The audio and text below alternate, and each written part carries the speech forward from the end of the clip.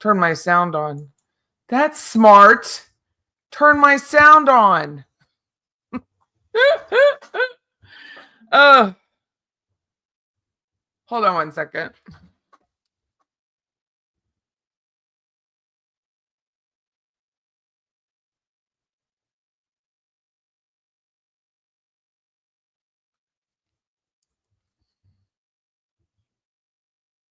Anyway, I'm Patty Wilson, and this is Patty's Playhouse, and this is going to be day 3 of Georgia versus Jose Ibarra, who is having a bench trial.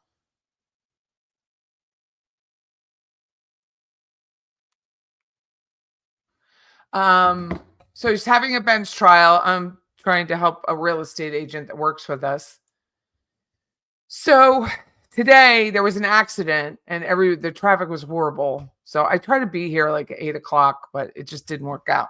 So a Budweiser truck on Interstate 10 hit a car, or a car hit a Budweiser truck, and all of the contents of the Budweiser went all over the interstate. And then there was another accident, and it's just, you would think on my side of town it wouldn't be difficult. Traffic was really bad. So good morning to you too, Taterbug. Yes, he is. He really is. Yeah, royal. What is the defense going to say? The FBI is corrupt. The world is corrupt. Everyone is corrupt. We're all corrupt. The timeline doesn't fit. It was his brother. The scratches were from his dog. Doesn't fit. It's ridiculous. They should have had the guy plead guilty like his brother did and call it a day. Put the family through this nonsense.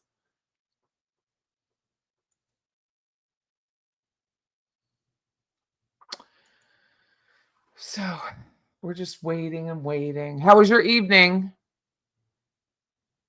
Everybody have a good evening. Did I-10 get a DUI? Cute. Yeah, it did. Put this down a little bit. Yes, I-10 got a DUI. That's funny. Luckily, I don't think anyone was murdered. Like, not murdered. Killed.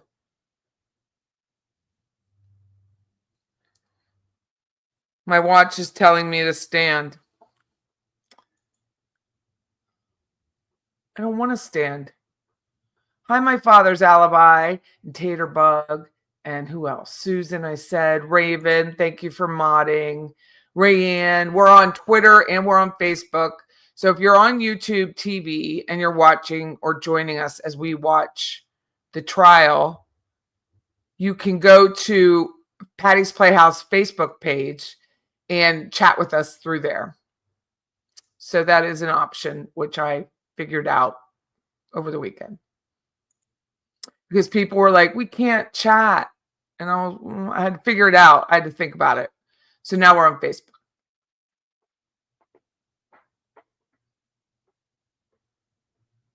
Good morning, Claudia. You have a blessed day too. How sweet are you?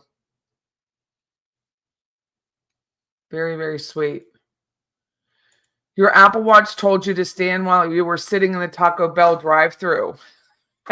Well, I have to charge mine. Does anyone keep their Apple Watch on all night? That you wear it at night? Hey, Sade. I know that. And if anyone says, I know that's not how it's pronounced. I do. I just don't know how to pronounce it. So I call her Sade.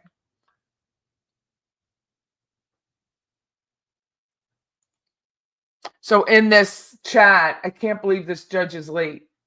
We don't know what the judge is doing. God, people are so hard on people. They really are. No idea. He could be on a phone call. He could be nominated for some Georgia Supreme Court. We don't know. People are so hard on other people. Everyone needs to give a little grace. 3 minutes. Maybe someone else is late. Maybe he's helping to clean up the Budweiser. No, he's not. I brought a lot of coffee today. Yeah, he could be constipated. He could be like putting his tie on. He could be saying goodbye to the missus. No overnight Apple Watch for you. No nocturnal exercise. Yeah, I mean, it does this. It's supposed to tell you if you have sleep apnea. That's what I was wondering if anyone, but you have to wear it like 7 nights in a row. I don't know. That's usually when I charge mine. I might try it tonight and see what it is.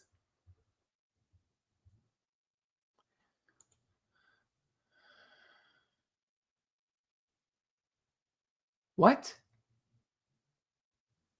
Good. Thanks. At Raven, some people got mad at me about greeting friends in Patty's chat. I felt terrible about it, but now realize they're bullies. I'm so sorry. I clearly don't know the background of that, but I'm so sorry.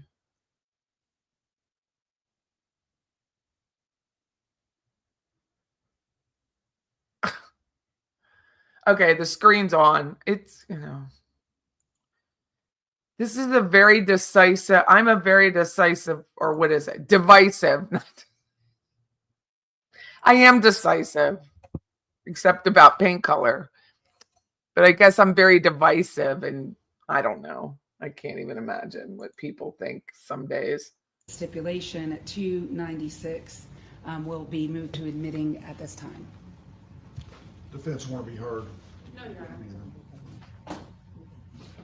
And then finally this morning, State's Exhibit 295 is a stipulation signed by the state and counsel for the defendant, and is a stipulation of fact regarding ACC PD Sergeant Timothy Stewart and Amanda Blair. Sergeant Tim Stewart and Amanda Blair testified before this court on October 11th, 2024 at a Daubert motion in the above referenced case. All parties hereby agree to admit the testimony of these two witnesses from that hearing and the exhibits that were introduced during their testimony at that hearing into evidence at this trial for the fact finder to consider. The transcript at the Daubert motion of these two witnesses will be made part of this trial record. Sergeant Tim Stewart's testimony will be admitted at trial as State's Exhibit 290.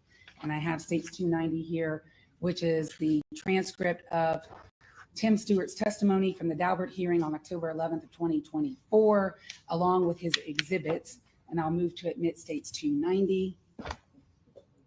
And for the court's recollection, Tim Stewart is the expert that matched the defendant's fingerprint to the phone of Laken Riley's, phone. Stipulation of fact regarding Amanda Blair, her testimony, she was the peer reviewer of Timothy Stewart and agreed with his conclusion. Her transcript has been marked and will now be admitted as State's Exhibit 289. And that completes the stipulations for this morning. Anything from the defense on those issues? Any objection to those stipulations? No, Okay. It's not. Let me make 2 announcements regarding yesterday's testimony and evidence. After hearing the music video translations, I do find that the evidence is not relevant and will not be considered. Those are the music videos. I think there were 3. Yes, sir. Also, as to the translated phone calls between the defendant and Layling Franco, those translations will not be admitted as evidence and will not be considered. After hearing the translations, I do find that it was more than contextual and therefore violates the Confrontation Clause of the Sixth Amendment. Yes, Your Honor. Understood. All right. Anything else before we start with evidence? Ready? Okay. You may call your next witness. State calls Sergeant Sophie Rabu.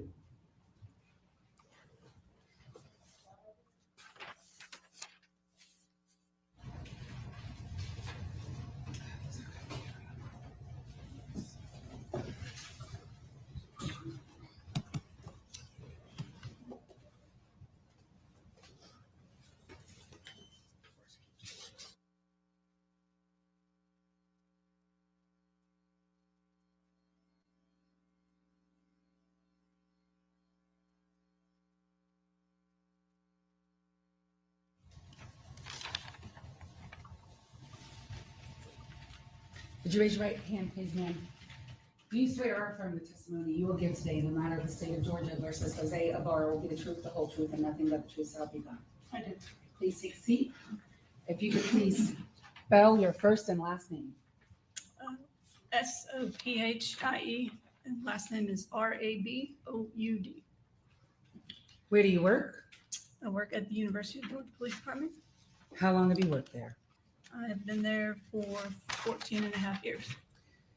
Could you tell the court what is your rank? What are your duties and responsibilities? Where are you assigned? I am currently a sergeant assigned to our criminal investigations unit, also known as CID. I'm a supervisor, and I also investigate crimes that come into the department. Tell us a little bit about your training and education. I have over 1,700 hours of training in law enforcement classes. I have a bachelor's degree in criminal justice and a master's degree in criminal justice. Did you assist other people in your agency into the investigation into the murder of Laken Riley? I did. I want to ask you specifically about a trail camera located outside of Building S. First of all, if you could tell the court, do y'all have a camera there? Tell us a little bit about that camera and how it works and how long it's been there. So we have it's a mobile trailer camera made by Compass Security that we move around as needed. At the time, it was actually placed at the end of Rogers Road and Millage Avenue Extension. It has 3-axis cameras that are attached to the boom that goes up that have been in place there for unrelated reasons. When that camera, is it always recording? Yes, And are you able to, as a sergeant at the CID, access that camera from your computer? yes, that camera is actually connected cellularly through AT&T FirstNet to our campus safety camera system, which we are then able to access through the software that we use called Genetech. And you can access that from your computer. Correct. What about the times that are depicted? Are there times depicted on the trail cam? There are, And on all the videos basically at your university? yes. And are those times synced with something? Yeah, they're connected to our servers that run the camera systems. So do you know that the times that we see in the trail cam and any video that is pulled by the university and at the university are those timestamps accurate? They are. Were you asked to review that trail cam that we are talking about outside of Building S, Rogers Road, for the day of February 22nd, 2024? I was. And did you? I did. How many hours of that trail cam did you watch? Probably close to 50 to 75 hours. We've been reviewing different, not just that camera, but other cameras as well. And at this time, I'm going to ask to approach the witness, and you may have one moment, counsel. I don't need to ask anymore, sorry. I'm handing you what's been marked for identification as State's Exhibit 279.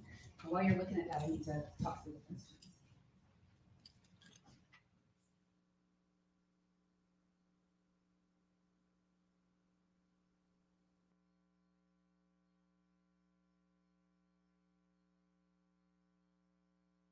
Do you recognize State's 279? I do. What is it? It's a thumb drive that contains video from the trailer camera. And do you see your initials on that? I do. And did you not only put the trail cam video that we're going to discuss on that thumb drive, but did you also load on that thumb drive a enhanced version of the trail cam that was done by the Georgia Bureau of Investigation's Cyber Center? I did. And is that also on that thumb drive? It is. Of the videos that are on that thumb drive, have you watched them all? I have. And do they all fairly and accurately, are they accurate recordings of the trail cam video on February 22nd of 2024? They are. State would move to admit State's 279, request permission to publish. 279 is admitted and you may publish. And I am just looking for the Garrett Morton stipulation so that I can add this exhibit number to that stipulation We can do it at a break, but I just need to be reminded to do that because when we admitted that stipulation, we didn't have this exhibit number yet. Thank you.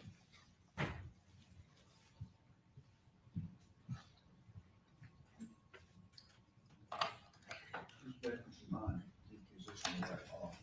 Microphone.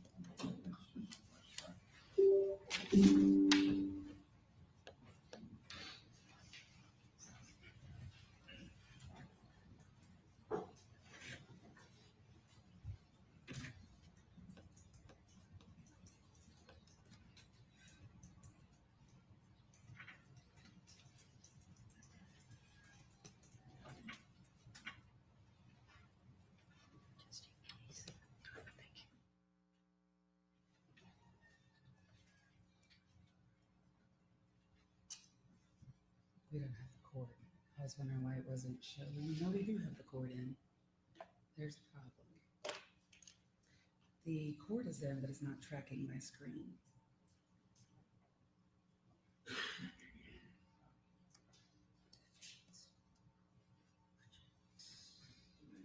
Let me just get off of it and back on, and let's see if that helps. Oh, well, that's okay.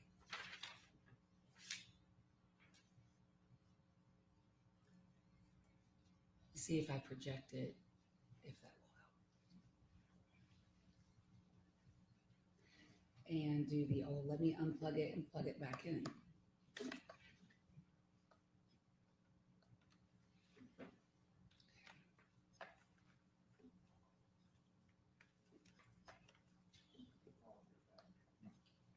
Is that the same laptop you've been using? Yes, sir.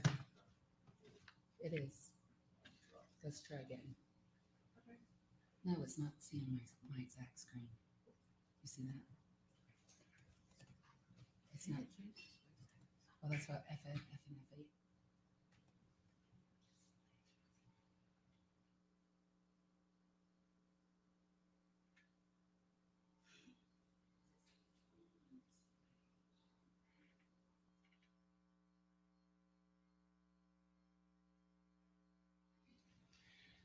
So, Sergeant, in general terms, we're gonna publish for the record the video that is labeled GBI cyber video. But before we publish it, tell us a little bit about the video itself. Meaning, what time frame? Let's start with what time frame does it cover? The GBI cyber version, and did you individually go in and pull clips from a certain time period? Yes. Let me back it up a little bit. Did you look at the trail cam video? Yes, sir. And did you see a person of interest on the trail cam video wearing a dark hoodie and a hat and some gloves, carrying a cup? I did When did you first see that individual in the trail cam video? at 06:52 hours. Okay. And if you got to translate that for us, is that 6:52 in the morning It is. on the 22nd day of February 2024? It is. And how long do you see that individual on this trail cam video that day? He disappears at 07:56 hours Okay, so 07:56. in the morning. And so that's about a little over an hour then. You see that individual. Correct. In and out of camera view. And the clips that we have on State's Exhibit 279 where it says Jose Ibarra, are those the clips, part of the clips that you captured during that time period? Yes, And then the folder that's labeled GBI Cyber, did they merge all those together for you? they did. Because there's 2 camera views. Okay, so we don't have to keep opening and closing the clips. Correct. The GBI Cyber video, did they miss one particular clip? They did. And what clip was that? That was a clip at 9:42 a.m. of a blurb that we see in the woods going back towards the Cielo at Azulik Apartments. You're going to have to move into the microphone. The blurb that you see going into the what apartments? Cielo at Azulik. And is that a separate clip in States 279 that you've labeled a borrow return? Yes, Did the trail cam also capture Laken Riley? it did. And did the trail cam also capture her roommates who went out to look for her? It did. So now that we've laid all that, we're gonna start publishing the part that says GBI cyber video, okay? stipulation that by, we stipulating to the foundation and the admissibility, but we're certainly not, conceding that the labels that have been applied to the files are necessarily accurate. Very well. Before I publish, we've got open the GBI cyber folder. What is the date and time that we're looking at on the video? Can you show us? It's February 22nd, 2024. And before we talk about what we're about to see, let's get a little context. Is there a bus stop here? There is. Can you point to it with the pointer? There's a pointer right in front of you.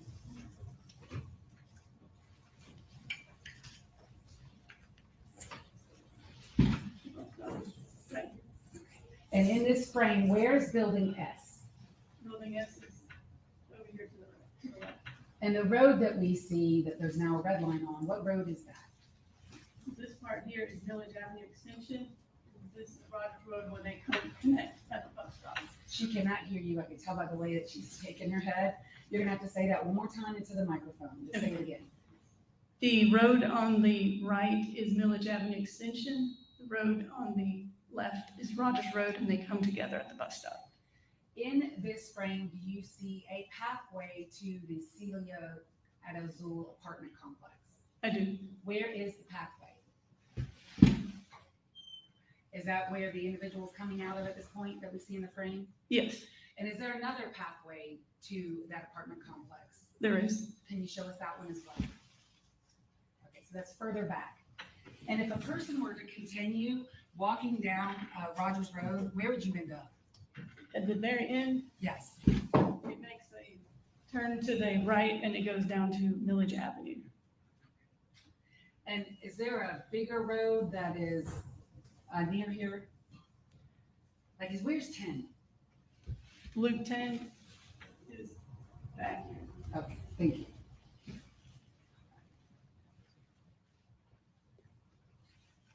This bus stop, is that a University of Georgia bus stop? It is.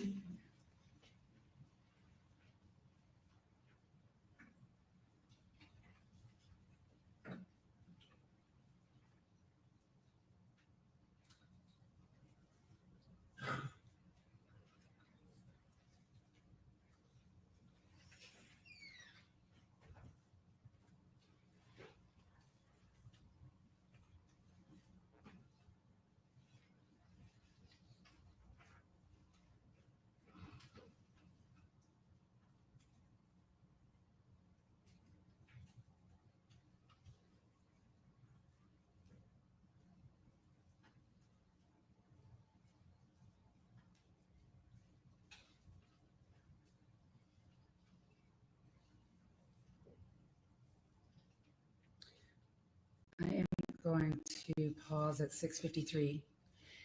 In this frame at 6:53, do you see apartment 114 in building S? I do. Can you please point it out to the court? So it's it's the lit up door at the bottom floor of building S. It's the southernmost tip of the building.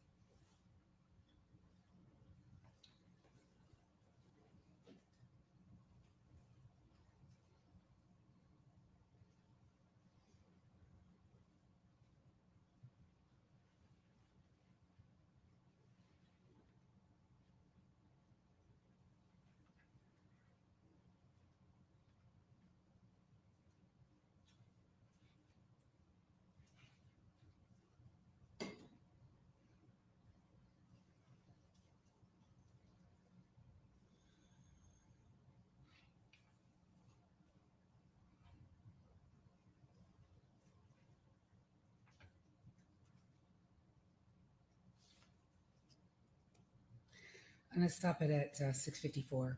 First of all, in the entire hour that this individual is around this area, does he ever talk to anyone? No, Ever engage with any person? no, Do you see from 6:52 to 7:54 this individual go to the building S door? yes, In that time frame, how many times does that person go to the door? And we're going to see them each time. 6 times. And can you see on your video of those 6 times how many times that person actually opens the screen door? Twice. And the nature of this footage, how would you describe this footage? Is it great, grainy? I mean, how would you describe this? At times it is good quality, at other times it is a little grainy. Why is that? Is that just a function of the camera? Yeah, it's connected cellularly, so sometimes when there's motion, it the quality gets better, but then when there's no motion, it kind of, the quality disappears a little bit. And did you make screenshots of this still video at some point in your investigation? Yes, I'm going to hand you what's been marked for identification purposes. States Exhibit 85, States Exhibit 84. Do you recognize those items? I do. What are they? There are pictures of the individual that was seen walking around the building. And are those some of the screenshots that you made? Yes, The state moved to admit States 285 and 284. Any objection? Yes, sir. They're admitted. And were you all, or were you in your investigation, attempting to identify the clothing and items that this person was wearing? yes, And in your review of this video, were you able to see, first of all, gloves? yes, Can you point to those? What color are they? black, Were you able to see a cup? yes, Can you point to that? And then were you able to see a bag? And it may not be best in this video at this point, but in one of your still shots, can you see a bag? yes, I do, Can you please, I'm gonna just show it to the court. Is it where my finger is? yes. Okay, that just means the way to do it.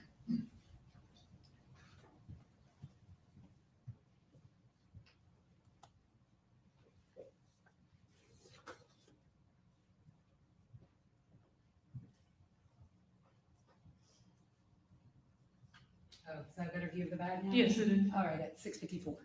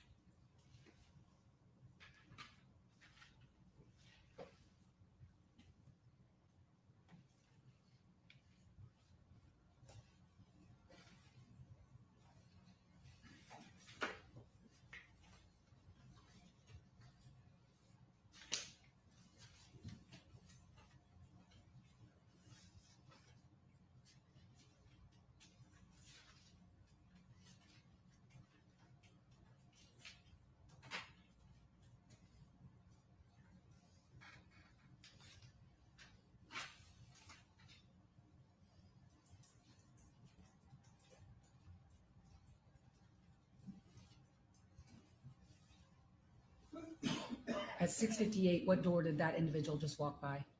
114.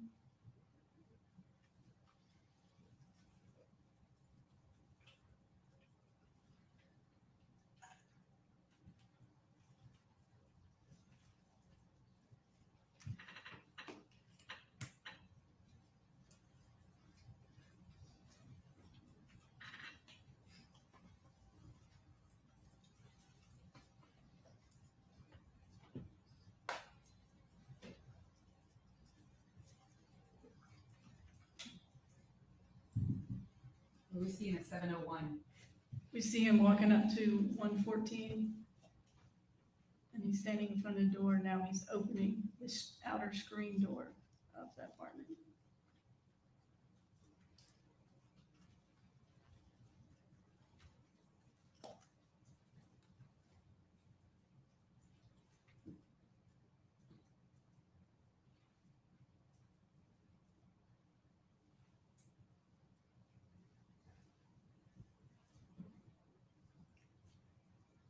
Now he walks back behind the building.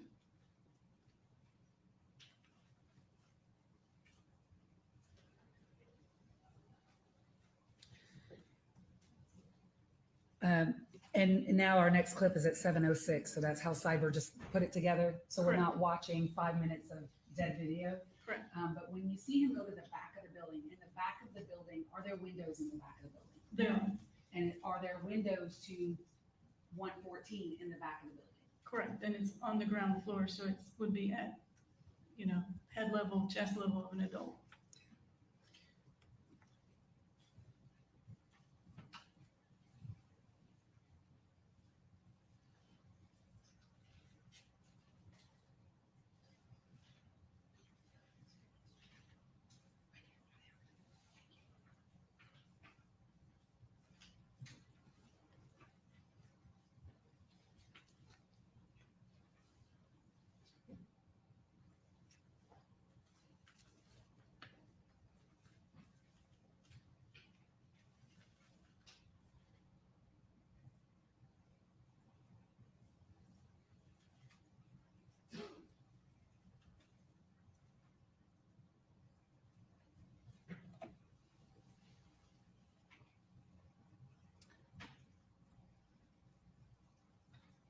This 7:09 clip where I'm pausing, in what direction is now this individual going? He's walking south. Okay, and the IM fields from here, intramural fields, you're familiar with those, correct? Correct. Where are they in relation to where he's walking? They're to the east of that, southeast of that, but you can access it by going south and then turning east. Would this individual be walking in the direction of the IM fields? Yes.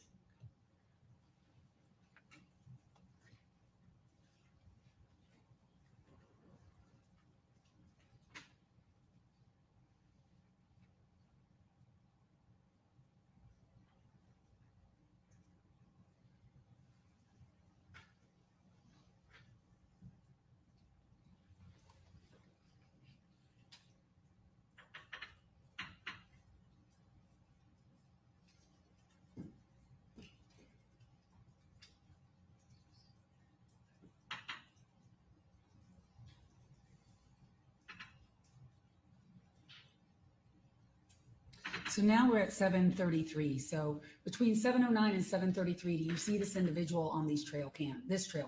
No, I do not.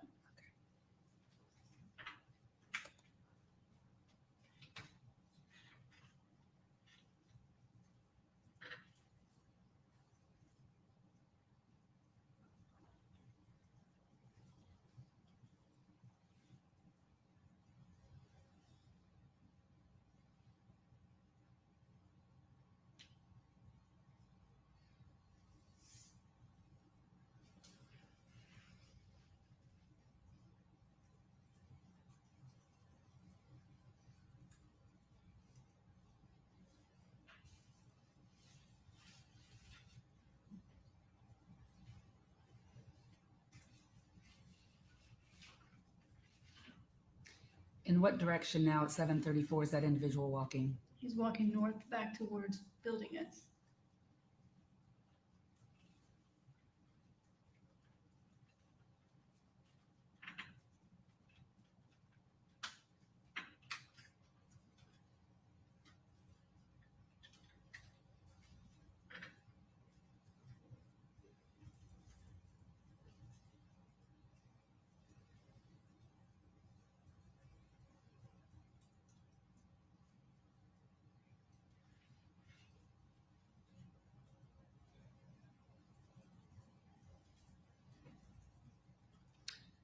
I'm going to pause it at 7:39. So the last clip that we saw at 7:33, Did that individual go back behind Building S again? He did. Okay. And I asked you about the windows in Building S. And is that, space 276 has already been admitted. Is that what the back windows look like in the back of that building? It is. And how they were also on that morning? Correct. Just publish again to the court 276. So he leads in that direction at 7:33 towards these back windows. Correct.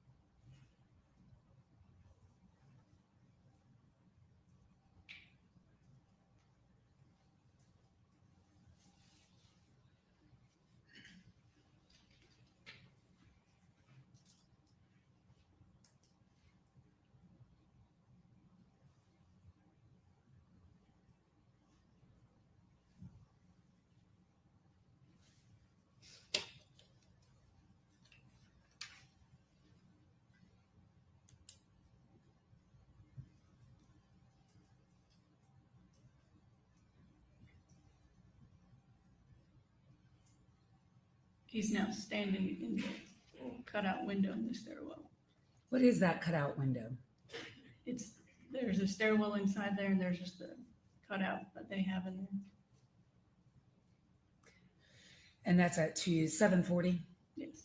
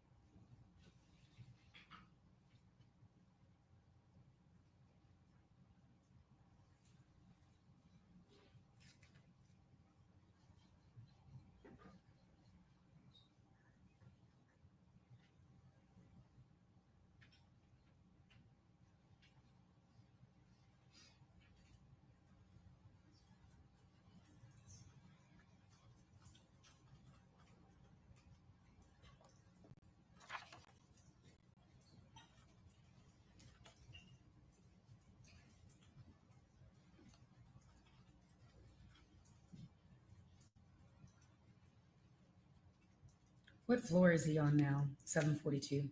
He was on the second floor.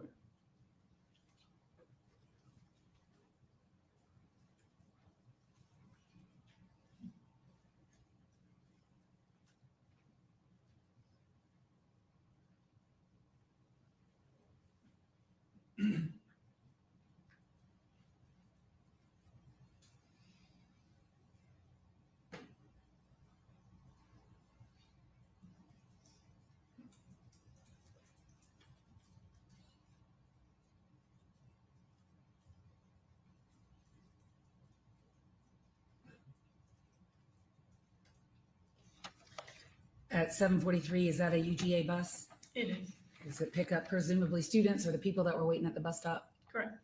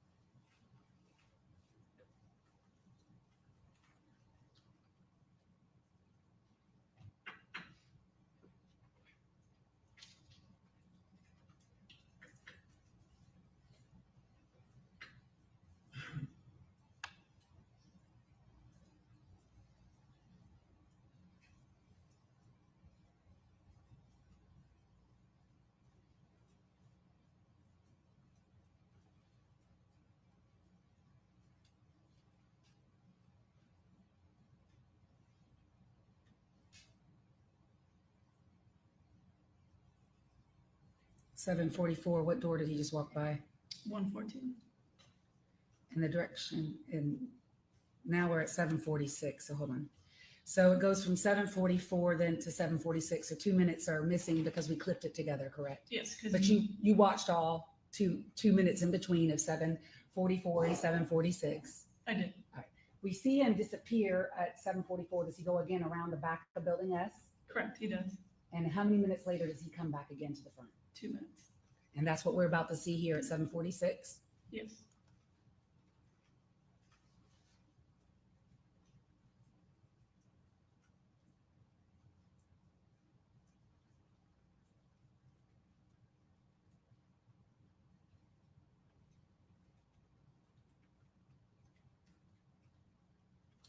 Does he touch the door at that time? It appears he does. Right?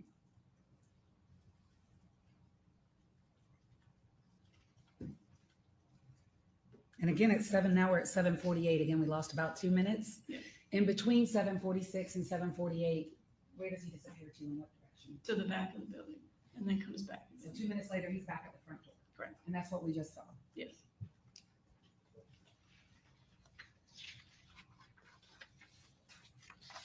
And now it's 7:48. Again, where does he go off to? To the back of the building. Now we're at 7:49. He's back at the door at 114. Does he touch the door at that time? It appears, it's hard to tell because of the quality of the video, that he doesn't open the door. 7:51 now. He's just standing in the area. And when he left the frame at 7:49, which direction did he go? Back towards the back of the building. And then at 7:51, we now see him again in the screen. Correct.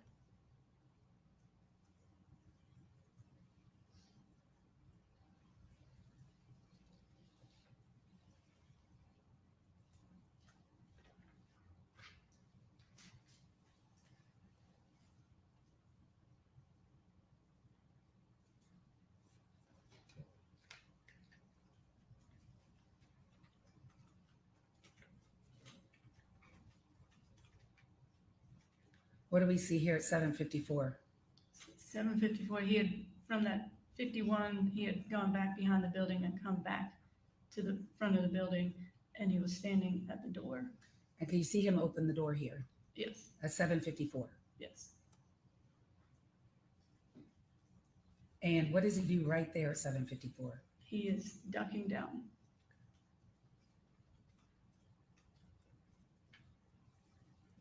What direction is he going now? Back behind the building. And we just lost 2 minutes. We're now at 7:56. So you described he ducks down at 7:54. Correct, He goes to the back of the building, correct. and then you don't see him again until 7:56. Is that right? So there's 2 minutes that we don't see in this clip because we're not going to sit here for all this time, where you don't see him on camera. That's right. So you see him again at 7:56. And in which direction is he going now? He's going south, Towards, the IM fields. And here he disappears into the woods. There's no path there, just woods that he goes into.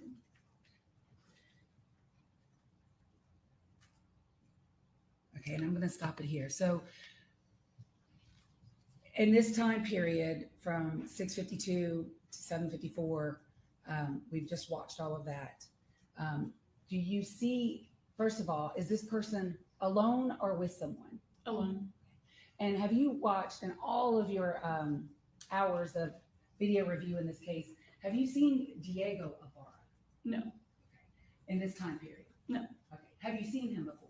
Yes. As a matter of fact, you swapped him, and we're going to talk about that, right? Correct. Do you know what Diego Ibarra looks like? I do. And have you looked for him in all of these videos that you have reviewed? Yes. And on the 22nd day of February 2024, you ever see Diego Ibarra on this trail cam? No.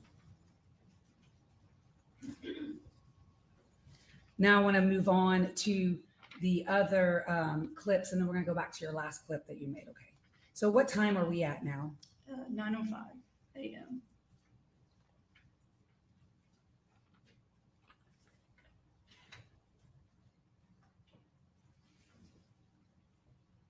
What part of the trail are we on? This is Millage Avenue Extension as it's coming towards the bus stop. What time? And you said 9:05 a.m. Yes. And do you recognize that individual we see in the screen? I do. Who is that? That was Laken Riley.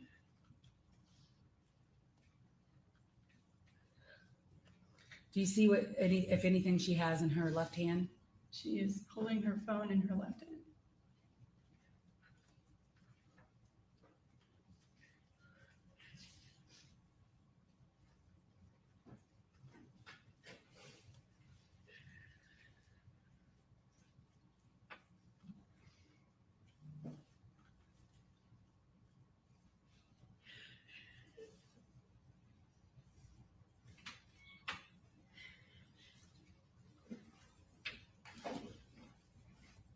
What direction is she running? She's running south. And was that also in the direction of the IM fields? It is.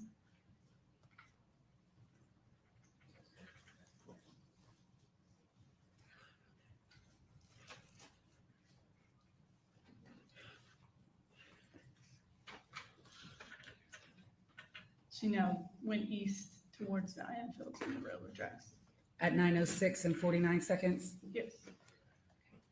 And now we are at a different time period. What time period are we at? 11:36 a.m.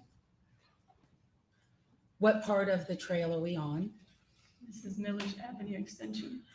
And do you recognize those two individuals that we now see in the frame at 11:36 a.m.? I do. Have you met them before? I have. And what are their names? Sophia Magana and Lily Steiner. And the dog is? Champ. Is that Sophia's dog? It is. Which direction are they going? They're going south.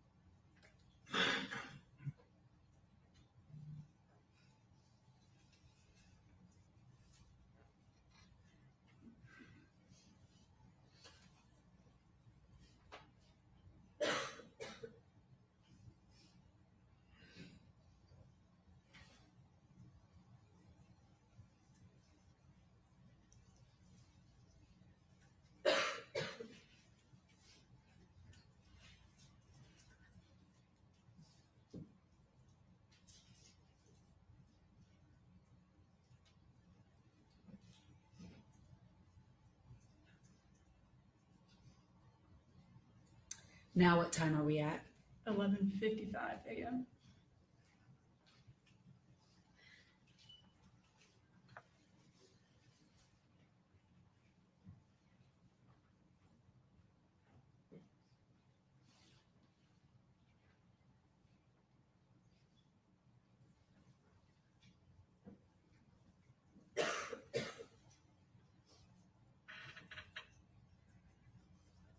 And who do we see in the frame now at 11:56?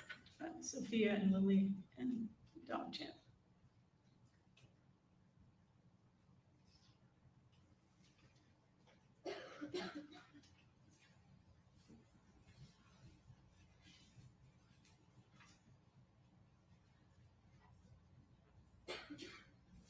Now that it's the sun has come up, how would you describe the lighting that day? It was, I think, partly sunny that day. It was a little bit windy.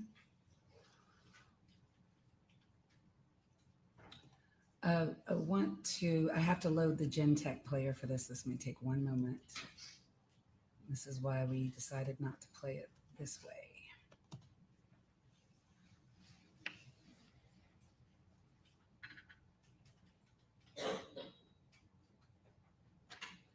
So you told us you watched while we're waiting for the Gentech player to load, that this trail cam for the entire day. What were you looking for? Anybody that matched the description or anything that would have been suspicious activity.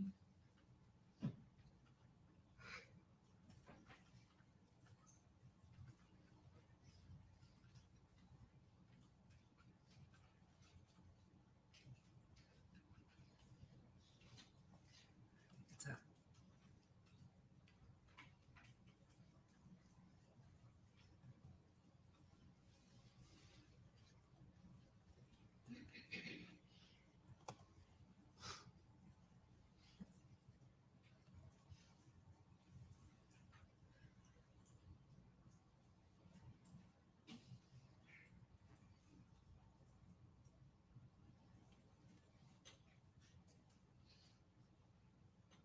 I'm going to now play the part of your 279 that says a borrower return. First of all, I'm stopping here at, what time are we at? 9:41 a.m. Is this still the same trail camera? It is.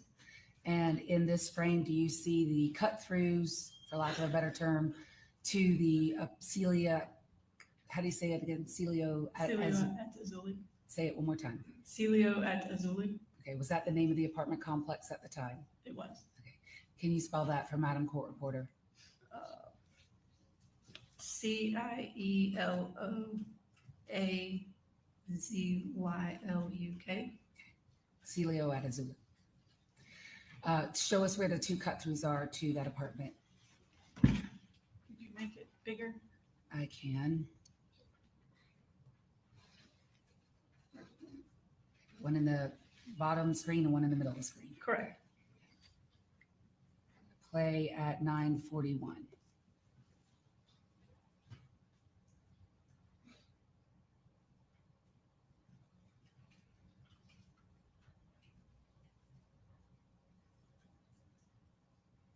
We see some red now coming through. Well, I just saw some red. Hold on, stop. I'll stop it. At 9:42 a.m., do you see the red? Yes. What's the red? It's detecting motion, the camera. And what, do you see an image? I see a blob, appears to be a black blob. And in what direction is that blob heading? It's going west towards the Celio at Azuli apartments. And during this time period, when you watched all of this trail cam video, did you see anything else suspicious or that got your attention, or any other people that got your attention? No.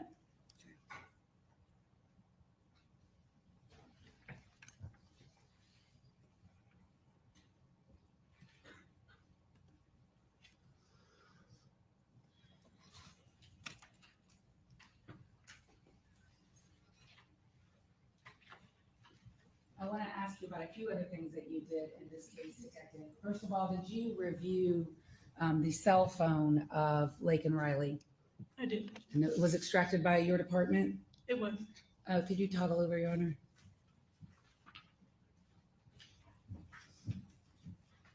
And I'm handing you what's been admitted or is marked as an evidence that states 280. Do you recognize that? I did. What is it? This is a PowerPoint that I created. And did you create it from the data that was extracted from Laken Riley's cell phone? It was. And state permission, it states 280 and request permission. Any objection?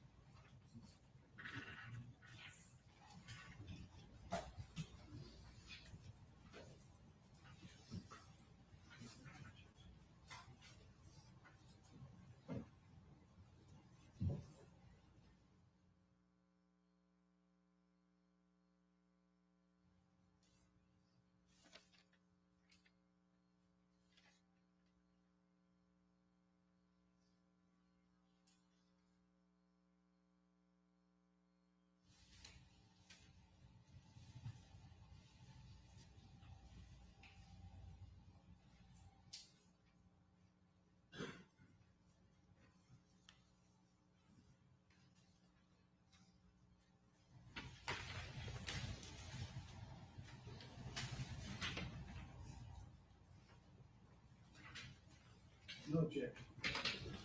280 is admitted.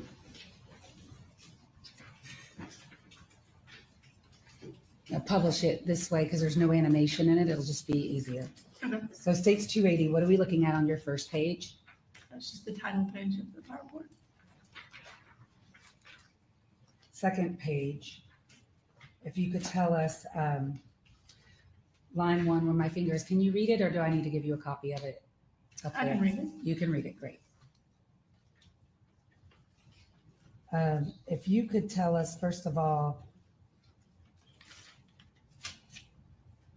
what was Laken's, or what was the time of Laken's last outgoing communication from her phone? It was the 911 call. Before the 911 call. It was a text message to her mother.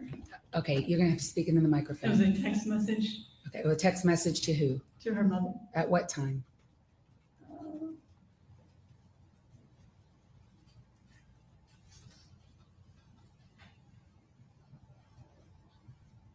At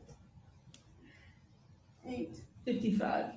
Okay, and do we see that here where my pen is? Yes. And what is the text? It says, "Good morning, about to go for a run. If you're free to talk." And did she in fact call her mother? She did. At what time? 9:03:44. And between 9:03 and 9:11, is there any activity in her phone? No. At 9:11, what happens? She makes a 911 call. All right, and we heard about that already yesterday about the SOS function, so I'm not going to ask you about that. So it looks like though your next page is about the 911 call, correct? Correct. All right. And did 911 in fact call her back? They did How many times? twice. What is the last text message that was read on her phone? It was at 9:02 a.m. And her phone was locked. Tell us a little bit about that. What time was it locked? It was locked at 09:03:57, which was immediately after she made the phone call to her mother. All right. And after the 903 phone call to her mother, the next activity is a 911 call Correct. that we've discussed. And then you have that the phone was not unlocked again until forensically analyzed. What do you mean by that? She never unlocked her phone through facial recognition again until we obtained that phone that night. And extracted data from the phone? Correct. What time were the two 911 calls incoming to her after she called 911?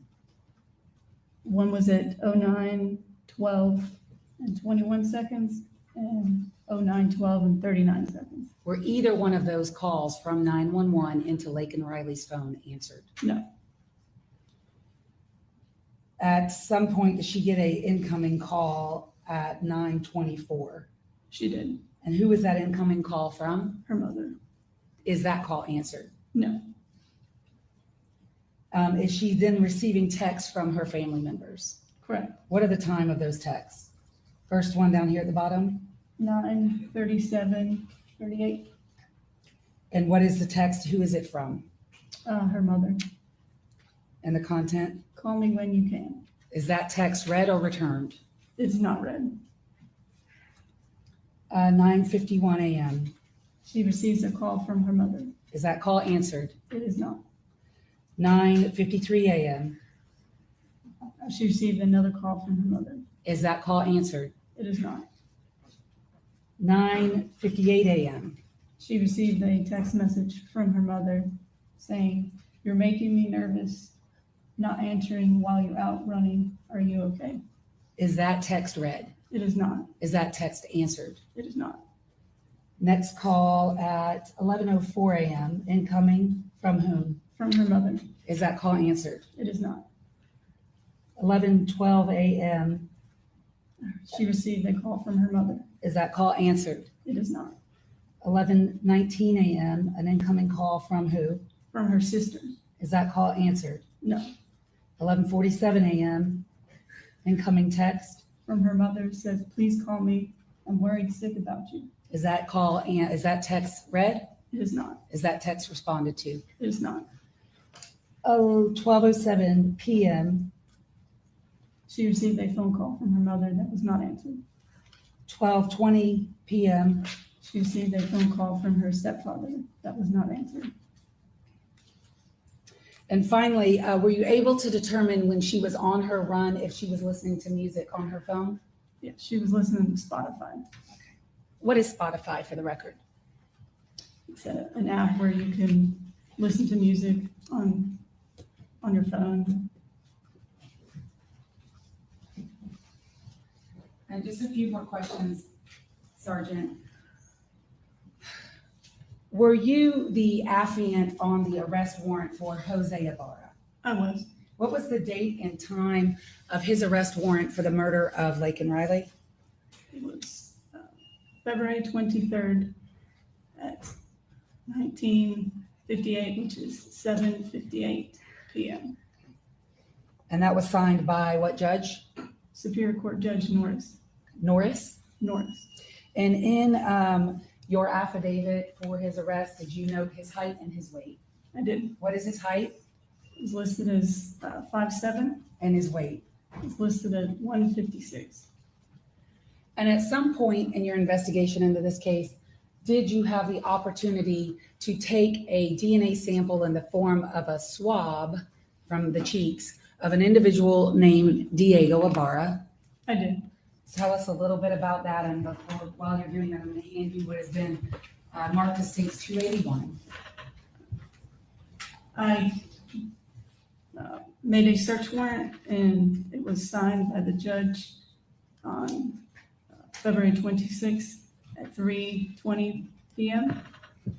It was executed the following day around 10 o'clock. How did you execute it? Just tell us what you did. Sorry. I met with Diego Ibarra at the jail using gloves. I used a long Q-tip essentially and swabbed the inside of his cheeks. And after you swabbed Diego Ibarra in that manner, did you seal those swabs? I did. And were they delivered to the crime lab sealed? Yes. May I have one moment, Your Honor? Yes. And the state moves to admit States 281. Any objection to 281? No, sir. 281 submitted.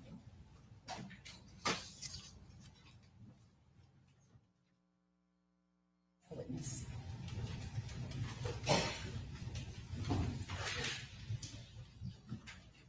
Detective LaRue, good morning. Like, Exhibit, already forgot the number, but of the phone, the summary of the phone search of Ms. Riley's phone that you just went through, when did you prepare that exhibit? probably about a month ago or so. Okay, and since then, you were aware that, Actually, I think of that. It's probably 2-3 weeks ago, actually. Sorry. So then that, and I'm not sure about the answer to my question. Was that before or after, I can't think of it, I don't know if it's titled Sergeant, Officer Durkett had got some follow-up information about the phone? He did what? I'm sorry. Are you aware that Officer Durkett a couple weeks ago got some additional information regarding the details of Ms. Riley's phone? I'm not sure exactly what details you're asking about. I've been in contact with Officer Durkett regarding the phone, and we together looked at it and analyzed the information. Okay, but he testified yesterday about some follow-up analysis that he did very recently. Were you aware of that? Yes. Okay, and when was that done? I guess that what I'm trying to get at is, was your exhibit prepared before that last follow-up analysis?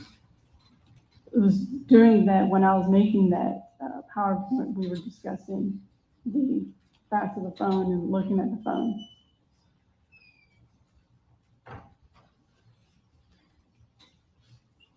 Okay. Let's see, and then the security video, the trail camera video.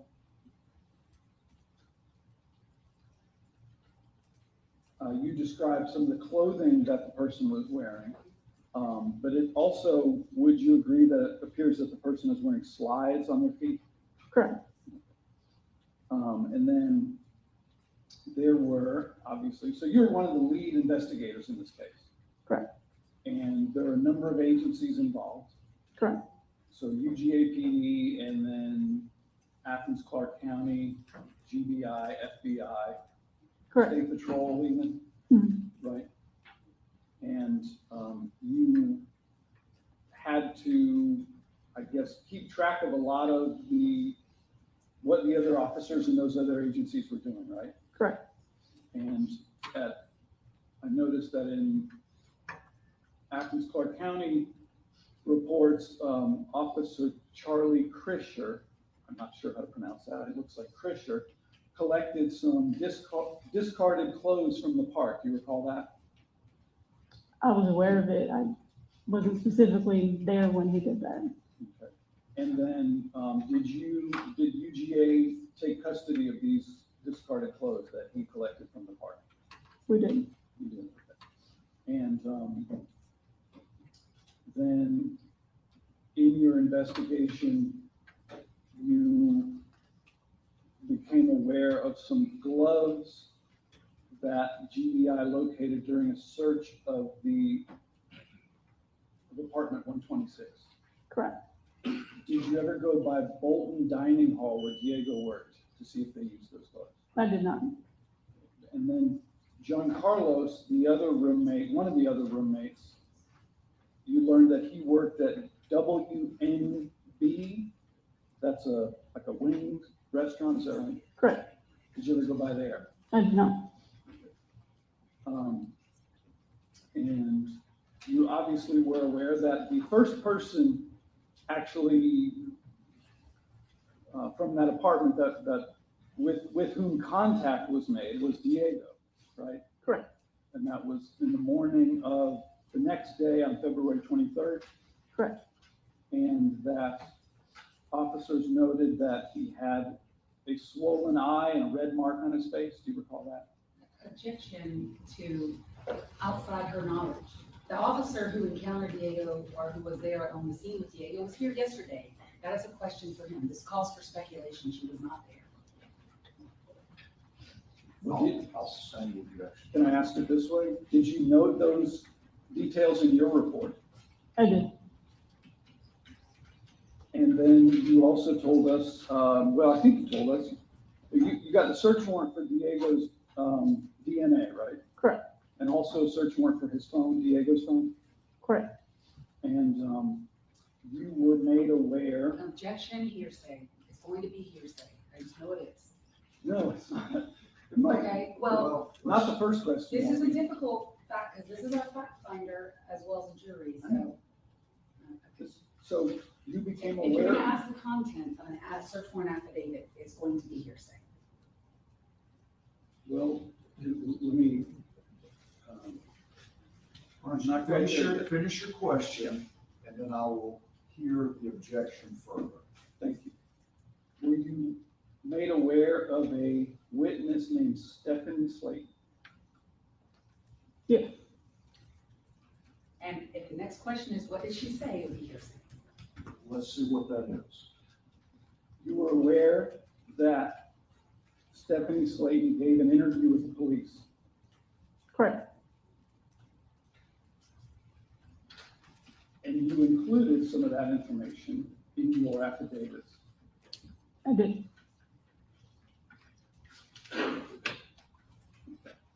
Another name that came up as a potential witness was a jogger in the park named Clemente. Correct. I'm blanking on his first name, but Clemente is the last name. Joseph. Joseph, thank you. And then also in your investigation, I believe you were involved in these interviews with names that came to your attention through some Grindr app contacts. I was with Detective Norris for some of them, not all of them. Were you made, I believe you were involved in the interview with Robert Thornton? Correct. Okay. And then were you, not sure about this one, Maurice Jones, were you involved in that one? I was. Okay. And then Victor Chapana? Yes. Were any of those people shown lineups, photo lineups? Yes. Did those lineups include Jose Bob? Yes. And no one was able to identify? Objection, hearsay. I'll suspend that objection. And then you testified, you took out the warrants February 23rd in that evening, correct? Talking about the arrest Arrest warrant? warrant. Yes. And then helped present the case to grand jury to get the indictment that we're here on today. That was sometime in May, I believe. Correct. But your work continued after that, and you kept abreast of any new information. Correct. Okay. And that, were you made aware of the new information from the Butts County Jail a few weeks ago? I was made aware I was not involved in it in any way. Okay. And, but you knew that's where Diego was being held? I knew based off that information I had not known previously. Did that prompt you to re-interview Diego? I did not.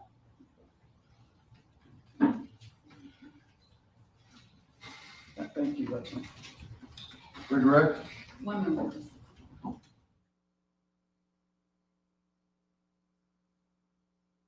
Nothing, Your Honor. May this witness be excused. Any objection, Mr. John?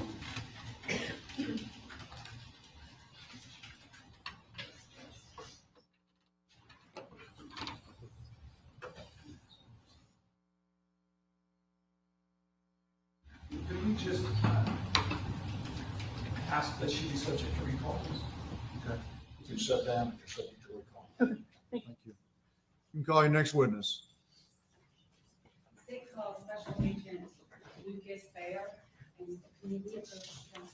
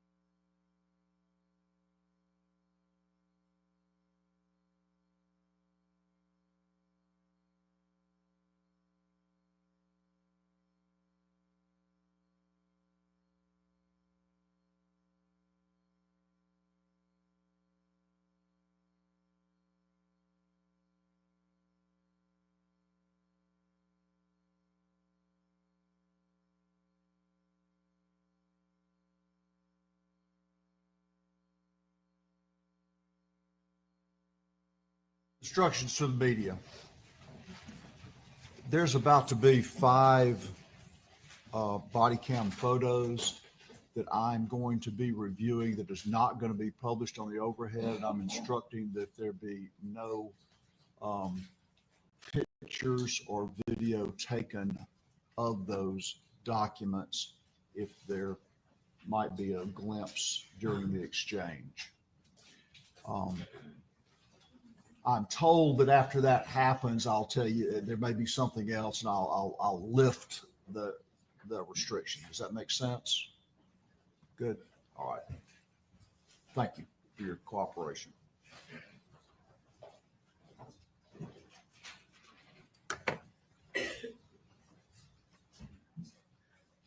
Raise your right hand, please, sir. Do you swear affirm the testimony you give today in the matter of the state of Georgia versus Jose Ibarra will be the truth, the whole truth, and nothing but the truth, so help you God? I do. Please take a seat, state and spell your first and last name.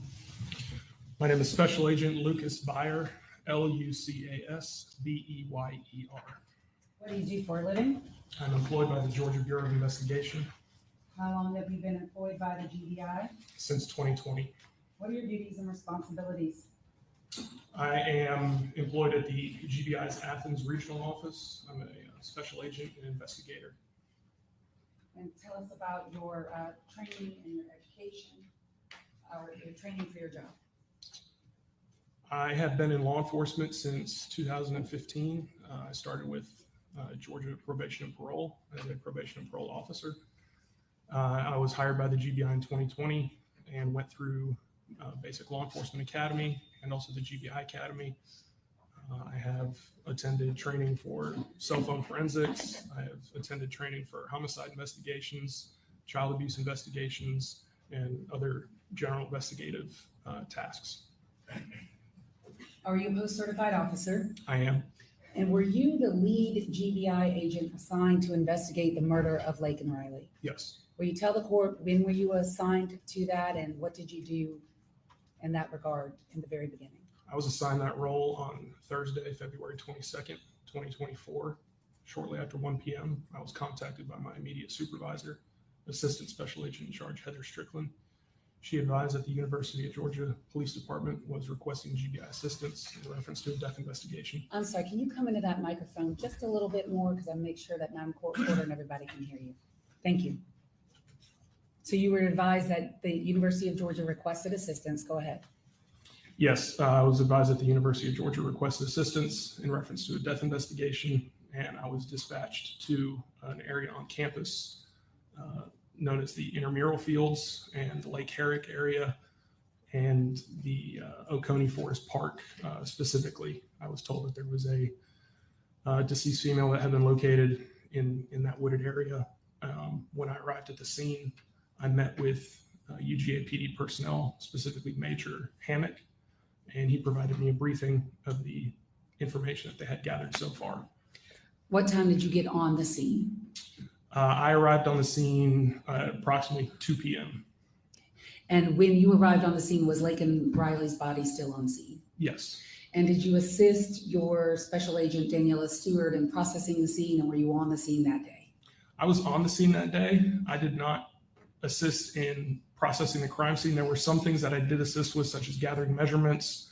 I also later helped look for a cell phone, but as far as the collection of physical evidence, I did not assist with that task. And who did that task? Special Agent Daniela Stewart, Detective Saunders from the University of Georgia Police Department were primarily assisting that task. How long were you on scene that day? I remained on scene that day until 1 or 2 o'clock in the morning. In your, and so then how did this work? Is a GBI an assist agency? Tell us about that. You nodded your head, so you have to say yes or no for Madam Court Reporter. Is GBI an assist agency? Yes, the GBI is an assist agency. And so what does that mean?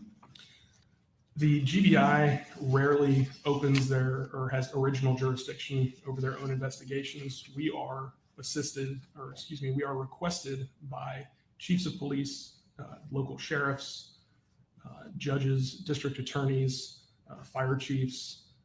Or elected officials can request the GBI to investigate a case also. We do not respond as a standard police department or patrol officer would to a 911 call. We have to be specifically requested by another law enforcement agency to initiate an investigation. And after you were requested, your agency was requested in this case and you were assigned lead, did you work this case with the University of Georgia Police Department? Yes, I did. And specifically with Detective Preston Norris, did you two work together? Yes, we did. And have y'all been working together on this case basically since it occurred? Yes, ma'am. May I approach the witness, Your Honor?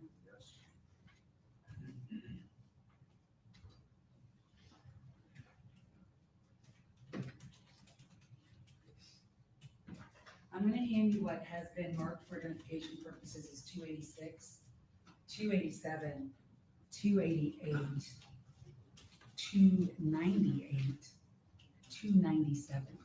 I'm going to ask that you keep these in the folder while you're looking at them, please, and keep them low.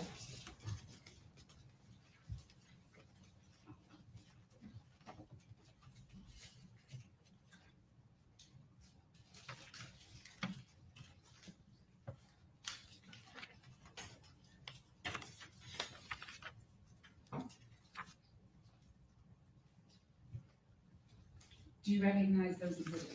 I do. What are they? These are screenshots that I captured from Sergeant Maxwell's body camera footage. That body camera footage depicted the moments that he initially found Laken Riley's body. The state would move to admit those item numbers. Any objection? No objection. They're admitted, 286, 287, 288, 297, 298. You have one comment,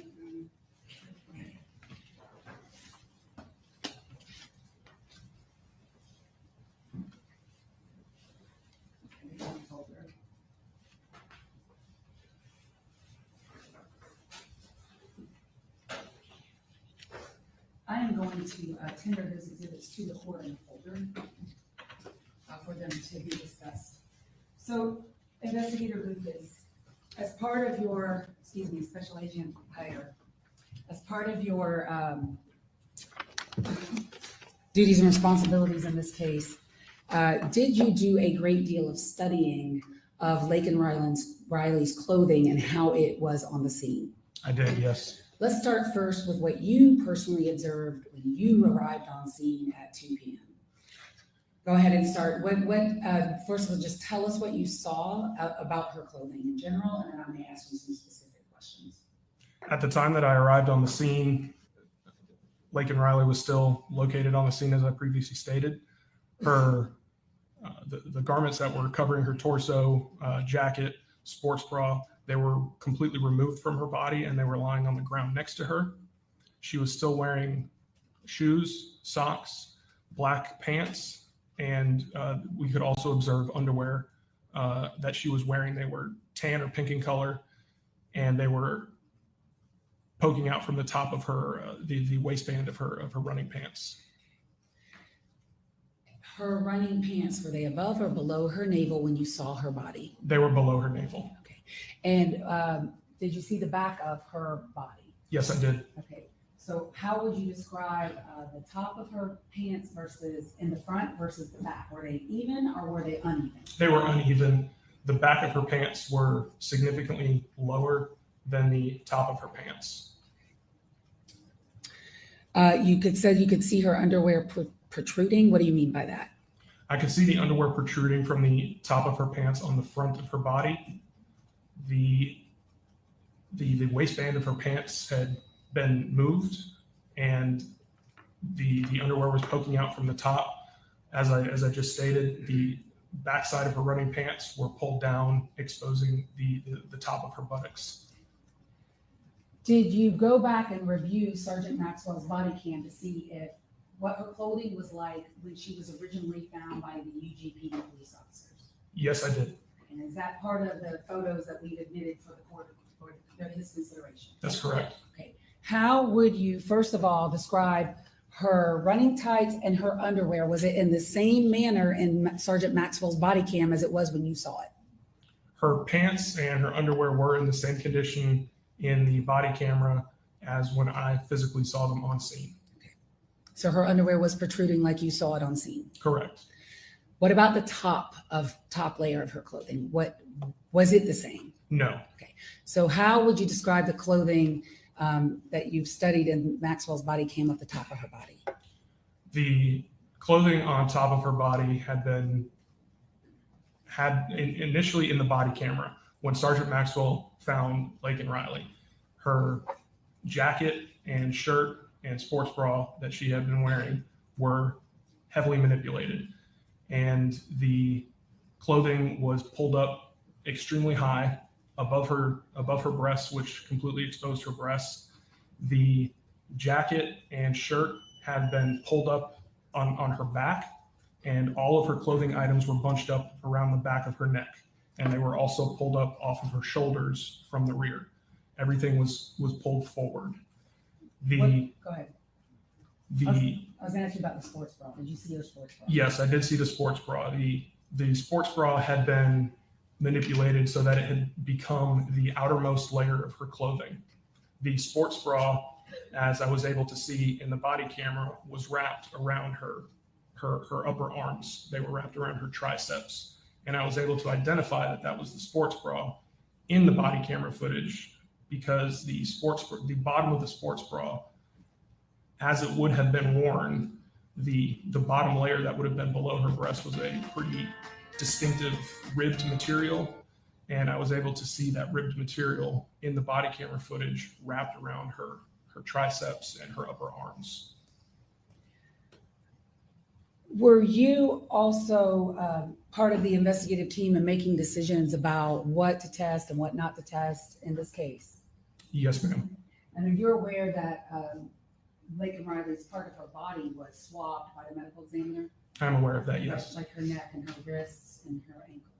And were those swabs tested by your laboratory, the GBI? No, they were not. And why not? They were not tested because we knew that there had been at least 3 males that had touched Laken Riley's body without gloves when they were rendering aid and trying to save her life. We also know that there were additional males that had rendered aid to Laken Riley after the initial 3 officers had tried to render aid to her. And would those be EMS and firefighters? Yes, that's correct. Okay, go ahead. We also saw in body camera footage that Sergeant Maxwell and Corporal Bridges, as they were the first ones to discover Laken Riley, they were equipped with whistles, and they were blowing in the whistles to try and signal other officers where their position was in the wooded area. As they were performing CPR on Laken Riley, we could see in the video that those whistles would occasionally touch her body, and it was likely that the whistles coming out of their mouth and then touching her body was depositing saliva on her person. And at some point, you left the scene that day. Did you go to Bolt Dining Hall? I did. What is Bolt Dining Hall? Bolton Dining Hall is one of the dining halls on the University of Georgia campus. And what was your purpose for going there, and when did you go? I went there on Friday, February 23rd, 2024, along with University of Georgia Police Department Major Hammock, in order to look at surveillance video from inside Bolton Dining Hall. We had received information that Diego Ibarra was employed at Bolton Dining Hall, and we went to the dining hall to look at the surveillance video to see if he had gone to work on the day of the murder. And did you observe that video for yourself? I did. And were you with Major Hammock at the time? Yes. And just tell the court, what did y'all do? How did you see the video for yourself? People were lucky to see it? Yes, we went to the Bolton Dining Hall administrative office, and we were allowed to look at a computer screen, and the Genetech security system was pulled up on the computer screen, and we were able to go back to specific dates and look at those dates and the surveillance video associated with those dates. And is the Genetech it's Genetech and the University of Georgia's Police Department audio and video surveillance system tied to their server? Yes, it is. And so are the times and date stamps on their videos accurate? Yes, they are. And were you asked for the purposes of today to burn clips of the video that you saw for yourself on February 23rd of 2024? I was. And did you do that, burn clips of what you saw? Yes. And then what's been marked State's Exhibit 282, do you recognize 282? I do. What This is a thumb drive that contains clips of Bolton Dining Hall surveillance video. And do those clips fairly and accurately, and are they an accurate recording of what you personally saw for yourself on the 23rd day of February 2020? The clips contained on this thumb drive are from the 20th, 21st, and 22nd. My question was the day that you saw it for yourself. Oh, yes, correct. Yes, these are accurate clips of the 23rd that I observed on the 23rd. So you pulled several days of video. Yes, You did that on the 23rd is when you saw it. correct. And so the video that's contained on 282 has other dates on it that precede the 23rd. That's correct. Is it an accurate copy of the videos that you saw? Yes. State of to admit states 282. No, Your Honor. 282 is good. And just like the previous video for the court and counsel, we attempted to narrow the clip so that we're not watching hours and hours of video. And so that's what we're going to do. They're still not as short as Maybe they could be, but it's certainly better than multiple hours. So I am publishing with the court's permission 282.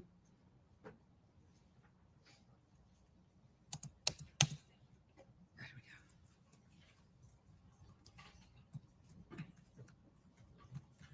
go. Charlotte, never mind, we're up. It's not going to notify.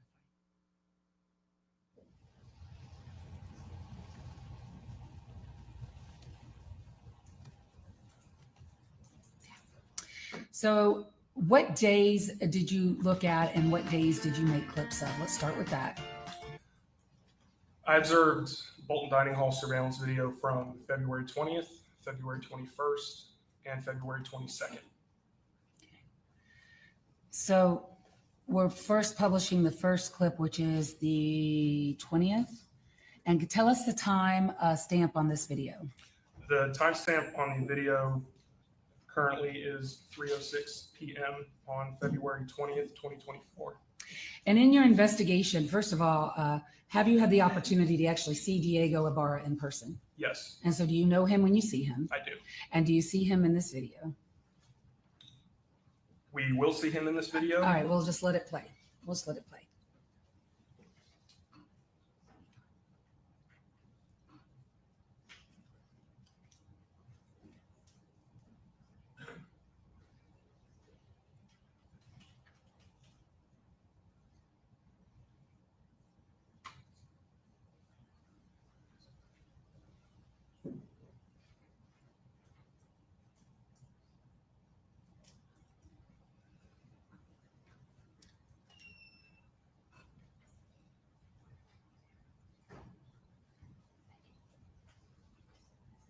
Diego Ibarra is currently on the screen.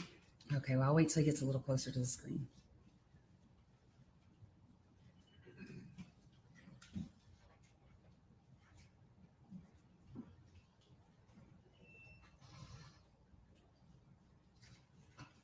While this is happening, I promised the media I would tell them when they could publish, when they could view things.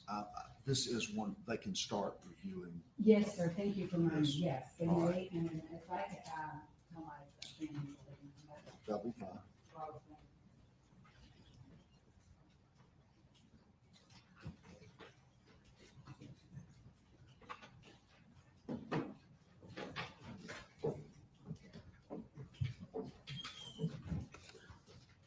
It is paused.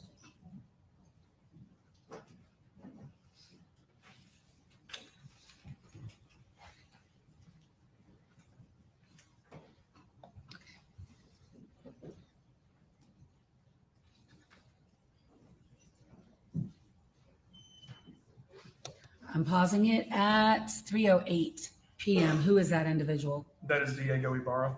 What do you see him wearing and carrying? He's wearing white shoes, black pants, a gray t-shirt, and a gray baseball cap. He's holding a gray, small gray backpack.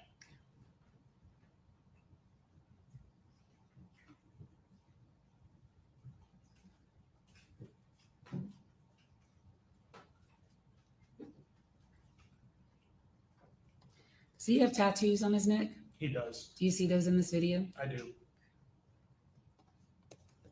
Please point those out for the court. Use the pointer next to you. It's right next to you. Tattoos can be observed on the back of his neck here. There's also one behind his ear here. Thank you.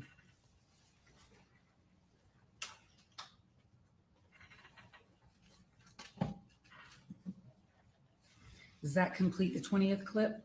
It does. What was his shift time at this dining hall? His shift was from 3 p.m. to 11 p.m.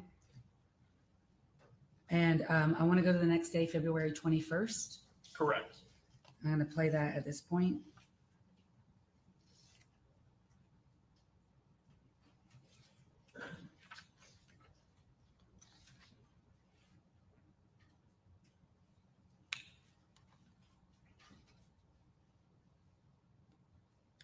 What are we looking at here at 4:22?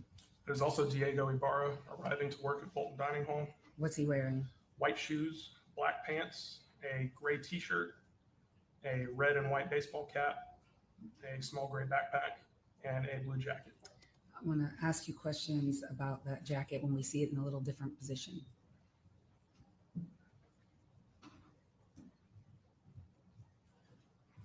And the backpack. Let me back it up a little bit. This at 4:42 p.m. is where I am in the video on the 21st.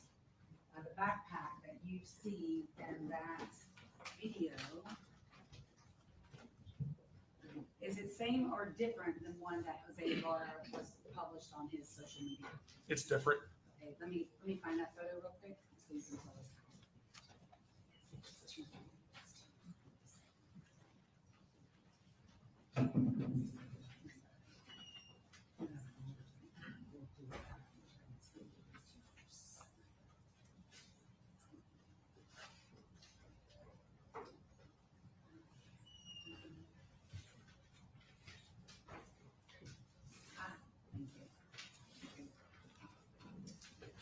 I'm handing you State's Exhibit 247. It's already been admitted. Are you familiar with that image and that person?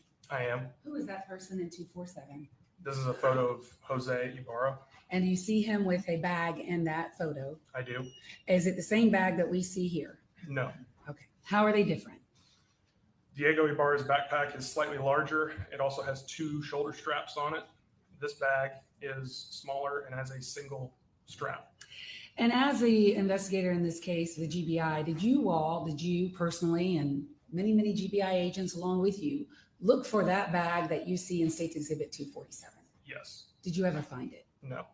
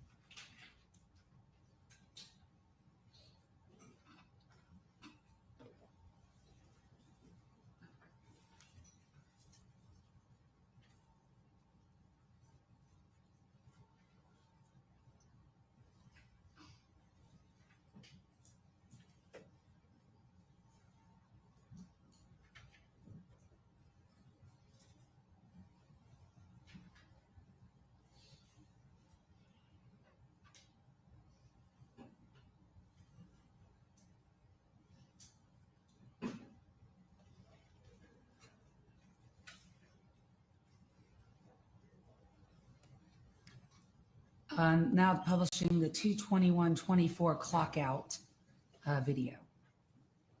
What time is it now? The timestamp shows 10:58 p.m. on February 21st, 2024.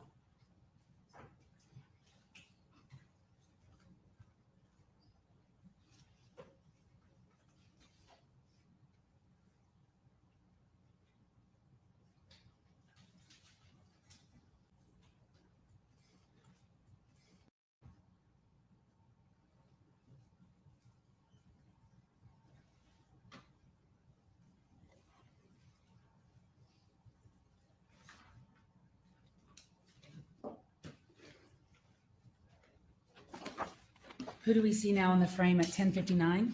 That is Diego Ibarra. Okay, I want to talk to you about this jacket. So this jacket that we see him put on, I'm going to ask you some questions after we watch it, okay? Yes, ma'am. Does it have a hood? It does. Does it have an emblem on it? It has an emblem on the rear of the jacket at the top right shoulder. When you see that emblem, I want you to tell me to stop the video. Okay. We can stop now. Okay, you see the emblem? I do. Point it out.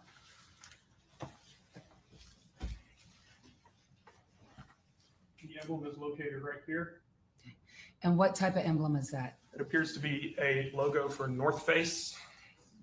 And you're familiar and you have seen the jacket that was recovered in the dumpster in this case? Yes, ma'am. Is that a North Face jacket? No, ma'am. Is this a different jacket? It is.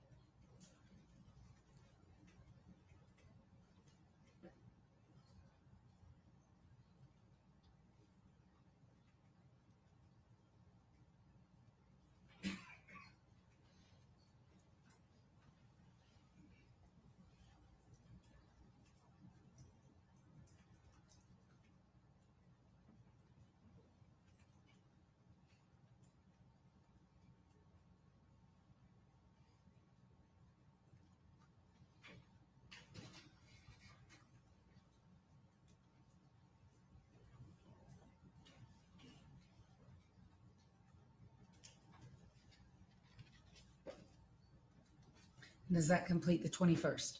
It does. Did Diego Ibarra go to work on February 22nd at 2024? Yes, he did. And what time do you see him on video on that day? Mr. Ibarra is shown clocking into work at approximately 3:57 p.m. So at 3:57 p.m. on the 22nd day of February of 2024, where were you? I was at the crime scene. Had Laken Riley's body already been discovered?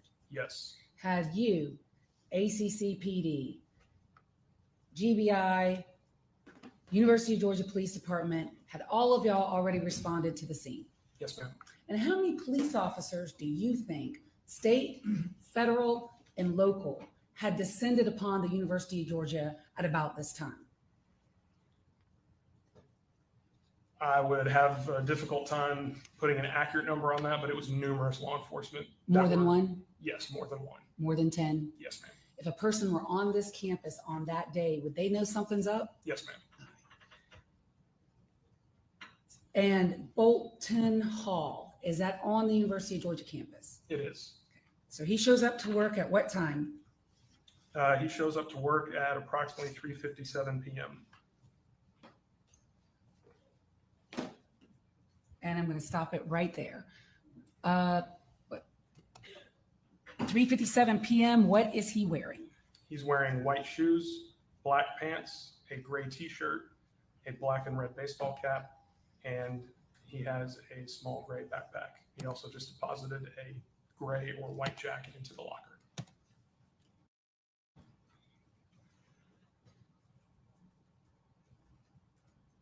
On that day, is he wearing a black Adidas baseball cap? No, ma'am.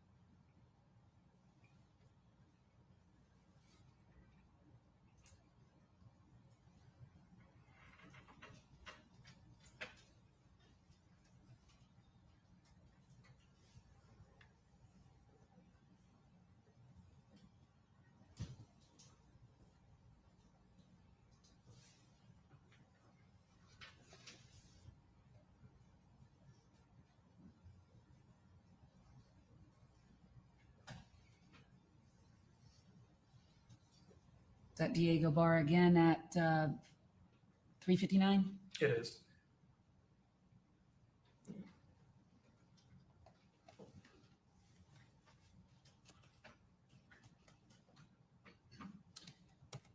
And the last clip now at 2:22:24. What time are we at? Timestamp shows 11:03 p.m.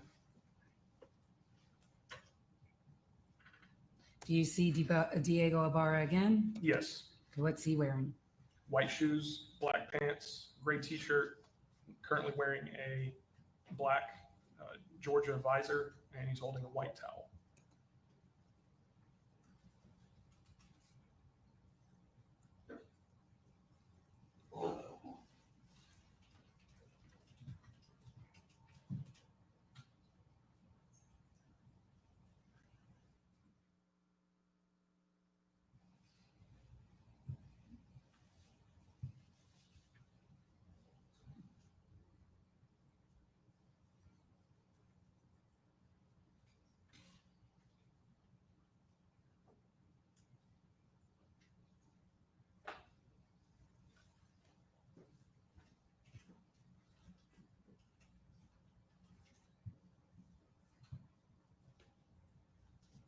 What's he putting on now? A gray or white hoodie and a red and black baseball cap.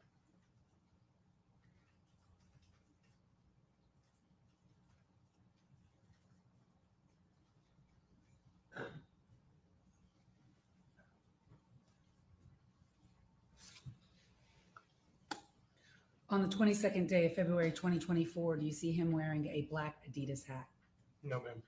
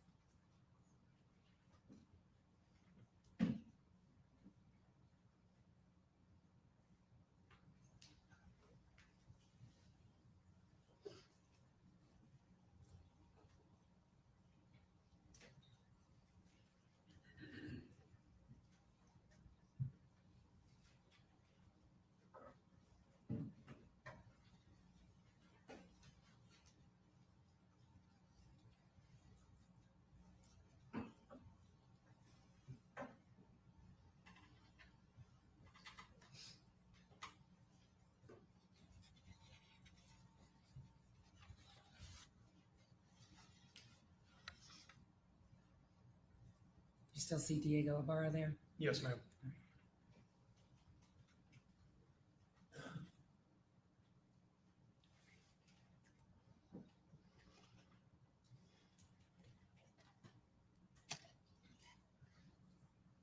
Your Honor, I'll pass the witness.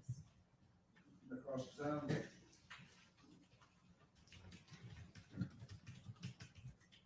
Good morning. Good morning.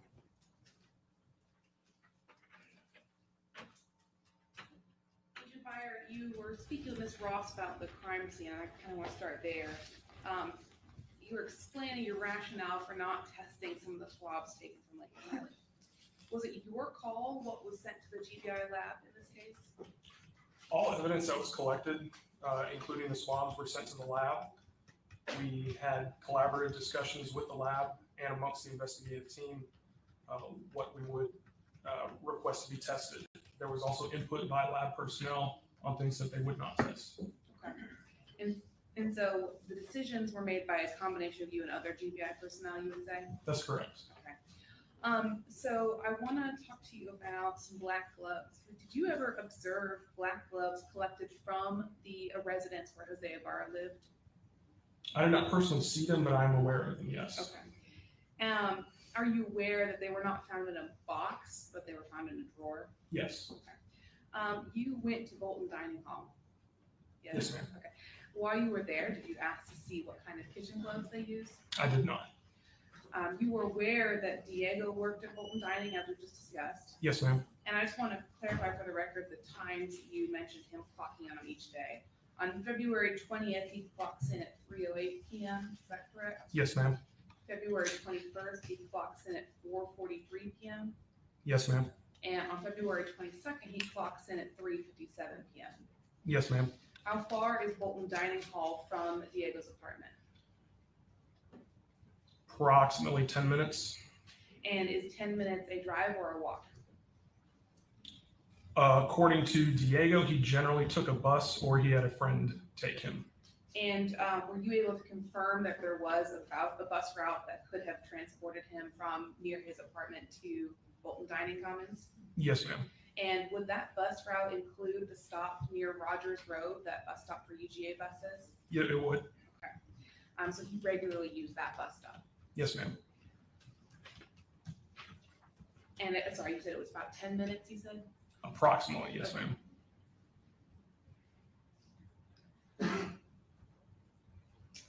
You were at the back to the woods, you were at the crime scene for several hours, you said? Yes, ma'am. And did Tim Stewart from the Athens Police Department ever come by the crime scene? Yes, ma'am. What time was that? That was early on. He was, I believe he may have been at the crime scene when I initially got there. At some point, he departed the scene. would that have been like 3 p.m. or? Yes, ma'am, it was early on. Okay. And you mentioned that several male individuals had attempted to render aid to Laken Riley without gloves. Were those the initial responding UGA police officers? Yes, Sergeant Maxwell, Corporal Bridges, and Sergeant Epps. Are you aware if the EMS personnel wore gloves when they handled her? They did. The body camera depicts the firefighters and the paramedics wearing gloves. And you mentioned you had a chance to, in detail, observe Ms. Riley's body. Yes, ma'am. And did you notice that she had fingernails that stuck out from her fingers a little bit? Yes, ma'am. And did you notice that there was blood on the inside of the fingernails? Not personally. I didn't get that close. I didn't want to disrupt the scene Sure. beyond what I needed to as a case agent. Did you review the photos later? Yes, ma'am. Did they show that there was blood underneath her fingernails? Yes, ma'am. Is it fair to say you were kind of in charge of and aware of any investigative action taken by the GBI in this case? Yes, ma'am. So you're aware of that there were 2 interviews conducted with Juan Carlos, Yes, ma'am. and one of those was on February 22nd, the day, or sorry, February 23rd, the day that you all got involved. Yes, ma'am. And there was a follow-up done, I believe, in March. Was it March 4th? I believe it was March 4th. If I can reference my notes You may. momentarily, I can give you confirmation of that.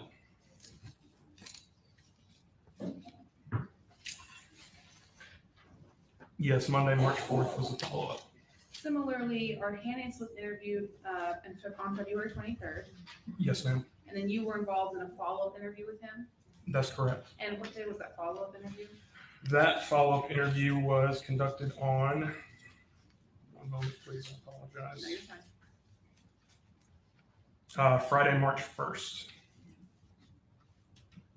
Are you aware the follow-up interview was done with Diego Bar? It was not. You're aware that GBI agents found black and orange latex gloves at a trash can across from the apartment on February 23rd. Yes, that particular trash can was across South, I believe it's South Village Avenue, near a gas station. Were those gloves collected? I believe so, yes. Were they tested? That I do not know. Those gloves were determined to not be of evidentiary value because they were most likely associated with law enforcement personnel that had been in the area. On the 23rd, there were. Did you review footage to confirm that? Not personally, no, ma'am. And then you're also aware that there were some discarded clothes found near the intramural fields on February 23rd? There were some discarded clothes that were located behind the Argo apartment complex near a walking trail. I am aware of the collection of those clothes. I also observed the officer's body camera of the collection of those clothes. And were those clothes tested? They were not. The clothes were determined to had been lying on the ground for an extended period of time. I did discuss those clothes with crime scene and forensic personnel, and we determined that it was unnecessary to test those clothes because they were not of evidentiary value. The contents of Diego's bag, did you ask that those items be tested, No, ma'am. including the black gloves that were found in them? Correct. Thank you. No further questions. Was there any observable blood on Diego's black gloves that were in his bag? No, there was not. And if there was, would you have sent those to the crime lab? Yes, ma'am. I want to say you use the word Argo Apartments. Does it also have another name? It does. Can you tell us that name, please, for the record? The name of the apartment complex at the time of the incident was Celio at Azalyuk. It is also currently known as the Grove at 5 Points. And you were asked about clothing that was recovered near there, and you said something about it had been on the ground for some time. What do you mean by that? What did you observe? The clothing had vegetative matter on it, sticks, leaves, twigs, pine straw, and the clothes appeared to have been wet several times and dried out several times, and they had the appearance of older articles of clothing that had been lying on the ground for an extended period of time. And if there were any blood on that clothing, would you have sent it to the crime lab? Absolutely. And Diego was interviewed by you, is that right? That's correct. What was the date? That interview was conducted on Friday, February 23rd, 2024. And did you ask him questions? I did. And did he answer your questions? He did.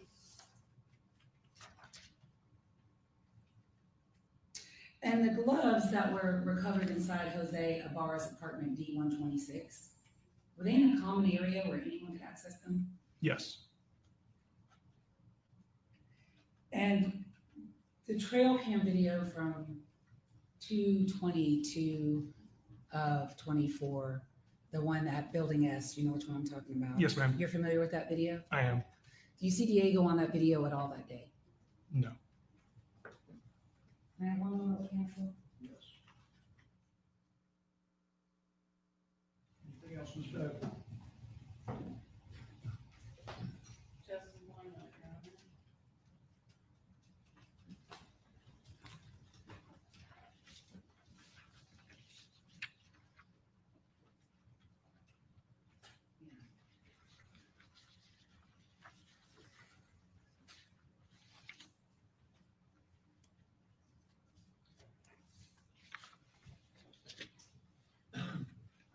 When you interviewed Diego Barra, you had a chance to observe his demeanor, Yes, ma'am.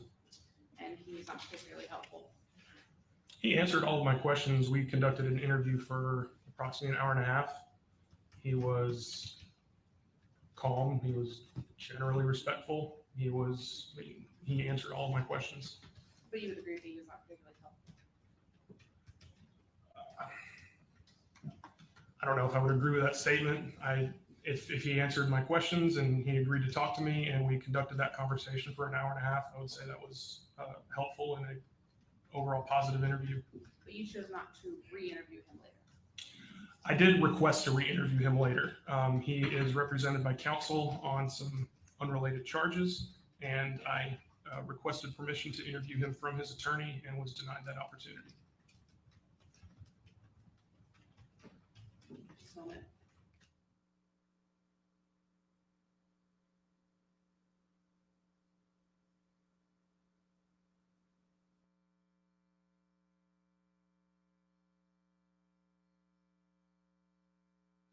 I don't have any further questions. Just briefly, the unrelated charges, are they in federal court? They are. And what are the charges? They are possession of a fraudulent green card. And in your hour and a half that you spent with Diego on the 23rd day of February 2024, did he appear to be injured to you? No, ma'am. Okay. Did you see it? It looked like he had been in a fight or anything. No, ma'am. Did you see any scratches on him? I did not. That's all I have. Anything else, Ms. Beck?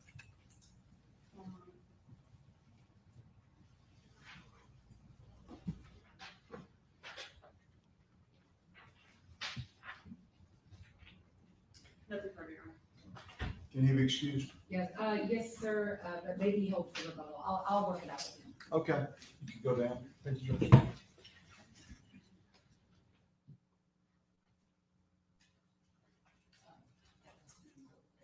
Just on the spot. We'll take a 10-minute recess.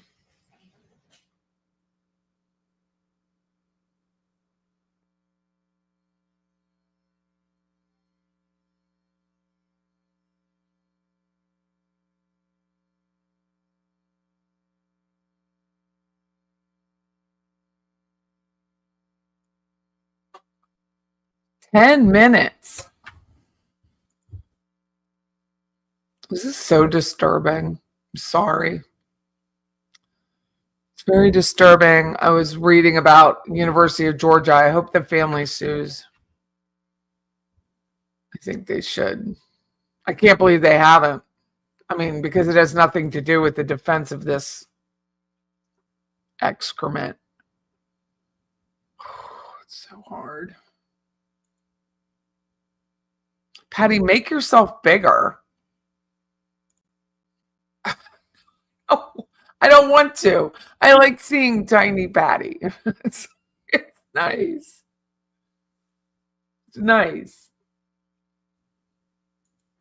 Hey, Rayanne. So we have a magnet here in Tallahassee. There's a mag lab, and it's one of the largest magnets in the world. And the myth, MYTH, that goes around is when in Tallahassee, they're like, turn on the mag lab. And Helene missed Leon County, Tallahassee, by 10 miles to the east. And so we always talk about the mag lab. It's nice. I don't know if it's true. I mean, I've talked to magnet engineers that work there, and they're like, no, it's not true. But I'm like, I think it is. I think it's true. Oh, thank you. So this is like, I think it's called like French laundry or something. I've had it in my closet since summer, waiting for a day I could wear it because it's been so hot. It's nice. It's kind of like a lined sweater. It's not really, I don't know what it's made of, but it's knit, but sweaterish, but not, I don't know. It feels very soft. Yeah, the mag lab is extremely interesting. Extremely interesting. It's located off campus between FSU and Florida A&M University, and that's where the engineering students work. And it is extremely interesting. They have an open house. I think it's coming up if you're local. I think it's coming up in the next week or so. Oh, no, it's February 22nd, 2025. So they do it in February. It's the National High Magnetic Field Laboratory. But wouldn't it be cool if it could help with weather? It didn't help with those tornadoes that hit my house, that's for sure. I'll share the links on YouTube. It's amazing.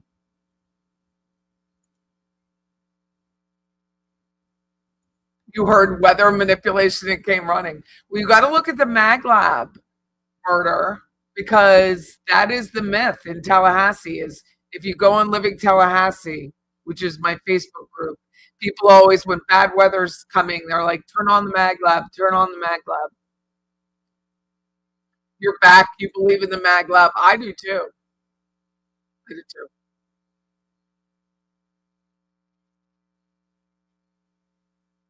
Patty, how's my roof? Same position it was in. Nothing.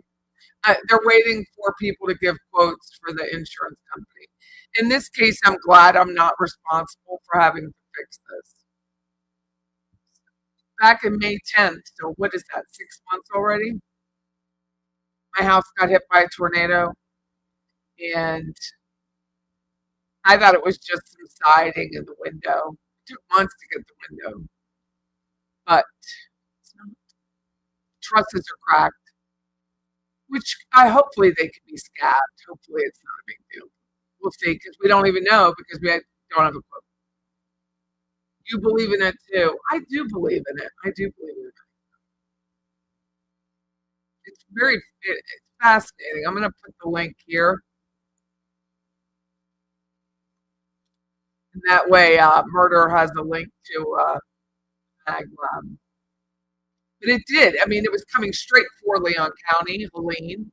And then last minute, went to the right, went to the east, 10 miles. That's it. 10 miles.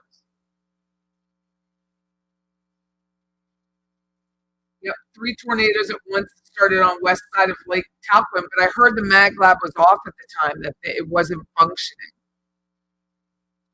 How do they not do a background check at a job? I do not know. I do not know.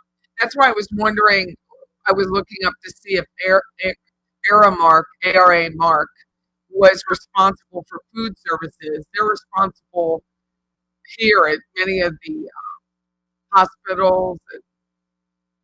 They're not. It wasn't ARA Mark. It was the University of Georgia runs their own dining services.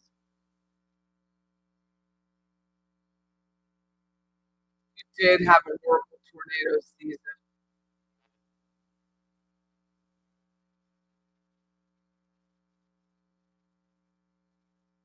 Another one I don't trust is that CERN.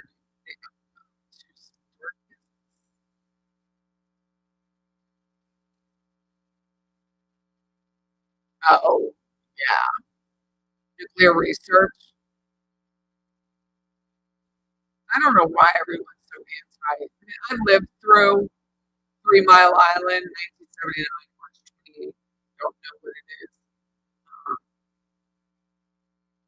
But it's so rare. My son works on, he's a welder at nuclear power plants. He does the shutdowns and refineries.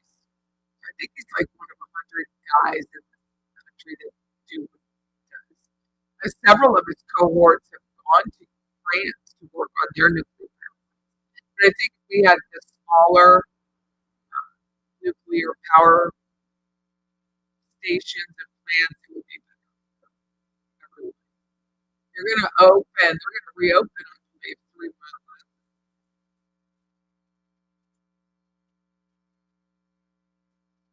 They're going to start it back up, I believe.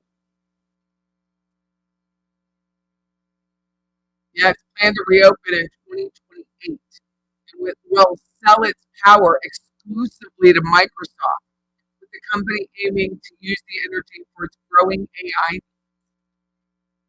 It's contingent upon approval for the Nuclear Regulatory Commission. I had no idea it was Microsoft.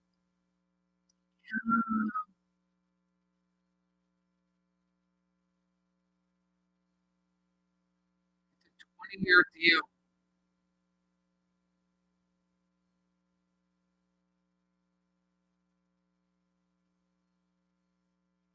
I'm just over this mic. Like I'm over it. I ordered one, and I'll have to wait till it comes in. I'm just over it. So sick of it.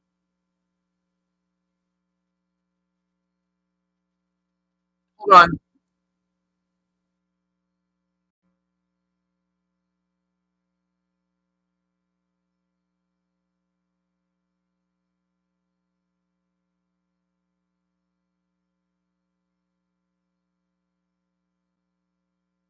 I know.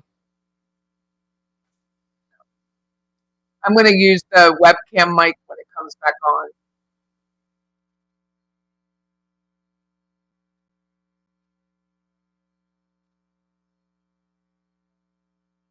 Oh, I think something's loose. It's about to hit my wall.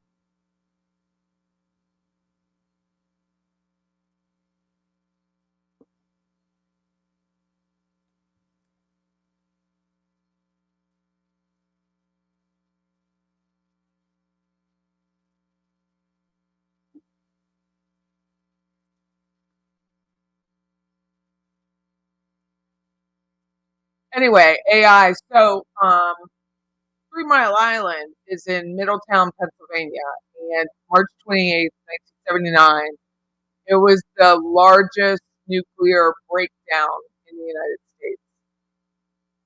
And they shut it down eventually, completely. There's a whole, I think it's on Netflix about 3 Mile Island. It's a Netflix documentary. Yeah, it's on Netflix. It's called Watch Meltdown. And I just looked up, I knew it was going to be reactivated.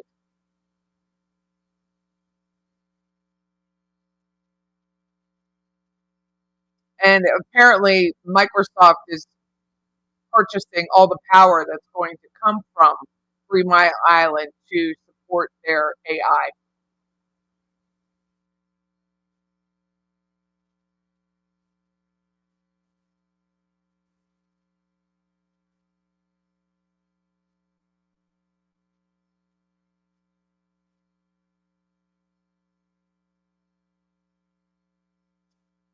So that's what, so Microsoft, I mean, that's a lot of power for Microsoft to purchase. I don't know how many reactors. This is what it looks like. I don't know if y'all remember, but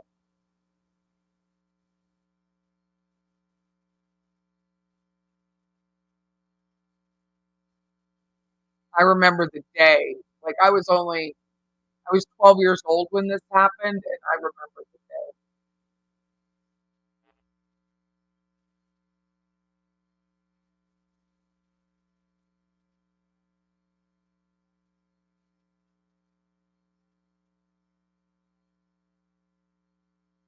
But if you can, watch it. It's fascinating insight into nuclear power.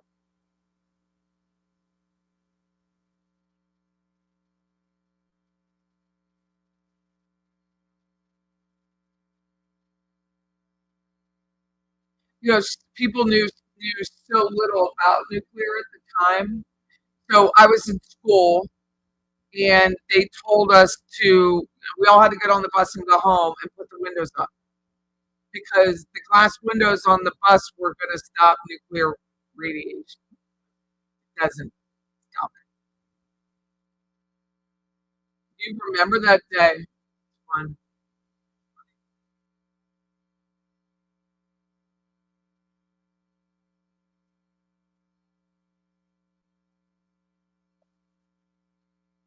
She's on a nuclear power aircraft carrier.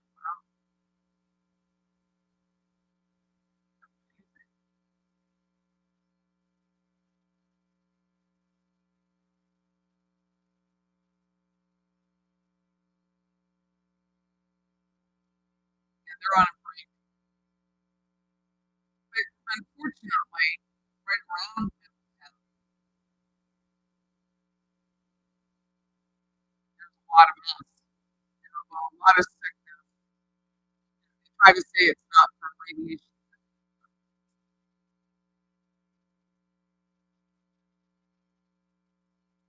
Okay, we have Sellafield nuclear meltdown. We correctly I received traded radioactively contaminated.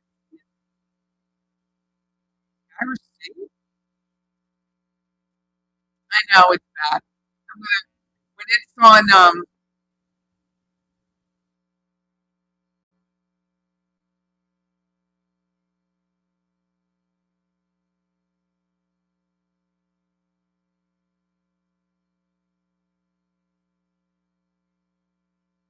when it comes back on, I'm going to move over just to use the webcam link.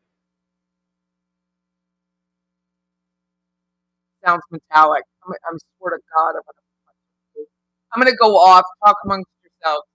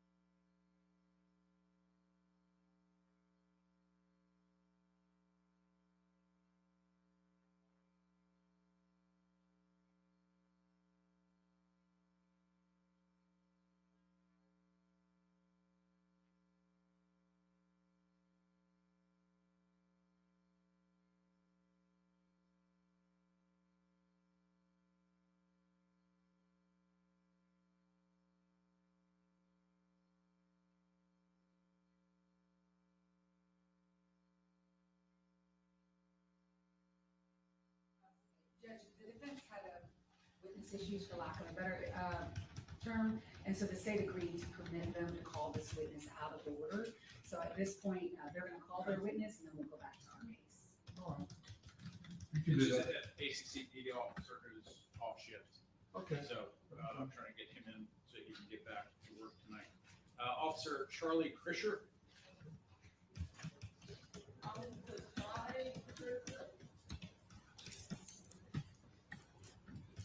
While that's happening, and just to make sure it's clear on the record, I need to go over with your client his right to testify or not testify, but if you agree for me to delay that until the state's case is done, just want to make sure that I had that opportunity. Yes, sir. At I this think that point. it would be helpful to do that after lunch, I believe, once the state rests, and that'll give us an opportunity to speak with Mr. Barr one last time. If you would please, Officer Krisher, raise your right hand. Do you swear in the matter before this court to tell the truth, the whole truth, and nothing but the truth? Yes. All right, have a seat. If you could, just state your name and spell it for the record. Yeah, my first name is Charlie, Charlie.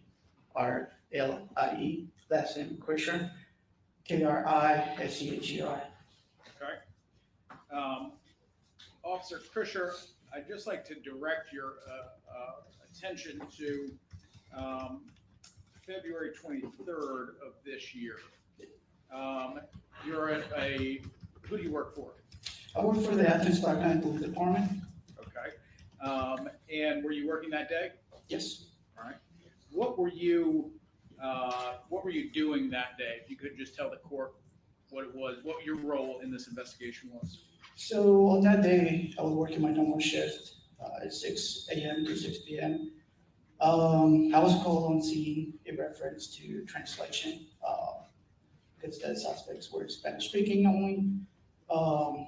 My first language is Spanish, so I was called on scene. But it looks like University of Georgia had their officers already there conducting interviews. So my supervisor just told me, go on the east side of the apartment complex, walk around, see if you see anything, and call it in, and we go from there. Okay. And so just if I clarify, your role was to just kind of patrol and do police work, look for Correct. anything suspicious. Correct. All right. Did you, in your search around that apartment building, did you ever find anything that you felt was suspicious? Yeah, by the trees where there's like a path where people can walk in. Behind there's a stop bus in that area. Behind it there's like some trees.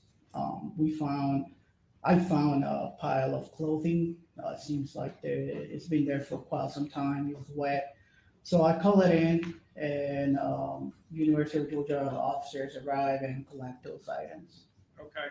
Did you make a report about finding that pile of clothes, or was your role to just call that into the officers? Correct. My role was just to call it in and to the officers. Okay. Do you remember who those officers were that you called that into? No, I do not. Okay. And again, just to clarify, you thought something was suspicious, and it was this pile of clothes. Yes. Okay. Do you know what was included in that pile of clothes? I don't. All I know is there was a pile of clothes in there. I didn't touch it, didn't process it or anything. Okay. Did you have any further role in any of this investigation? Regarding to the clothes? No, just in general. Did you transport anyone for? Yes, I did transport Diego Ibarra Okay. to our East Precinct. All right.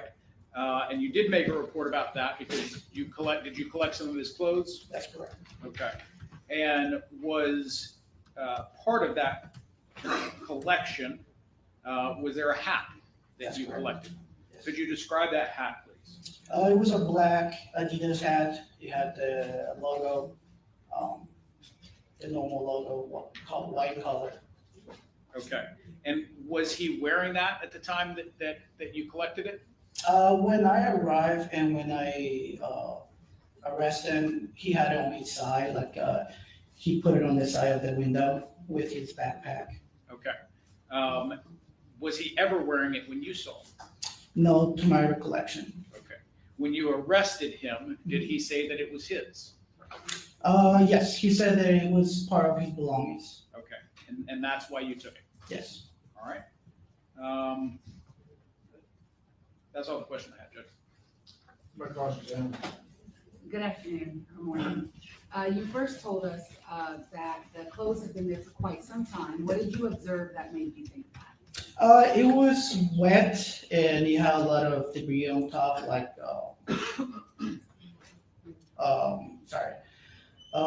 lot of gravel, stuff like that, and it seemed very tarnished.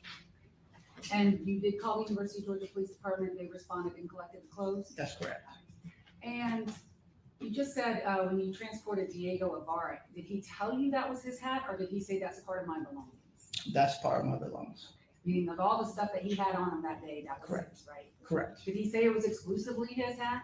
No, I did not ask any more questions. I just asked, hey, is this part of your stuff? And he said yes. That's all I have. Thank you, sir. Nothing further. Any We're just going to excuse- excuse tomorrow. to talk about things. Any objection to him being excused, Ms. Ross? No, sir. You're excused. Thank you. So we're back to the state's case. We are back to the state's case, and because we're just in this order right now, to make it easier, I'm just gonna recall Sergeant Daniel Saunders. He's outside. Sergeant Daniel Saunders.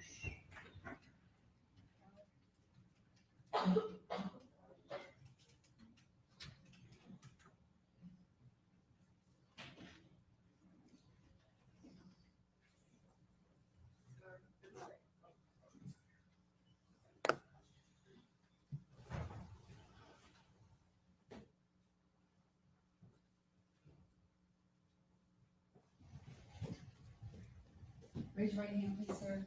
Please swear affirm the testimony you will give today will be in this matter of the state of Georgia versus Jose Ibarra will be the truth, the whole truth, and nothing but the truth, so help you God. Yes. Please take a seat, state and spell your name. Daniel Saunders, Daniel, last name Saunders. And are you the same Daniel Saunders that testified, I believe, on Friday? Yes. And in this particular case, Sergeant Saunders, now Lieutenant Saunders, did you receive clothing from ACCPD, specifically Officer Kirshner, or Kirshner, the guy who just left? Did you see that guy leave? Yes. Okay. Did you receive clothing from him that was recovered around on the 23rd day of February 2024? Yes. Officer Hubbard with our agency collected clothing items that he had found. Did you look at those items? Yes. Did you see any blood on those items? No. Did you see anything suspicious about those items? No. Could you describe those items? Did they appear to be weathered? Yes. Tell us what you saw. The pair of pants had green rust corrosion on the button that had kind of spread away from the button. They were stained with dirt and it looked like they'd been there for a while. Outside. Outside, exposed to the elements. Correct. And if you had seen blood on those items, would you have tested it? Yes. Would you have sent them to the crime lab? Yes. In your opinion, did those items have anything to do with this crime? I don't believe so. That's all I have.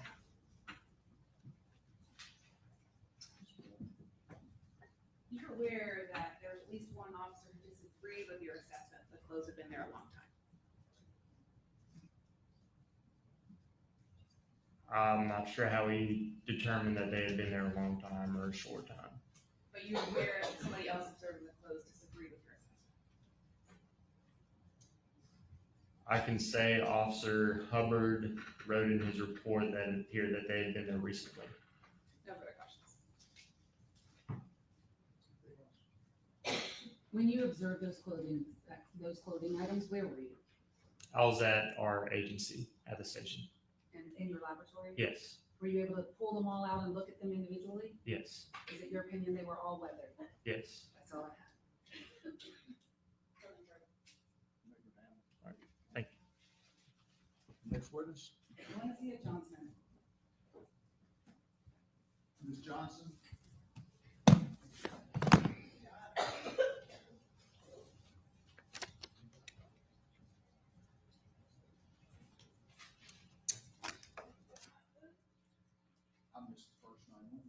Valencia.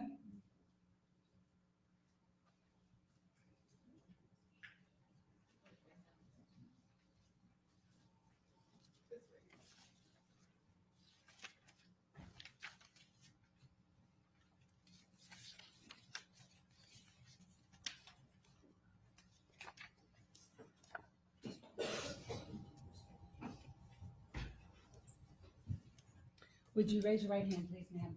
Do you swear from the testimony you will give today will be the truth, the whole truth, and nothing but the truth? So help you God? If you could please take a seat and adjust the microphone so you're speaking loudly into it. And could you tell us your first and last name, and please spell it? My name is Valencia Johnson, VALENCIA JOHNSON. Where do you work, ma'am? I work at the Georgia Bureau of Investigation as a lab technician in the trace evidence section. How long have you worked at the Georgia Bureau of Investigation? 5 years. What is the trace evidence section? So the trace evidence section is where we collect materials. So trace evidence are materials that are usually microscopic in nature that can be transferred between persons and objects when they come in contact with each other. What are your duties in the trace evidence section? My main duty is the collection and preservation of trace evidence, primarily hair and fiber, which is called processing. Were you working in that capacity at the GBI in February of this year? Yes, I was. And you're still working in that capacity today? Yes. I want to direct your attention to your case number 2024-1005107. What are the individuals associated with that case number? Laken Riley and Jose Ibarra. And when an individual or when items of evidence come into the crime lab associated with an individual, are they given their unique case number? Yes. And is the unique case number for the Georgia Bureau of Investigation for the murder of Laken Riley 2024-1005107? Yes. And when items of evidence come into the GBI, then do you all give them a case number inside the GBI? The items of evidence individually, meaning if I send you 100 items of evidence for Laken Riley, do you number them in the crime lab? It's all the same case, but they get unique numbers. So under that same case number, each item of evidence would have a unique case number. Yes. So with that background, I want to ask you a few questions about items of evidence that you observed and saw and processed in this case. I want to first ask you about some gloves, black gloves and a jacket that you received. And just for the ease, if you needed your February 2026 report. Did you receive 3 black gloves and a navy jacket? Yes. Could you tell the court, first of all, on what date did you receive those items and what are those item numbers for the GBI? For If you need to refresh your recollection with your report, just let us know. Okay. I received those items on February 23rd, 2024. What is the GBI number for the 3 black gloves that you received? Item 2. And what is the GBI number for the jacket? Item 3.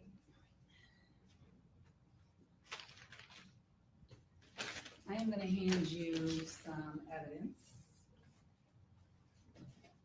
that has already been admitted. And here's some gloves if you need them. I'm going to hand you first what has already been admitted as State's Exhibit 149. And since I'm already up here and I don't want to move back, 147, I'm going to put at your feet, okay?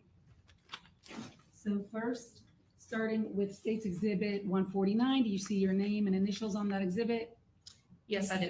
And what is the item, the GBI item number for that exhibit? It's item 2. And are there 3 black gloves inside of that exhibit? Let's look at those.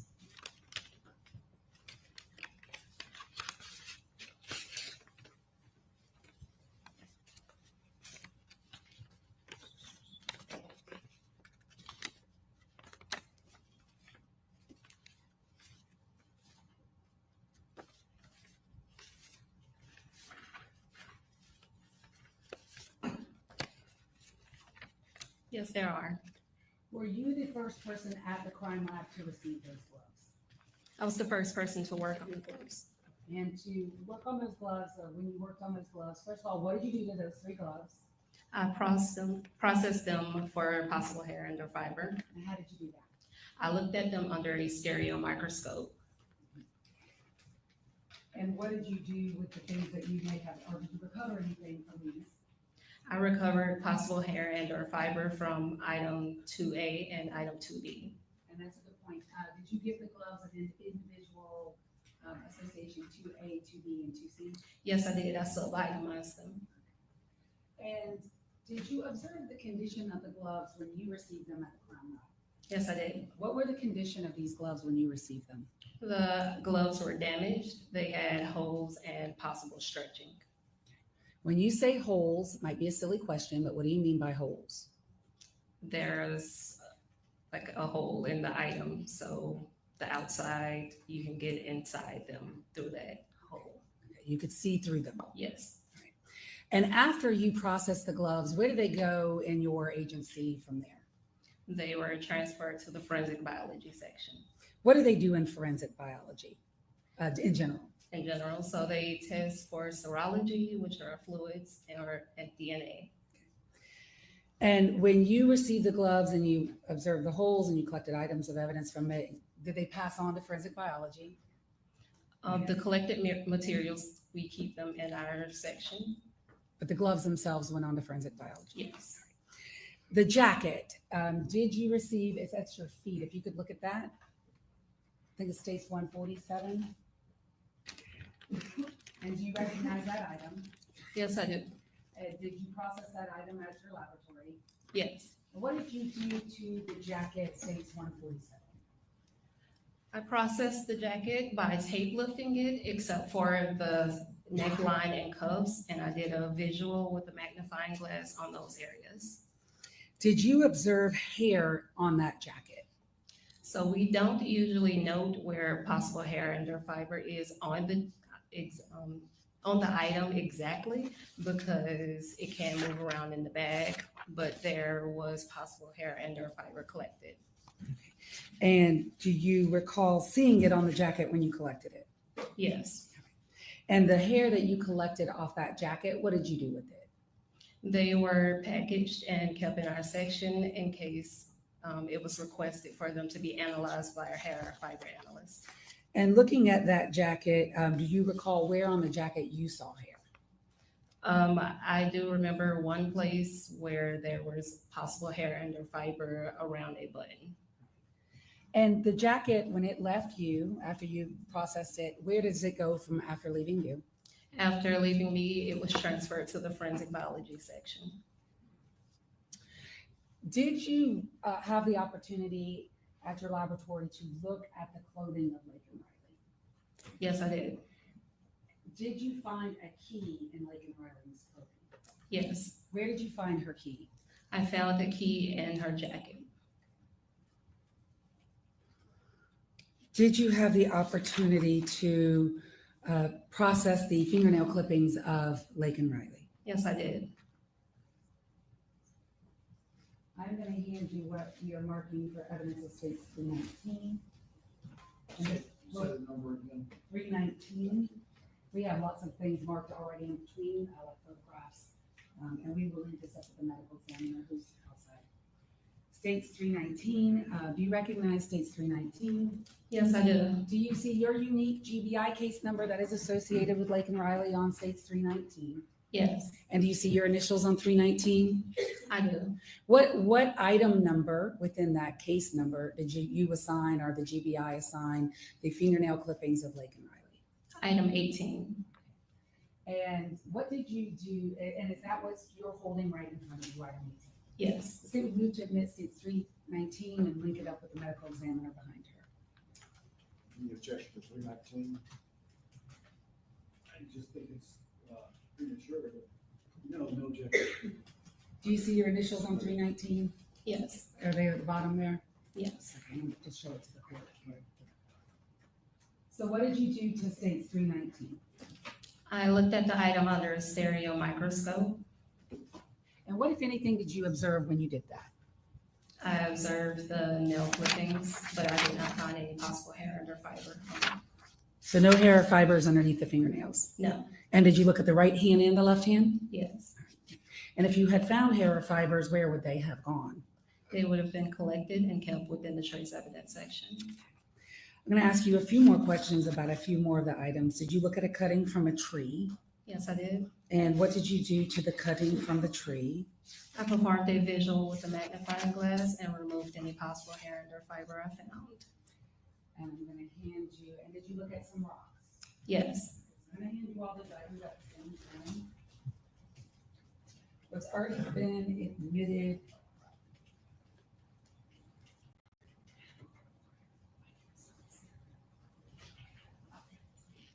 What's already been admitted as State's Exhibit 89. And what's already been admitted as States 87 and 88. And again, my numbers are very different than your numbers. If you could first with 89, do you recognize States 89? Yes, I do. What is it? It is the cutting from a tree. And did you process that in the trace evidence section? Yes, I did. And just so we can be clear, what GBI item number was States 89 or is States 89? Item 24. Item 24 for the GBI. Yes. All right. And what, if anything, did you discover on that exhibit, States 89? I removed possible hair under fiber. And was that sent on to, where was that stuff sent on to? After I was done, it was transferred to the forensic biology section. And then States Exhibits 87 and 88. Do you recognize those items? And you can actually take them out. First of all, do you recognize your signature on those items? Yes, I recognize my initials. And do you recognize your unique GBI case number? Yes, I did. And if you could tell us for States 88, which is in your left hand, what is your GBI case item number for that one? Item 23. And in States 87, what is your GBI item number for that? Item 22, sorry. So 22 and 23. And what are these items physically? And if you need to, you can open them up and look at them. Do you need to? Yeah, go ahead. I'll open one and open the other.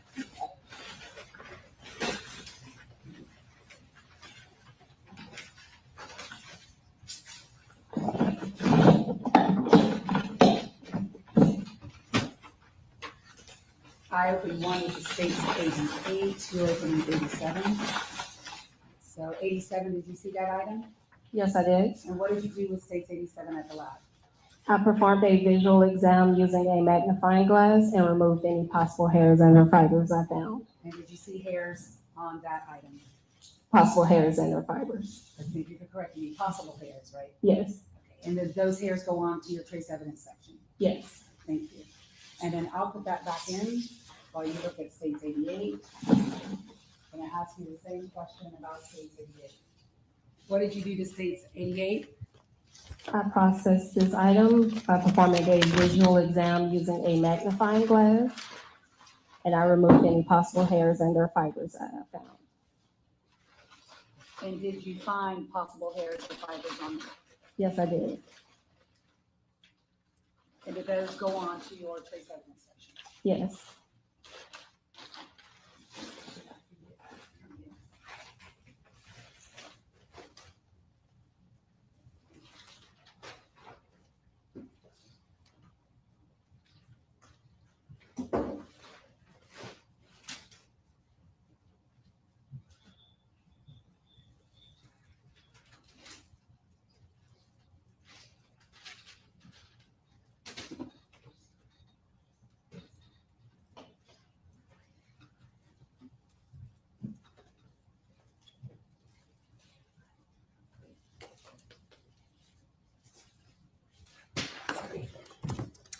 I have one moment, Your Honor.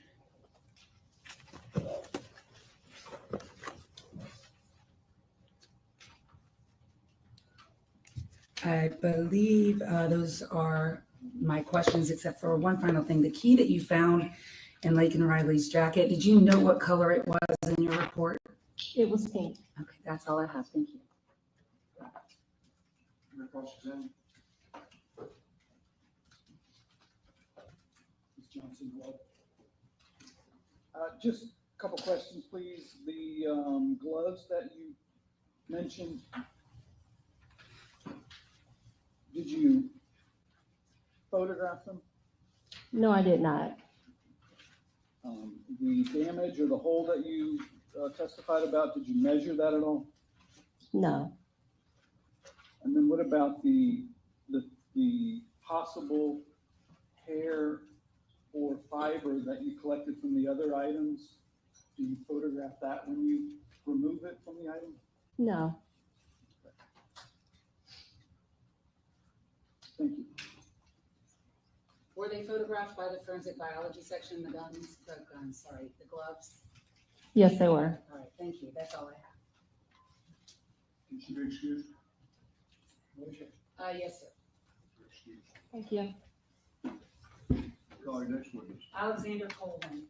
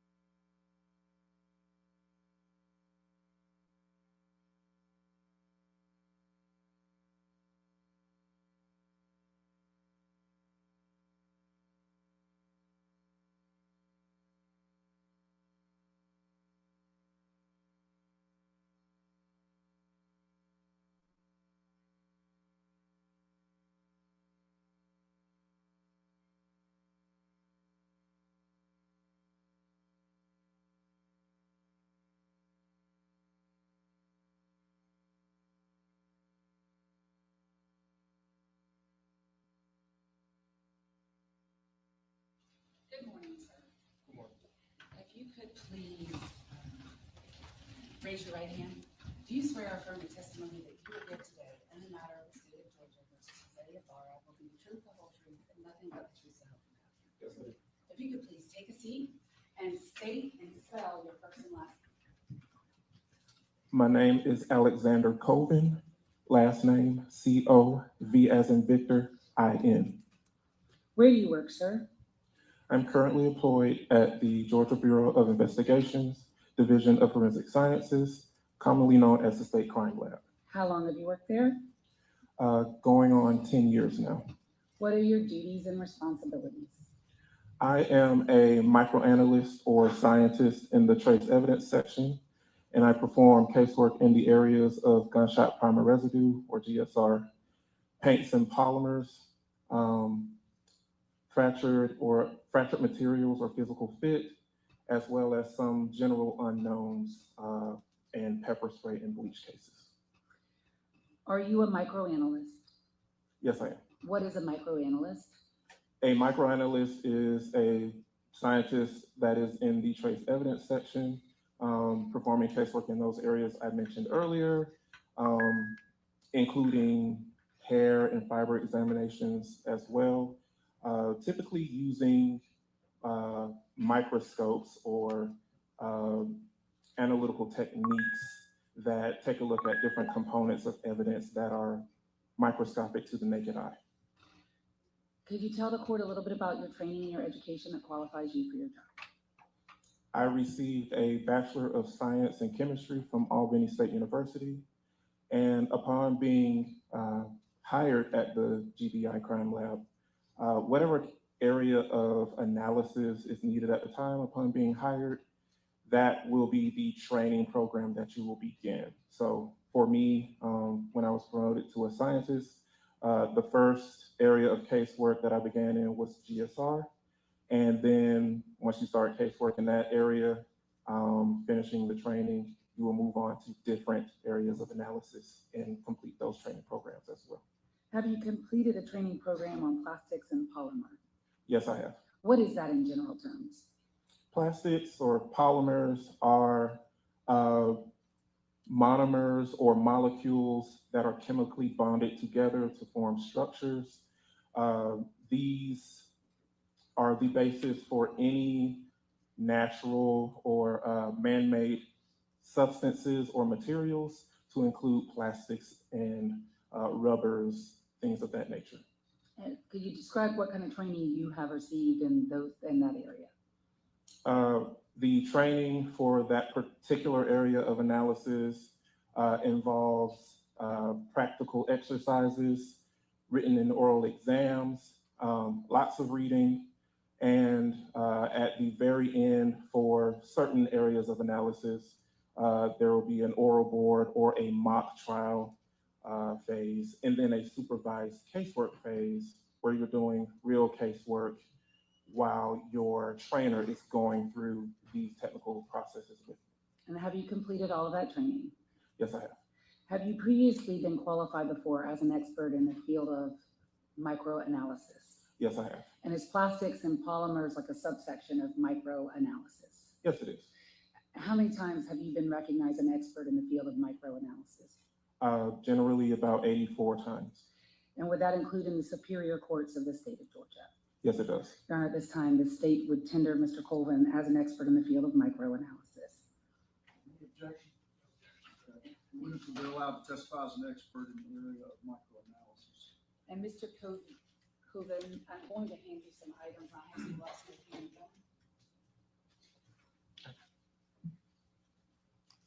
I'm going to hand you 2 items. Oh, you have your own items. I'm going to hand you 2 items, dates 149 and 244, and I'm going to ask you some questions, and I'm going to stay away from you when you put the notes.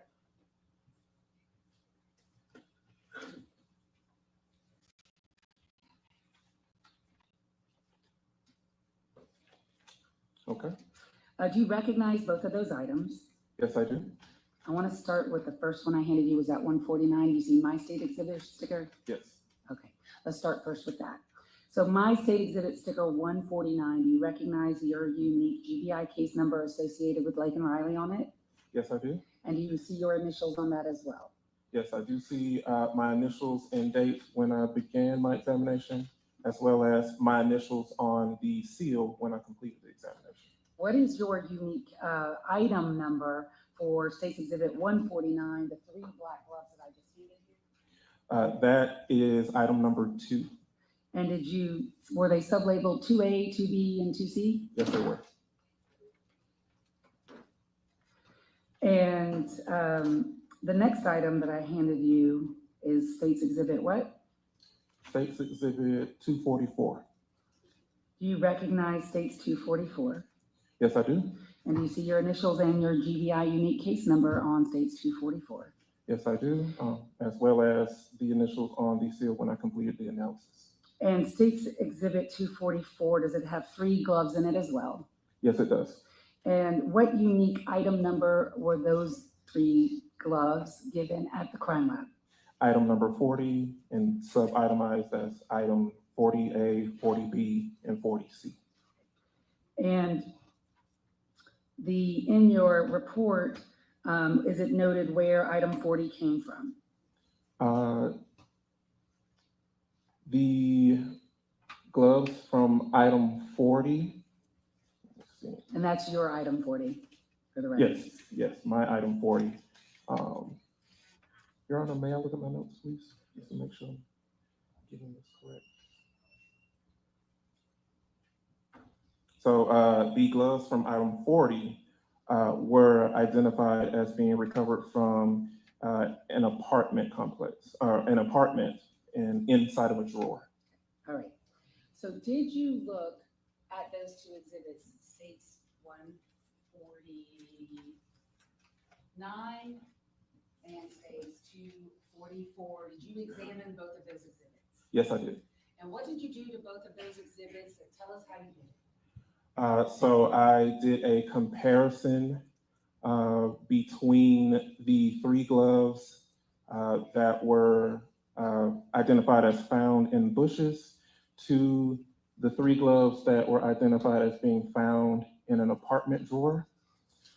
This included taking a look at all of the physical characteristics of these gloves, taking measurements for the sizing of the gloves, thickness measurements of the gloves, as well as noting any physical characteristics on the gloves, such as these black gloves having a very small textured gridded pattern on them. And then upon noting that these 2 sets of gloves are consistent physically, I then moved on to a microscopical comparison using a polarized light microscope to compare the optical characteristics between the 2 sets of gloves, and then a variety of analytical techniques that allowed me to compare the chemical components of the gloves, the elemental constituents of the gloves, as well as the optical characteristics of those gloves. What were your conclusions? My conclusions were that the black disposable gloves that were recovered from the bush are like the disposable gloves that were recovered from the apartment and could have originated from the same source. What is the chemical makeup or the composition of those gloves, both states 244 and 149? Are they latex? Are they plastic? What are they? Typically, disposable gloves, as we all know them, are composed of latex or PVC or polyvinyl chloride or nitrile gloves, so rubber. However, these gloves were polyethylene. What is polyethylene? Polyethylene is just another polymer type, polymer type. Typically, when it comes to polyethylene gloves, these are maybe a more inexpensive type of disposable glove that may not stretch as much or have that rubbery or latex quality to it.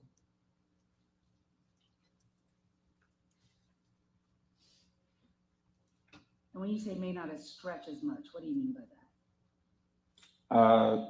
They're not plasticized, so not latex or rubber. So if these gloves were to be strained or pulled or stretched in any way, they may tear more easily. And safe to say that you were not the first person at your lab to look at these gloves or examine these gloves or process them. Would that be safe to say? That is correct. And I know that you all have a certain order about how you do things. It's trace, latents, DNA. Can you tell us if you know, and I don't know if you know, so I'm asking this way, you know in what order the gloves went? What number scientist were you in your lab to examine these gloves and test them? I believe I was the last scientist to do an examination on these gloves after processing, after latent prints, and then I believe biology as well. Okay, all right, thank you, that's all I have. No question. Thank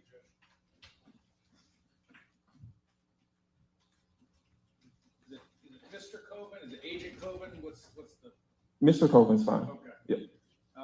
Good morning. Good morning. I just want to make sure that I'm understanding kind of what your job is correctly. Your job is more to examine the composition of the gloves rather than the condition of the gloves. Is that a fair kind of assessment? That's a fair assessment. I may note the condition of the gloves, but doing a comparison will be more so not based on the condition I received them in. Okay. Yeah. The condition of the glove and kind of things that might be relevant to an investigative purpose might have been covered by the other scientists who had before you, right?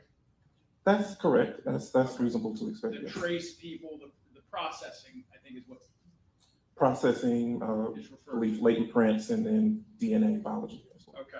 And all of those people are, it starts when the gloves are how they're found, right? How the GBI gets them.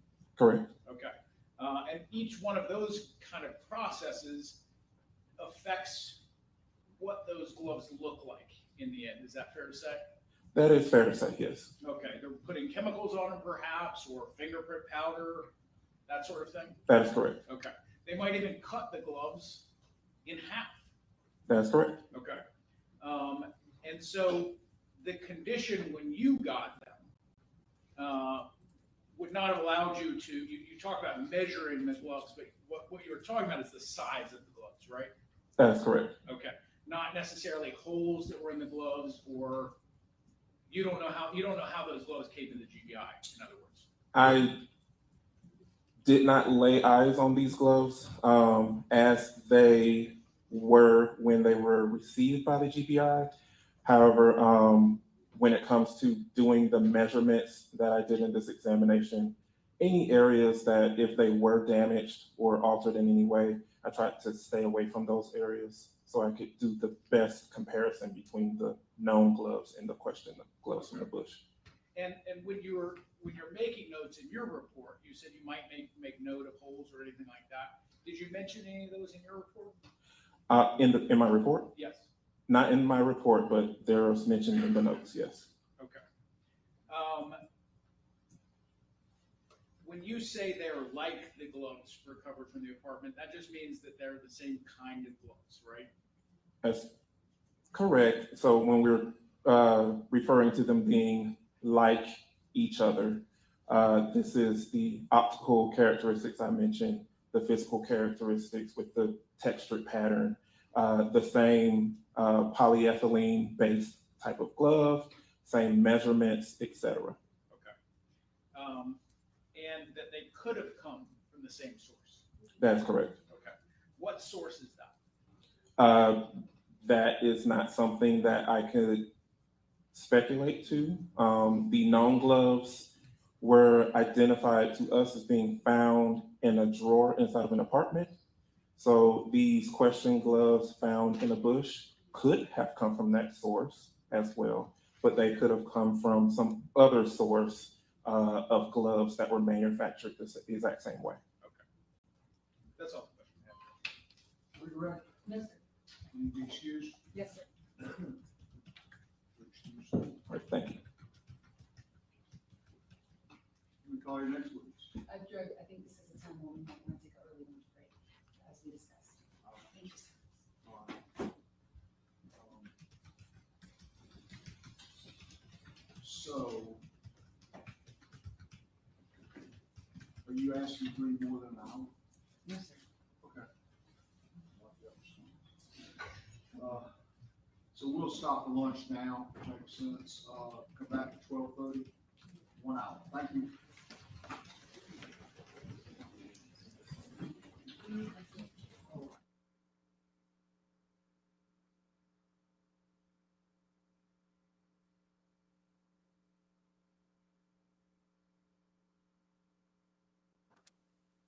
Can you guys hear me?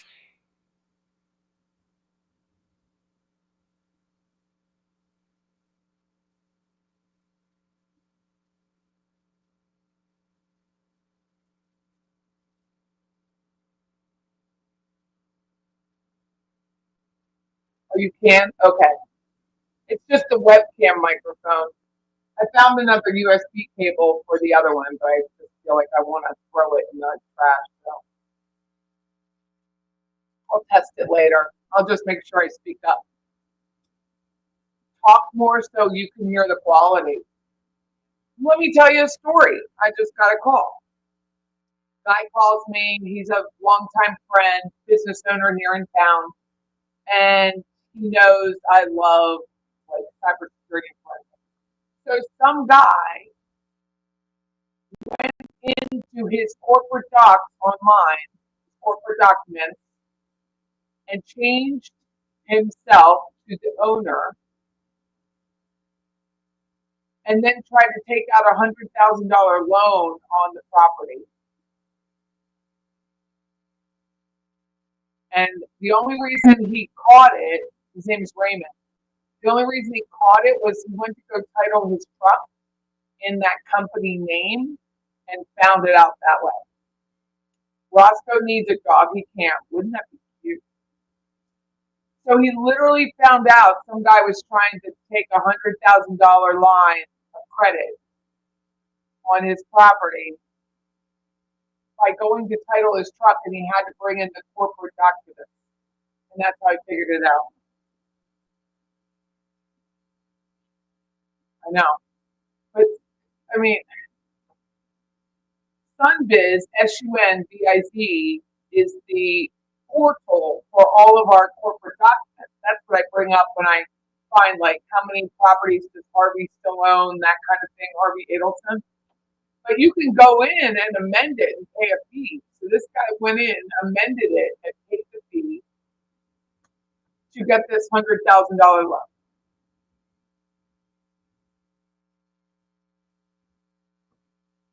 You just do it online. Anybody can do it. Crazy. Yep, sunbiz.org. So if you have a company in Florida, I would put it on your calendar, like when you're supposed to change your air filters, and make sure I'm going to check right now, and make sure your corporate docs are not in.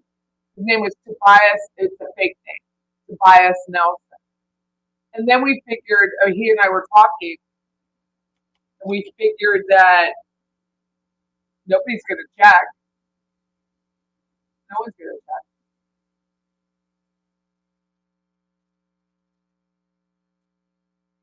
So check to make sure if you have an amended corporate docs that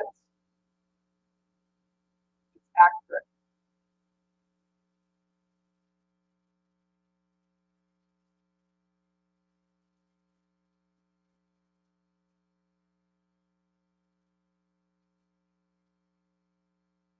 Crazy.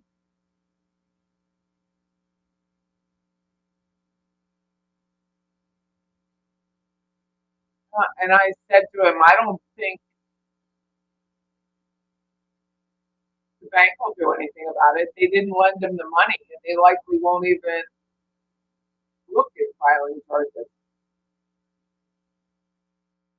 Now on your sheet, Tobias Nelson. What's his name?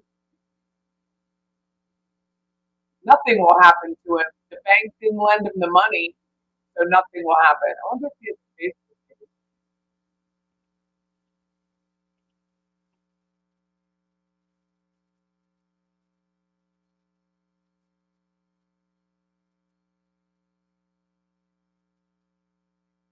He was using a property, an apartment in Sunny Isles, Florida, that Raymond doesn't own. It's not a condo.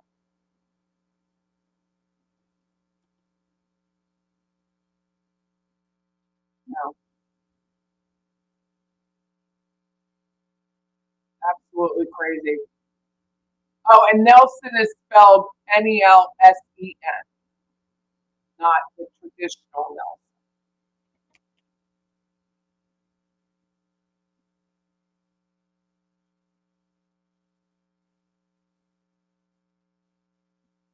There's only a couple.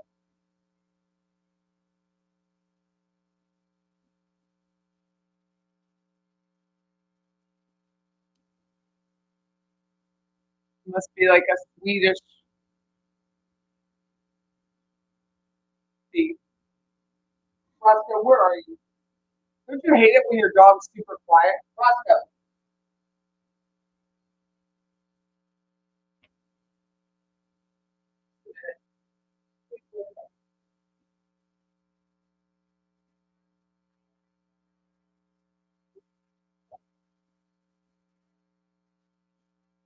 Yeah.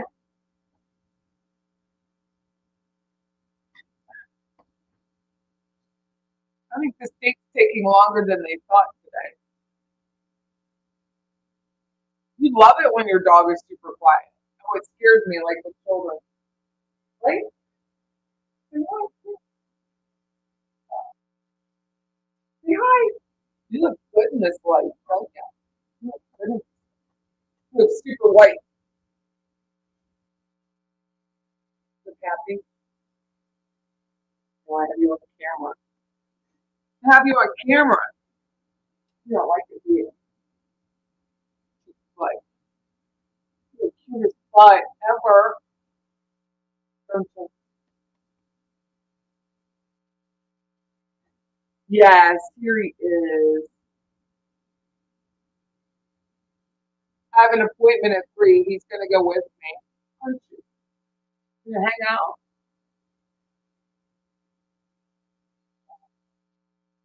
Oh,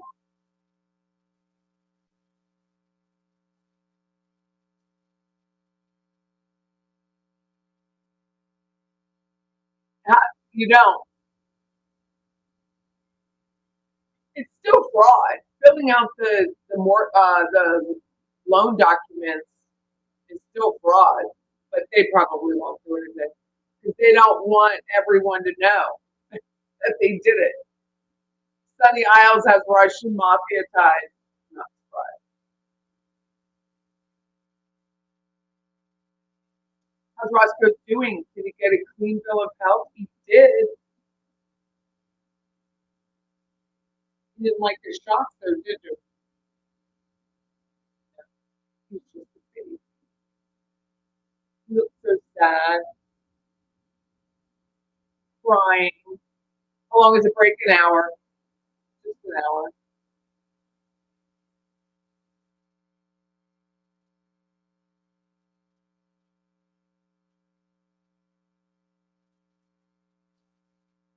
I gave him some treats when he came in and he's looking for more and they're gone. They're gone. Get more treats after we leave. So Susan Smith's parole board hearing is this Wednesday.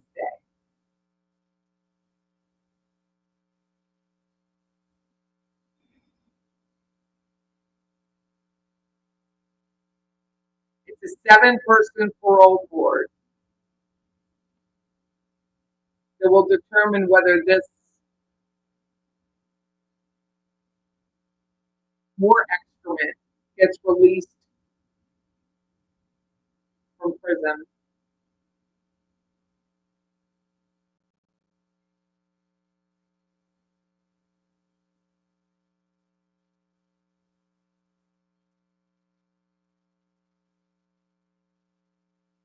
Right.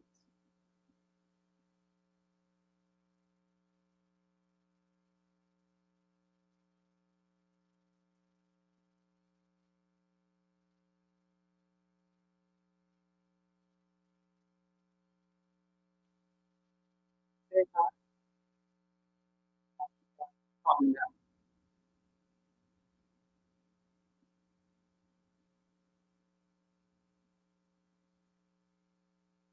I'm not gonna let that woman out. I don't know if it has to be unanimous. Does anyone know if that parole hearing has to be unanimous?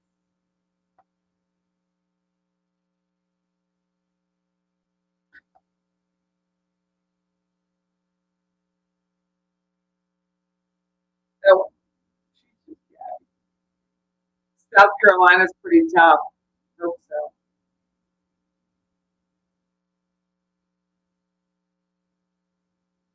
And she said there's no loss, so they're really probably not going to do anything. Guy's probably long gone anyway. You need cookies. Michelle needs cookies. He doesn't eat them. Like, he doesn't eat like little milk bones or anything. He doesn't eat anything dry. His tiny little mouth just doesn't accommodate it. He has the tiniest little teeth.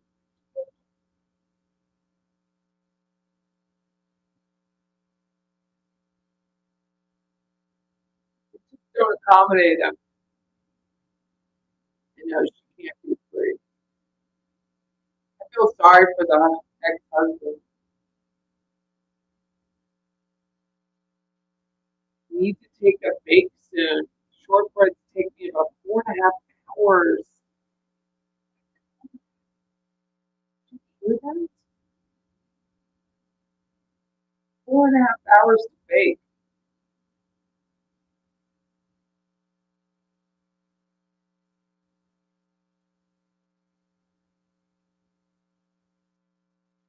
I don't know if he likes being here, but I like it.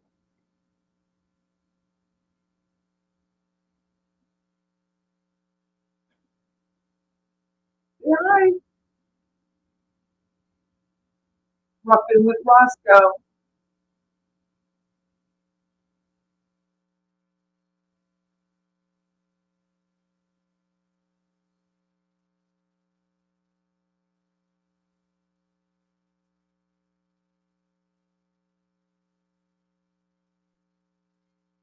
Can we go back to the society page, texting people and trashing them?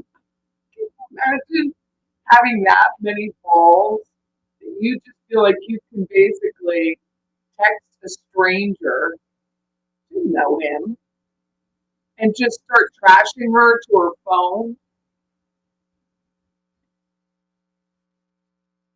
That's why I think he's dangerous. I really do. He doesn't have the filter, and he doesn't have the ability to stop himself when needed. Yeah, it is still going on. Not with me. He's not doing it to me. He's doing it to other people who have channels. Because they say, you weren't here, Debbie. Because they say hi to me. Because they say hi. Because they're in other people's chats that he doesn't approve of.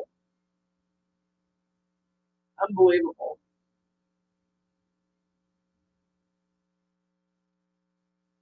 Ooh, that would be fun. We could play Name That Tune.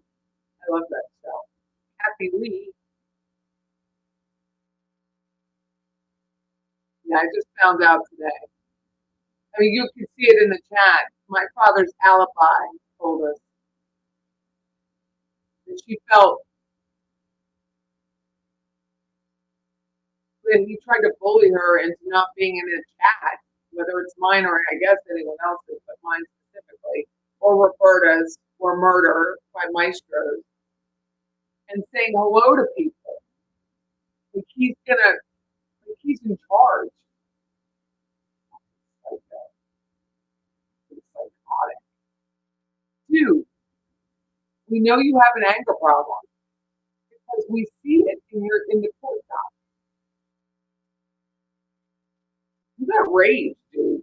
You need to calm down.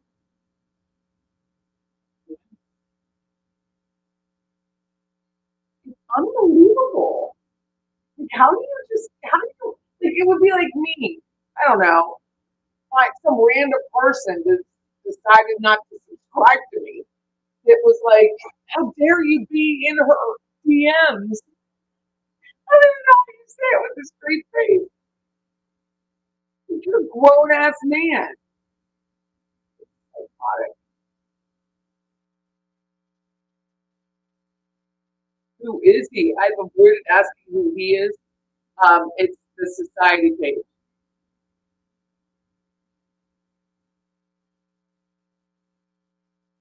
I don't know. I know. He did. He tried to take. Remember what before all this started, the day of the cancellation of Donna Adelson's trial. He was on here. I was invited to be on his show, but he was tired or it was just too emotionally damaging for him. So I said, well, just come on to mine. I'm still going to do it. And he came on to mine. And then he tried to get me with a privacy strike. I was like, so I didn't respond to it. You know, YouTube will send you an email. Let me see if I can bring it up.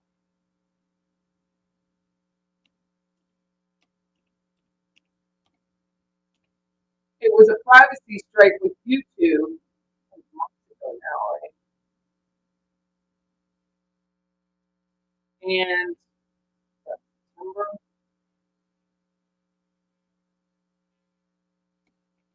But I just let it go. I didn't respond. They said that they would investigate whatever was done. And I just let it go. Oh, here it is. Privacy complaint received. Here it is. So you guys know what it looks like.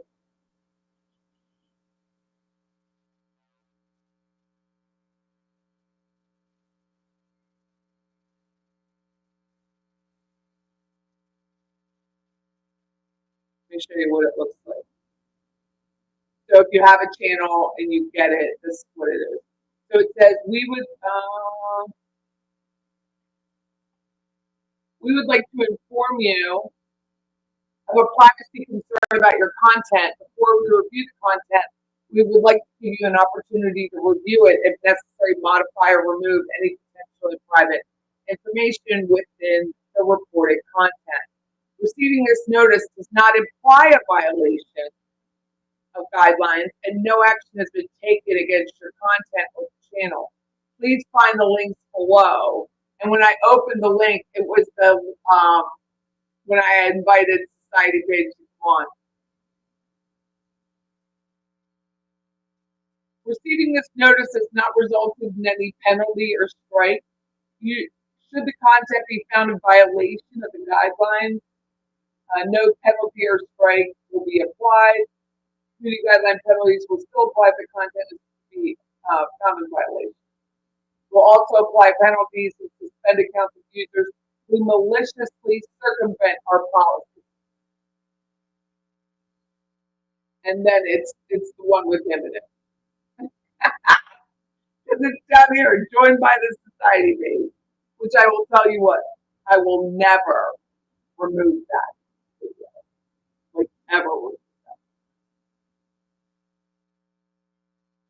Ever remove that.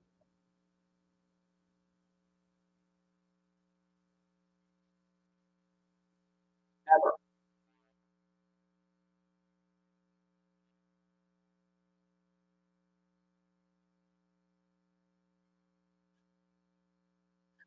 Always fucking what he does. Well, what the shit? I mean, a lot of people watch that nonsense. We just choose not to.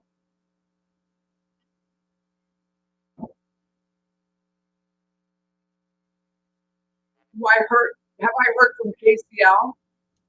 Well, she sent me an email reaching out with an olive branch. And I didn't respond to it because the same day that she sent the email, she went on her Instagram and completely,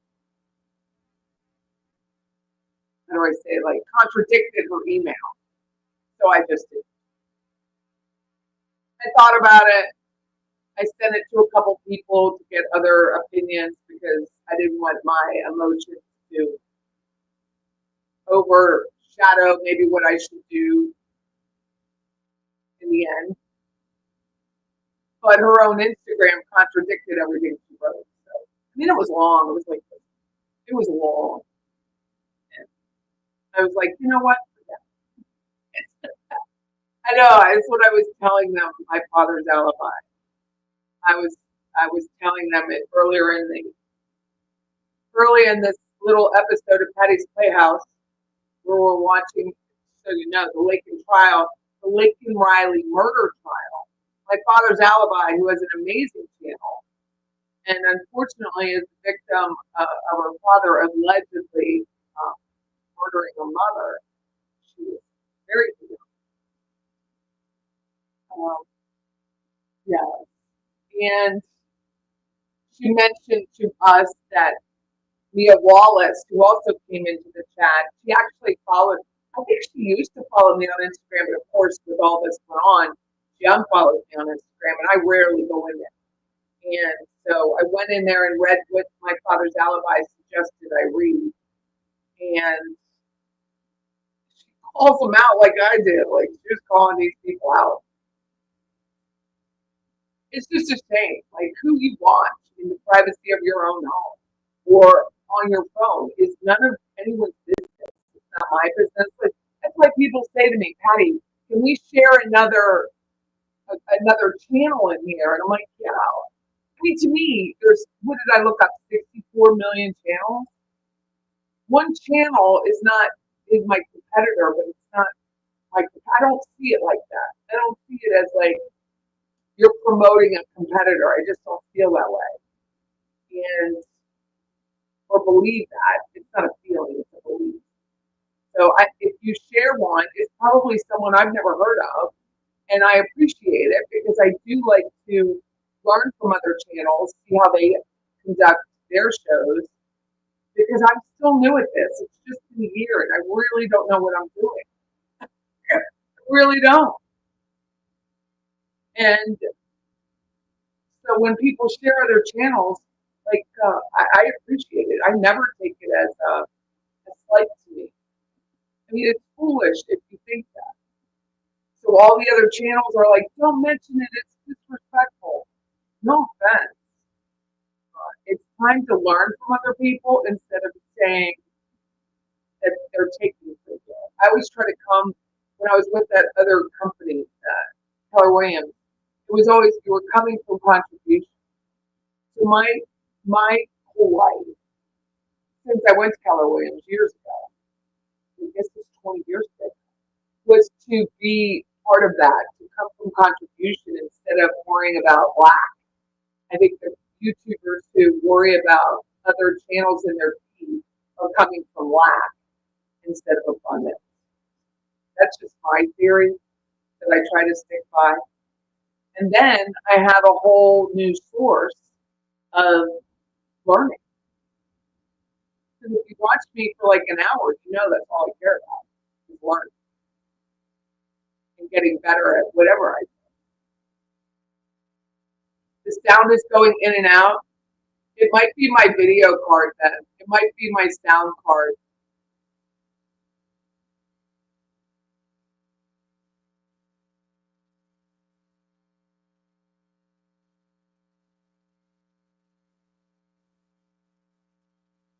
Yeah, it's likely my sound card on my computer, not the microphone. I'm going to switch it over to my laptop.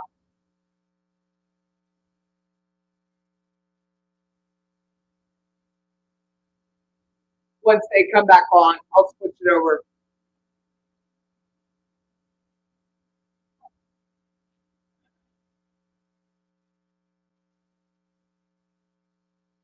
Let me see what my sound settings look like now. I bet it is my sound card.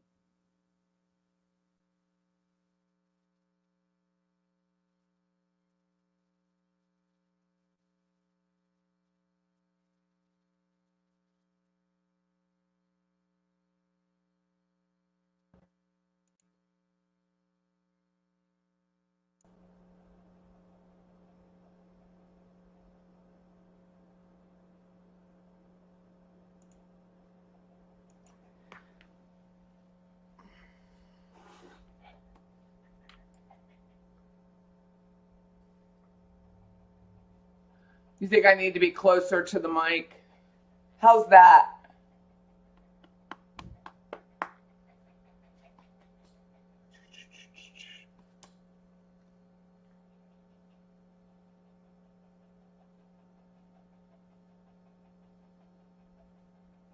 Okay, so there's a setting in StreamYard that's new, and it's called the reduce mic background noise. I bet that's what it was doing.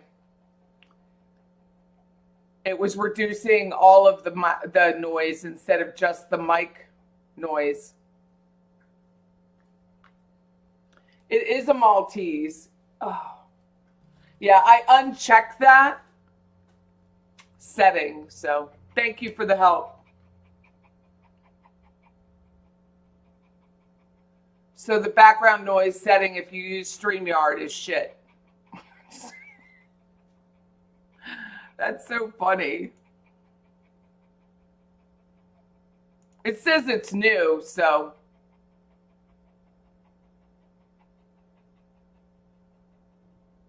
Test. Yeah, it's much better. Okay, good. That's how you troubleshoot. You eliminate all possibilities. And yes, he's a Maltese. Weird. Now you can't hear me very well.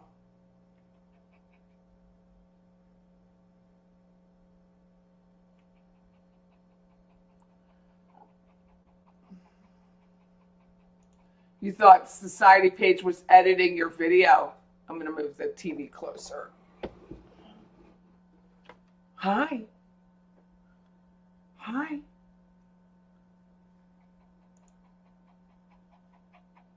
You have one too? Oh, you have a Malshi. Cute.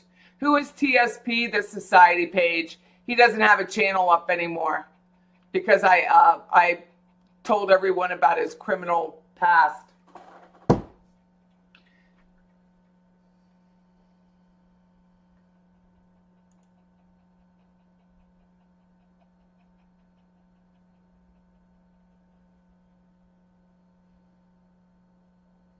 I am a Maltese mama.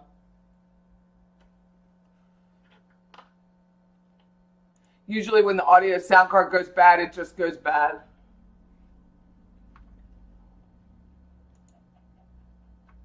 So they had posted on Reddit something about that I'm a criminal and I'm going to be arrested and blah, blah, blah. Just went on. It was long. It went on and on. This post went on forever. And so I was like, I'll play fire with fire. If you're going to call me a criminal, which is fine. It's, free speech.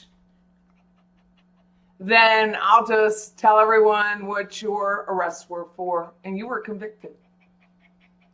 Right?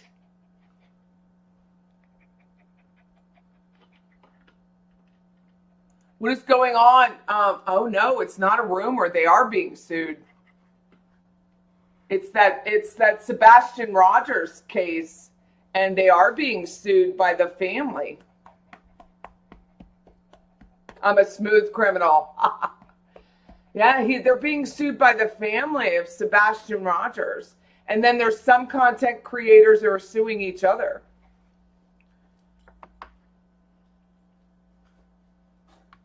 Did I do business with TSP? I didn't do business with him. I asked him to, I don't know if you recall, Roberta Glass made the jingle for me using AI. It's so cute. And I asked him to do a video, to go along with the music. And he said he would do it, but then, of course, the shit hit the fan, so that didn't happen. So I've not done business with him. I just had that one video we did together, and I admired what he did. And even after he did, even after he went bonkers, he, on all of these YouTubers because of Kathy Kool-Aid, does he have a thing for her? That's the only thing I could think of. Do you have a thing for Katie Kool-Aid that you would, literally go, freaking Cobra Kai on everybody? You watched it too. I hear. Oh, ooh, where is that? I need to know.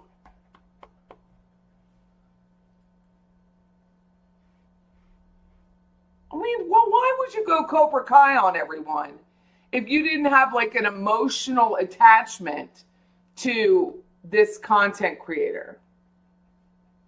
Anybody? I mean, I just thought of that. Unless someone said it before and put it in my brain. But it was really nice of Mia Wallace to come in here and apologize to Debbie Gibby and to just try and make this right. It's. I think the Adelson case is something that gets everyone so upset, and it's just like the Karen Reed thing. They just didn't know where to put their energy after it got canceled. And instead of putting your energy back into your home life or your business or making better content, they just didn't know what to do. Thank you, creative minds. There are dozens of YouTube channels suing 2 women. You love your percolator. Good. I'm glad. But his What he did, I thought was talent. I mean, people are like, Patty, it's not that big of a deal. But it was something I couldn't do. I can't edit video. I don't have time to edit video. I have CapCut, but it's just so hard to set the time to do it. It takes so much practice. And I admired what he did. Even after he slammed me, I did. Because I don't care. Until he got violent with his videos, then I cared. You know how I mean? It was classy. It was very classy. Kay said there would be anger. Was she warning us about our own anger? Oh, these people are emotional basket cases. They really are. They don't know how to keep their emotions in between the lines. The only one I felt was clever with it was Fancy Fiction. I thought her sarcasm and her twists of English words were very witty. Even if it was against me or a slight against me, I still thought she was funny. Like when she came out and said I was a right-wing nut job, I thought that was hilarious. It was how she did it. She didn't say directly, Patty is a right-wing nut job. She was like, this guy got me confused with Fancy Fiction, thinking that Fancy was a right-wing nut job. So it was a very clever twist of her words, and I was like, that's impressive. I was very impressed by it. Weren't you, Roscoe? I know.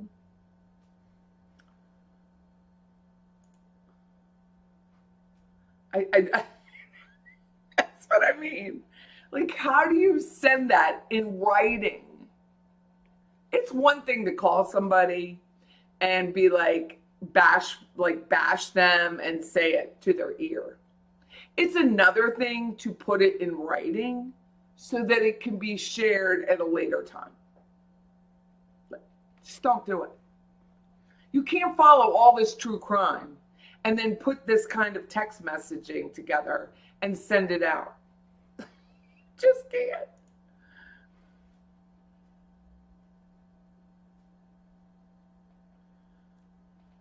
I thought TSP was talented.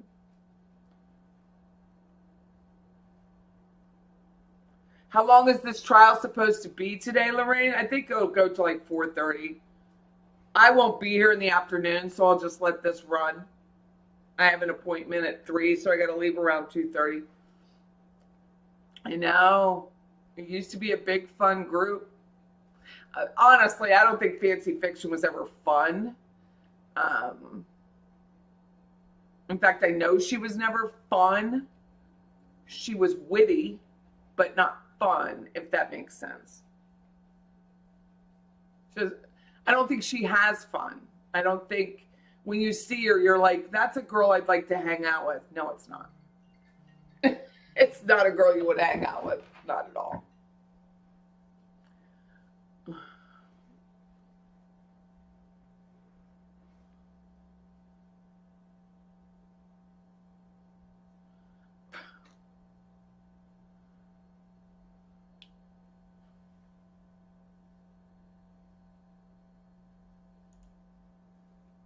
Yeah, I think so. But again, when you look at like 64 million channels and my site is like 4,700 and Fancy's is like 9,300 or something. You're just such a small cog in the wheel. You're big in the Adelson wheel, but that doesn't mean you're big everywhere else. It's like being because I went to Catholic school, and I ended at 8th grade and then went to high school at 9th grade. Well, 9th grade was I hated 9th grade so much. Just like they tell you, you're big man on campus and then you go to a bigger school and you're tiny. And that's what these people suffer from. Adelson wise, they're very big, 4,500 or 9 or whatever it is. But then when you go with the reality of it, they're just tiny, tiny, tiny people. No, she does not seem huggable. I'm sure she's loving in her own right, but she's so cold that you can't be near it. and to tell people what they have to do on their own channel. You're calling, like, remember this, doing that meet and greet? She literally called while someone else was airing it and then wanted to dictate how that airing was going to take place. And Susan from True Lifestyles let her. She didn't let her have her admin privileges. She wanted her admin privileges. That's how, like, insane these people are.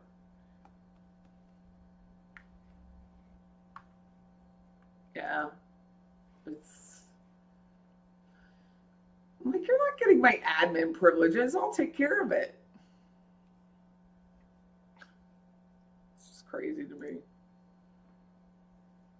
You love your dog. Aw. 2 says, I was on to her before anyone. I respectfully disagree, but made her laugh with my end sentence. She singled me out without naming in her next podcast. Ouch.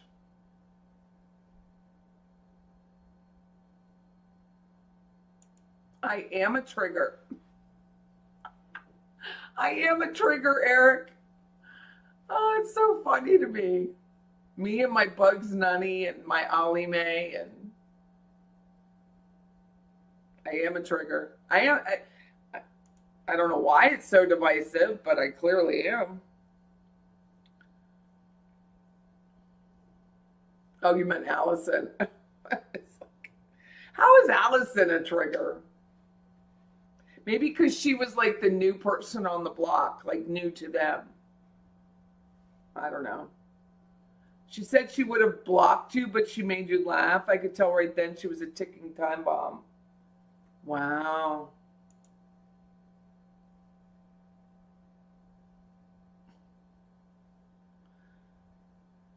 He's a bad boy. He's asleep. Pull my shirt up. Roscoe's asleep. They really don't like competition. Don't like it. But I'll never, ever get rid of that video.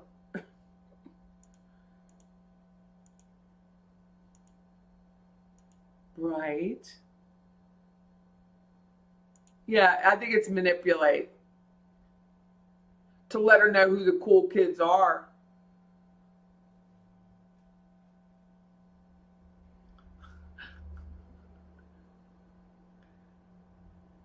Remember in Greece, like it's Pinky, this was Happy Days, but Pinky Tuscadero.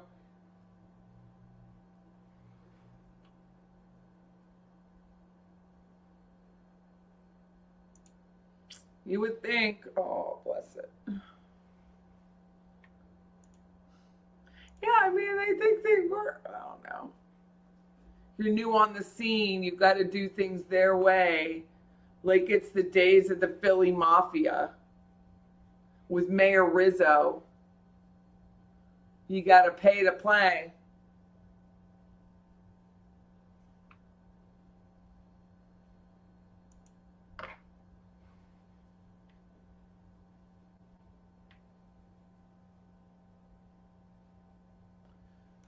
I do have...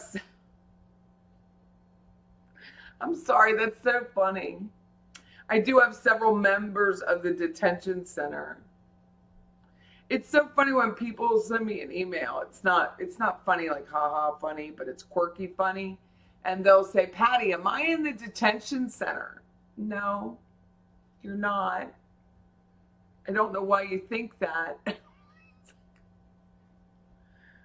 The pink ladies, thank you, the pink ladies.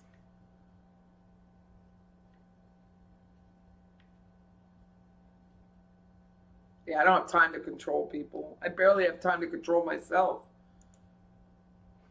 The wheat from the chaff, it all cleans itself out.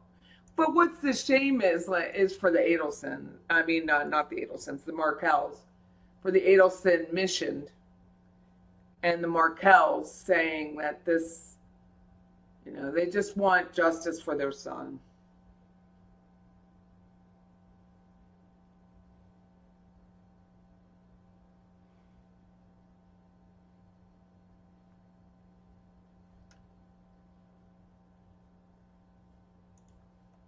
Kiss the ring. They thought it was a betrayal that I said hello. Not that you're a grown woman with a PhD. Like, think about this for a minute. Like, you have a PhD, right, Allison? Like, you're very, very smart.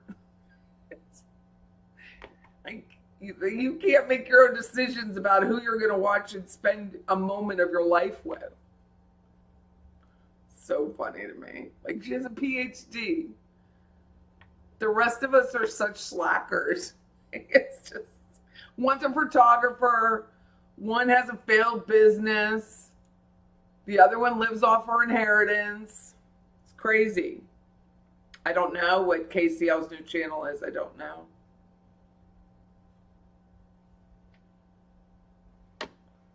You were actually afraid, Doris? I'm so sorry.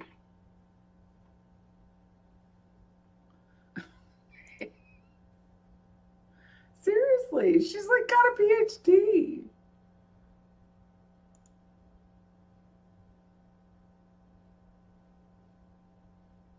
So funny to me. Let me tell you how to behave.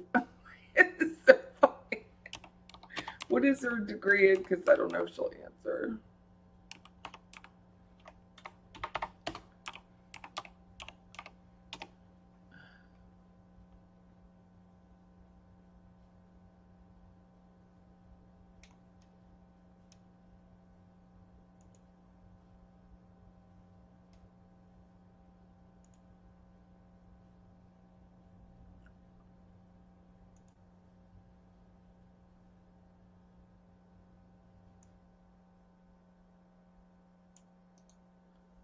I just remember seeing you have a PhD in something, and I'm like, what is this? Why are we even like having these conversations right now? A Yale School of Public Health. I'm sorry, Roscoe, about to die. Oh my goodness.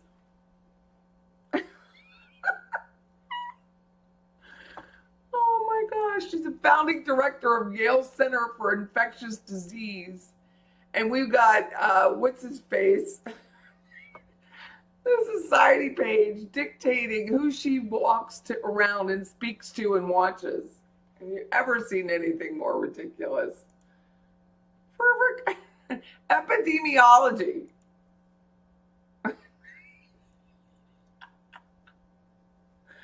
Oh, goodness gracious.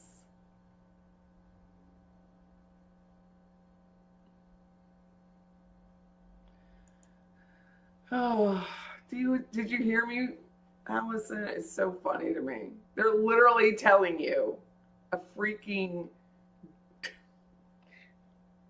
founding Yale Health Center. And then again, we're going to go to it.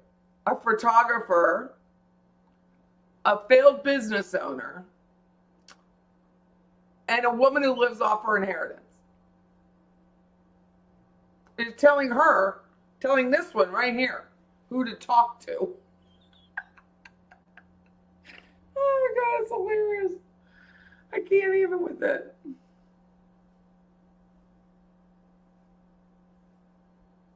Lord have mercy, what are we coming to? Martyr says it was a combination of things, including them feeling they had the right to be the mouthpiece. Well, that's just absurd. Does the Mark Care family have a spokesperson? Is Jared their technical spokesperson? Is he that it? Is he it? The beer guy?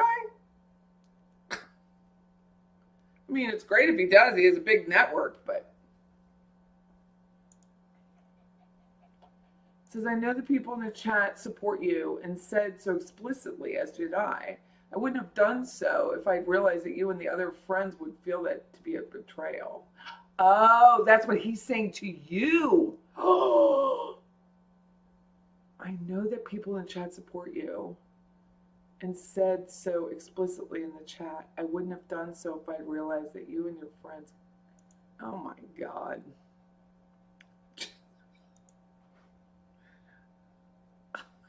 So funny.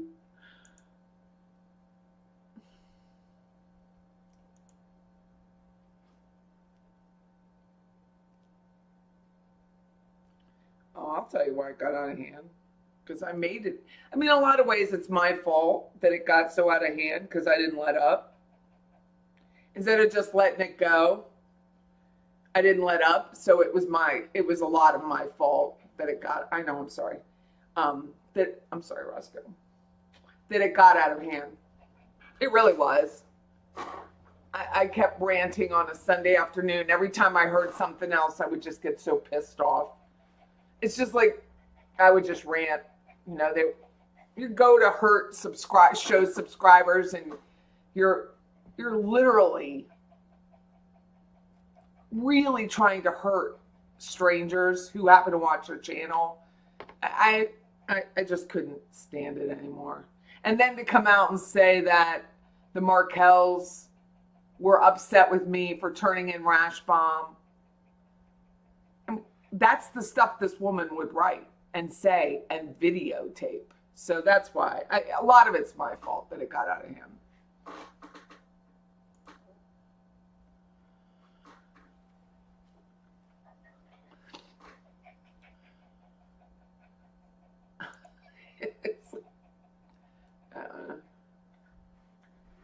Hopefully she's just like, I just want justice for my kid. I hope that's all she thinks.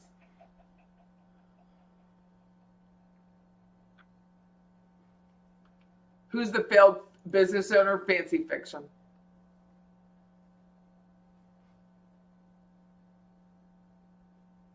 Fancy fiction.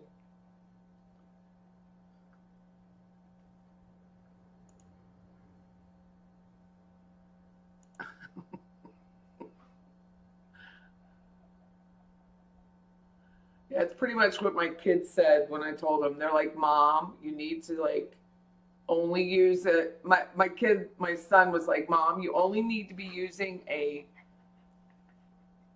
false name like people do on social media. I was like, I'm not doing that.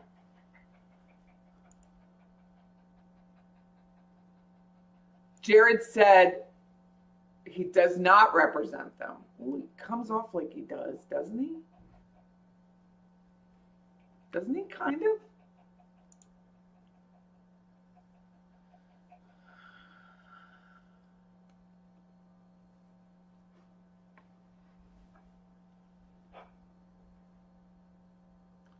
I didn't. I haven't watched her because of school. I haven't watched her. Make a judgment just that Judy had a glass. I haven't watched her. Oh, that's what you said to them. Oh, good for you. I was like, why would they say that to you? Well, thank you, Debbie, but I mean, I probably did make it worse.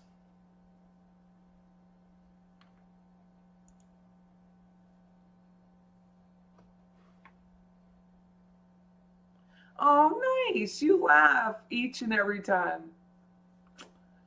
Yeah. I'll take the losers. It's not. I have the best subscribers. I know I do.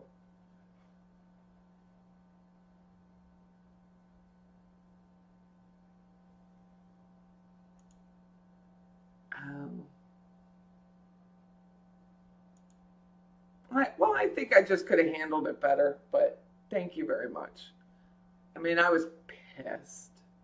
I was just so pissed.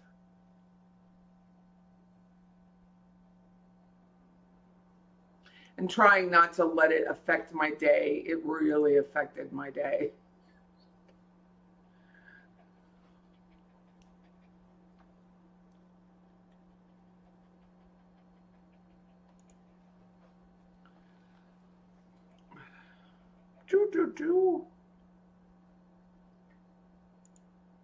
Wybie says, I knew she would implode because I've known her for being this way for many, many years, since Court TV forum days. Oh. Yeah, see, I'm new at this. I don't really Dude's a PhD. She shouldn't have to apologize for anyone. She could write one sentence and just be the smartest person in the room all the time.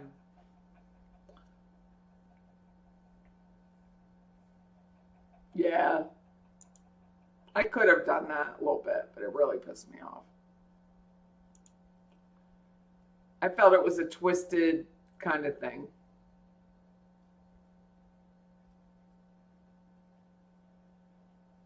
She really did.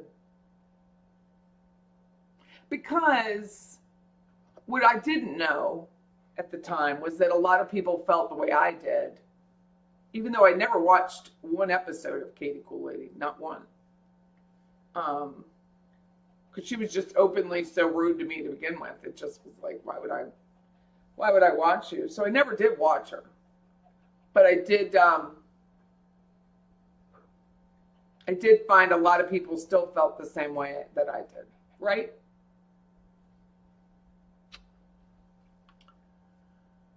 But I don't know. How can you have an ego with like 4,500? I mean, it's the same for me. 4,500 subscribers. There's just, I mean, I'm happy. I'm proud of it. But I don't have an ego about it. Does that make sense? You're reactionary too. I am. It gets in my head. I'm such an empath. I'm an Enneagram 9. I think it's an 8. I'm an Enneagram 8, so I'm super empathic, and it just really affects my day. She also had a business, human resources.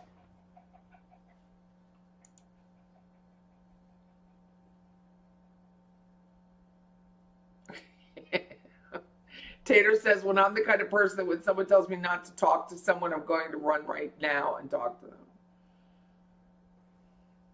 I can understand. I was titled, thank you. I don't. It's not. Who's the one living off the inheritance? Katie Cool Lady.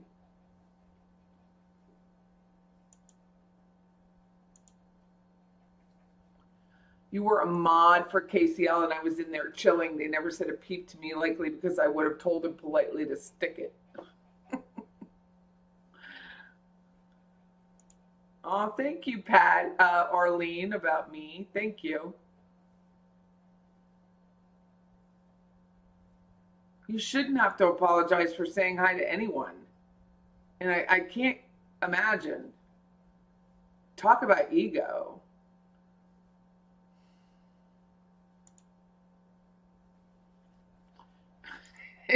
Eric says, murder by Maestro makes friends everywhere, doesn't he? Went down. I think Ross goes, oh man, now I need a lip brush. It wasn't the day to wear this, was it?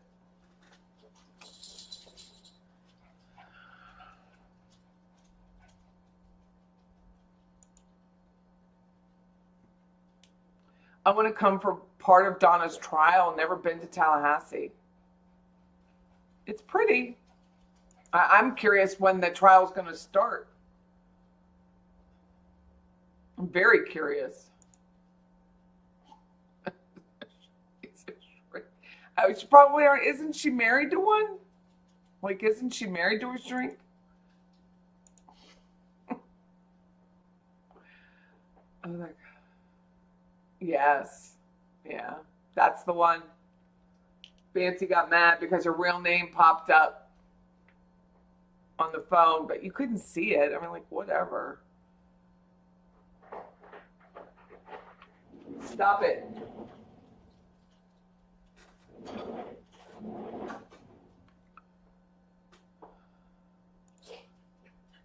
She should have. And Tim made such a big deal out of it. He was so nice about it. What? He made such a big deal about her call, which was really nice to play her up, but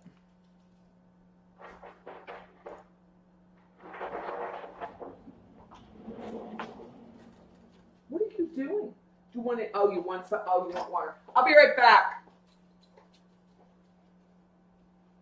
You're so smart.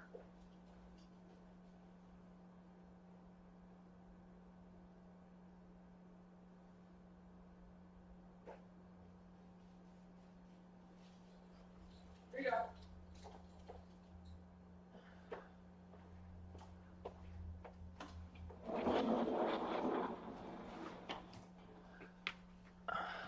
So I had Roscoe's water bowl in playpen that I have set back up for him, and he was scratching the side of the playpen to get to the water bowl. I was like, "Oh, you're so smart!" After I yelled at you.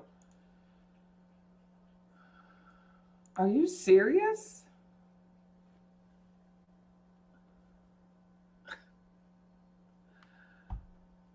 See, that's when you like. I don't like to block people because I want to know what they're doing, and you can't block them and know, but no.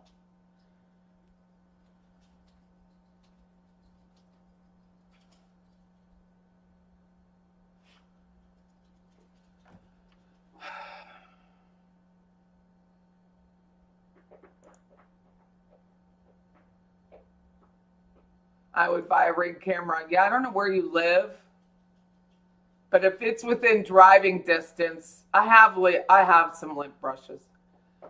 I buy them at like Marshall's or whatever and get a whole bunch. I have some.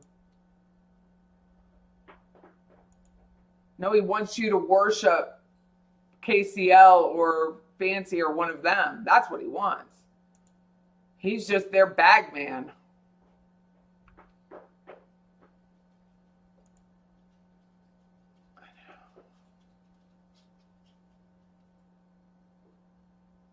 He's just their bag man. He's the one that's doing all the dirty work.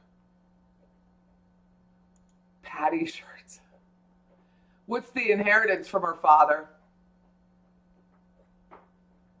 Her father was a psychologist and he taught. And her stepmother was a psychologist. I don't know if she got money. I mean, obviously can't see what the will was, but she got money. That's how she bought the lake house. I mean, I think she said it, so it's not like you do have to, if you do get from anyone who has such a criminal history as TSP does, it's only one incident that was reported and convicted. There could have been more, just not reported and convicted. We don't know. It's too old to find out, but because I tried. For sure. But you should report it. And even law enforcement's not going to do anything, but you should have a track record. Here we go. Judge is back.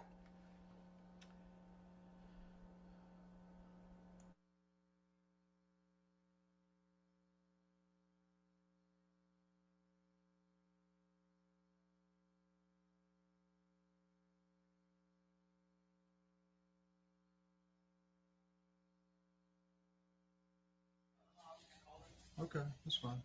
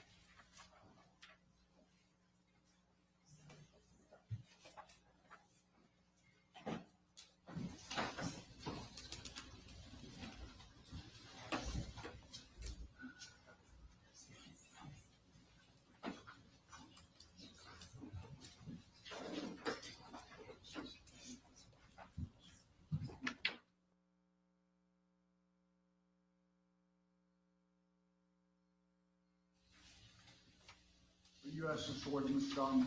No, Your Honor. Okay. Then here it is.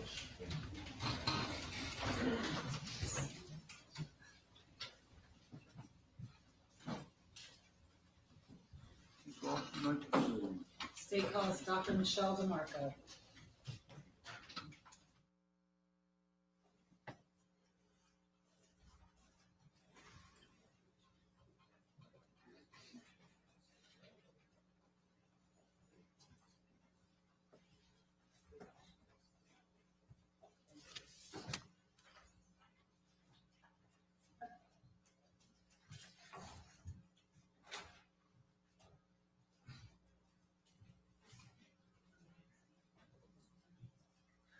If you could raise your right hand, please, ma'am. Do you swear or affirm the testimony you will give today in the matter of the state of Georgia versus Hosea Barr will be the truth, the whole truth, and nothing but the truth, so help you God? Yes, I do. Would you please take a seat, state and spell your first and last name?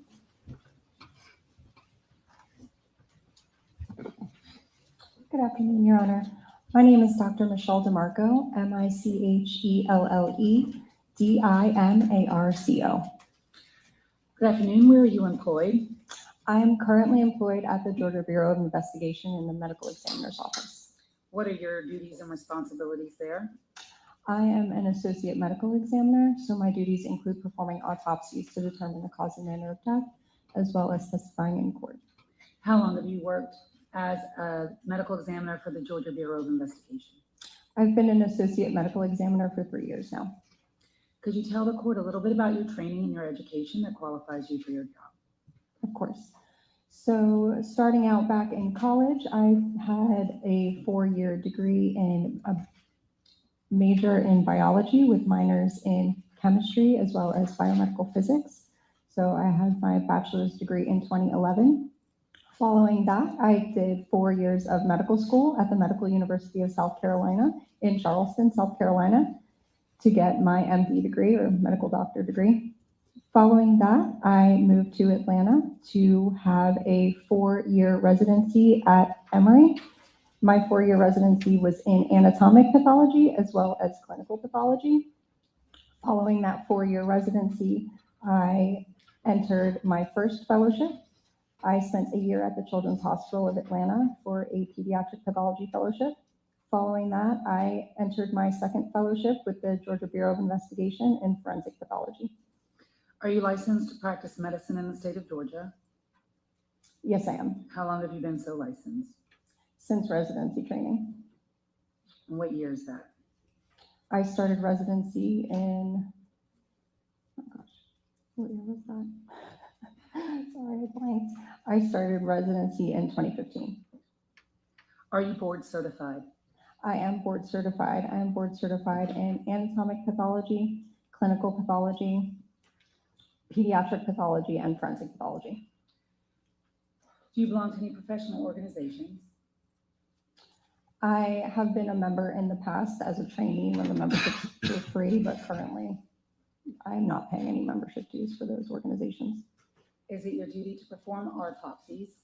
It is. What is an autopsy? So an autopsy, you can think of it as 3 components. So the first is our external examination, which consists of essentially a physical exam head to toe. Following that, we have our internal examination where we will remove all of the organs and examine them and dissect them. Following the internal portion, we will collect evidence and submit testing such as toxicology, and that's kind of the third ancillary aspect of our autopsies. And our autopsies are performed to determine the cause and manner of death. How many autopsies have you performed over the course of your career in training? Over 1,000. Have you previously been qualified before in a court of law as an expert in the fields of pathology and forensic pathology? Yes, I have. Approximately how many times? Over 10. And is this included in the superior courts of the state of Georgia? Have you testified as an expert in Georgia? Yes.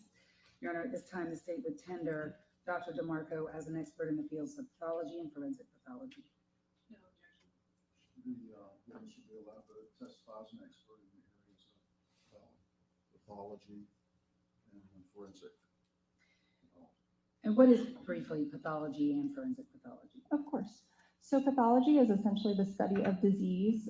My residency training was mostly spent in the hospital, in the pathology department, in the laboratory. So there's anatomic pathology, which is more so dealing with the tissues. So let's say, for example, you have a biopsy performed.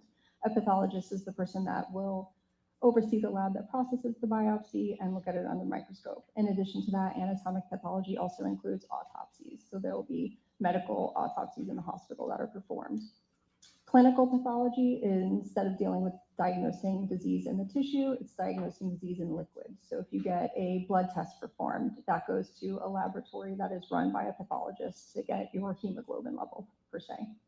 Then forensic pathology is a subset of anatomic pathology that deals with medical legal autopsies, sudden unexplained deaths that are usually non-natural, but natural also occurs as well. Were you the doctor that performed an autopsy on an individual named Laken Riley? Yes, I was. Would you tell the court, please, on what day and what time did you perform that autopsy? On February 23rd at approximately 8:35 a.m. Where was that autopsy performed? At the GBI headquarters in Decatur, Georgia. When you performed the autopsy on Laken Riley, did you photograph it? Photographs were taken under my direction by our forensic photographer. Thank you. And did you also produce a report summarizing your findings? I did, yes. And what is the unique case number that was assigned to Laken Riley? And did you use that unique case number in the photographs and in your report? Yes, that unique case number was used throughout. May I refer to my report so I don't misstate the case number? Yes, you may. Thank you. While she's looking at that, let me go ahead and make an announcement to the media that there will not be any photographs or any depiction of autopsy evidence going forward. The case number is 2024-1005107. And may I approach the witness, Your Honor? Oh, sorry, I'm going to approach the witness and I'm going to hand you a series of photographs. And what we have done, Your Honor, is made multiple copies of the photographs. The defense counsel has some at their table so that they can follow along. I'm handing Dr. DeMarco states 299 through 218. And I ask if she recognizes those, and I'm going to have an extra copy for the court so that she can talk about the photo by number and everybody can see it at the same time. Okay. Without having the need to publish the photos. I understand. But is there, they haven't been admitted yet? Not yet. Okay, so I'm gonna leave them right here Thank you, until sir. they are. Yes, Okay. I said that. Oh, 299 to 318.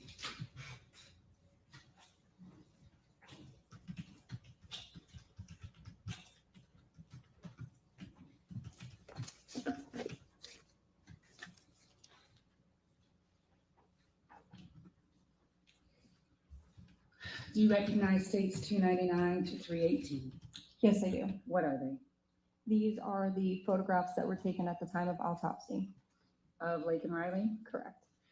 And her belongings?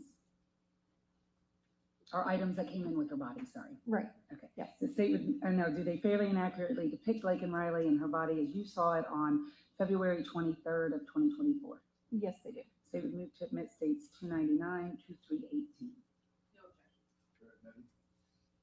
And in lieu of publishing them over to Elmo, Your Honor, if you could take those, thank you, for the court. So let's start first with, could you tell the court in what condition did you receive Laken Riley's body? Laken Riley was received to our office in a body bag with identifying tags on the zippers of the external surface. And is that what we see in states 299? Correct. And in states 299, do you see that unique case number that you just read to us? Yes. States 300, could you tell us what we're looking at there?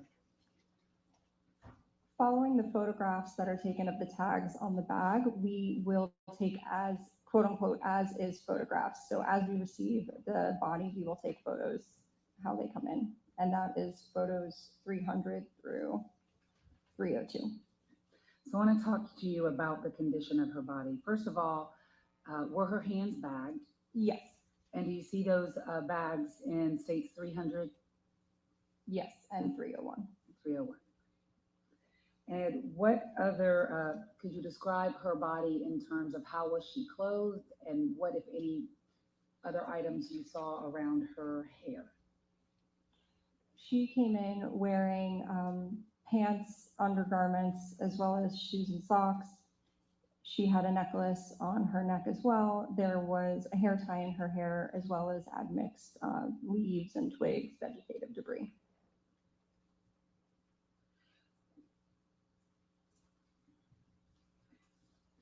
And are those items depicted in States 300? That is the vegetative debris. Do you see it at the top of States 300? Yes. In her hair? Yes. All right. And then moving to States 302, does that depict her bottom part of her clothing, her leggings, and her shoes? Correct. Could you please describe Laken Riley in terms of age, height, and weight? May I refer to my report for height and weight, just so that I'm accurate? She was 22-year-old female, 64 inches or 5'4", and 143 pounds. Did you observe any injuries to Laken Riley? I did. Can you globally describe them, and then we'll cover them in more detail? Globally describe the injuries that you saw, just in general terms. So Laken exhibited blunt force head trauma, as well as signs of asphyxia. What is asphyxia? Asphyxia is essentially the inability to deliver oxygen to your tissues and cells. And what types of actions can cause asphyxia? Where do you see asphyxial deaths? Asphyxial deaths can be seen in hangings, which are ligature strangulation. They can be seen in manual strangulation, as well as neck compression, either by somebody using their arm or doing an arm bar or chokehold or something like that. And at times, as a medical examiner, are you able to determine what type of asphyxia caused or contributed to a victim's death? In cases where we have good autopsy findings that would allow us to categorize them into one of those areas, we can. And in this particular case with Laken Riley, were you able to determine what type of asphyxia you saw? I was not able to categorize it. So how did you categorize it in your report then, or how did you characterize it? I just refer to it as asphyxia and not otherwise specified. So it could be manual strangulation, but you just don't have enough findings to say that. Correct. Could be compression? Correct. So you told us the global injuries. I want to start first with Laken's face and head, and then move down the rest of her body, if you could. Okay. So we're looking at States 303. Could you tell the court what we're looking at there? 303 is what we call our quote-unquote ID shot. So we take this for every case where we put the case number under the individual's face and take this photograph. Do you see any injuries to Laken's face? Yes. What are those injuries? Please, can you describe them for us?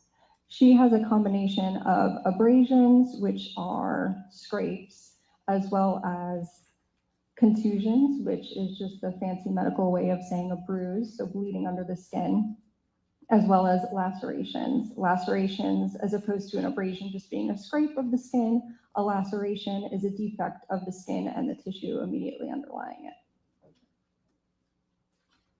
States 304, what are we looking at there?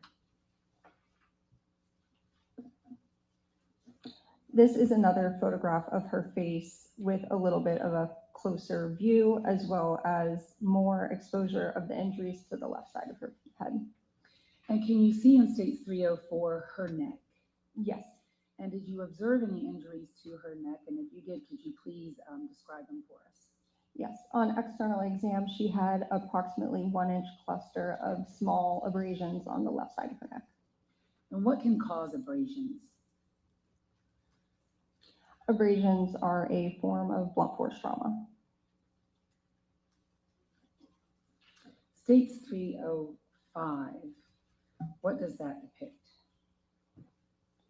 In this photograph, we have shaved away some of the hair on the left side of the scalp so that we can better see this cluster of lacerations that are on the left side of the scalp.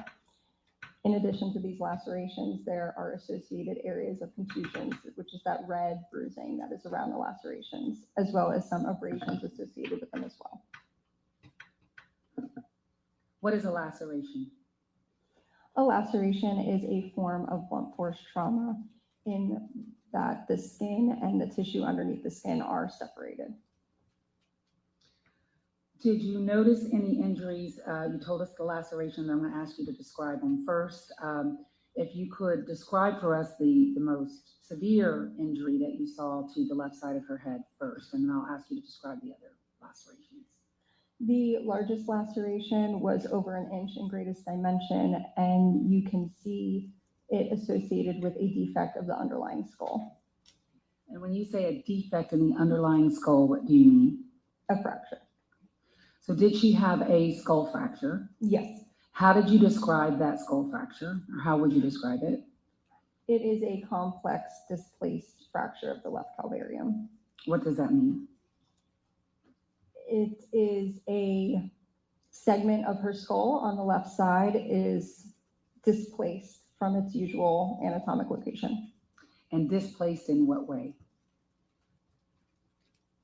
Displaced into the calvarium. Okay, so into her skull. Correct. There is a part of her skull missing that's been displaced inside her head. Is that a way of saying it? It's there, yeah. It's just displaced. Yep, into the skull. Into her skull. All right. And you told us how long it was. Is that what you described in 1 inch plus? The largest dimension, I could refer my report for the exact. I know it was over an inch. It is 1 13/16 of an inch, so just under 2. And is that the wound that we're talking about, the skull fracture? Is that the one in the center of 305, which would be the largest wound that we see in that photograph? Correct. And how deep was that wound? If you are measuring from the outer table of the skull, it was 1/4 of an inch.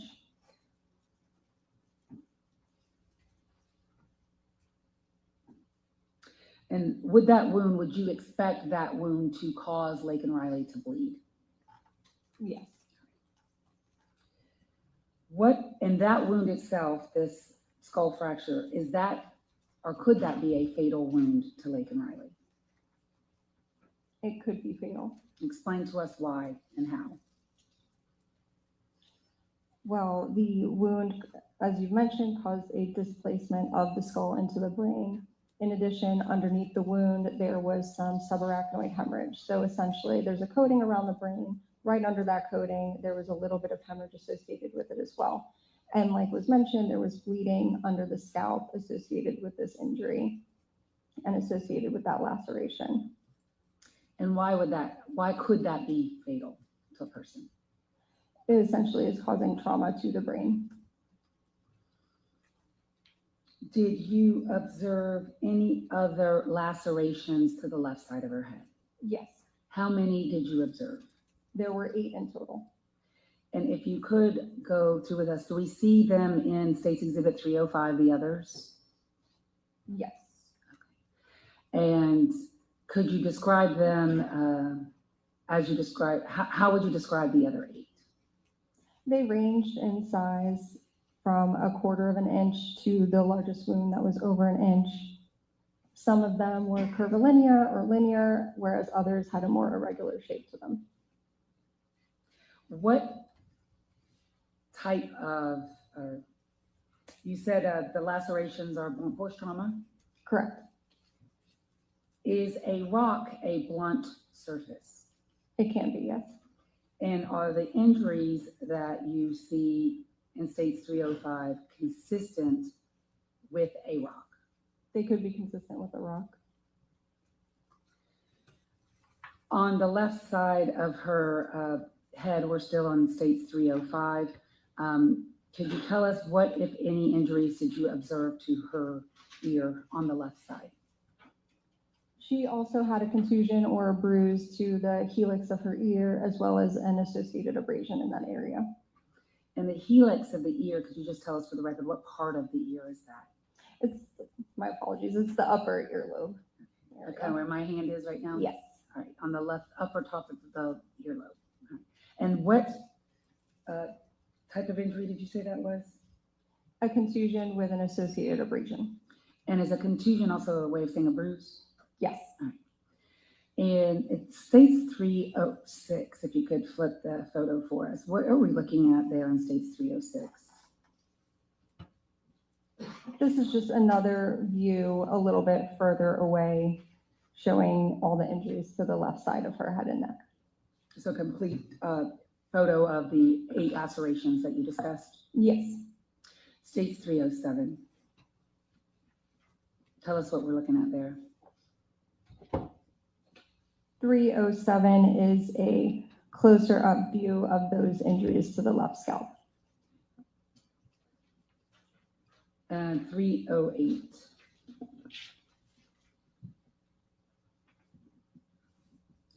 .308 is part of our internal examination. We will reflect the scalp from the head, and this view shows you the hemorrhage on the undersurface of the scalp, as well as a better view of the fracture of the skull. Of the left side? Correct. Did Laken Riley have injuries to the right side of her head? She did have injuries on the right side as well. Could you describe those for us, please? There was some discoloration over the right temporal region, as well as her temporalis muscle, which is the muscle that's kind of on the side of your head under your temple, had a laceration to it. It was hemorrhagic, so it was bleeding. And there was also hemorrhage on the undersurface of the scalp in that region. What type of injuries were those injuries? Also blunt force trauma.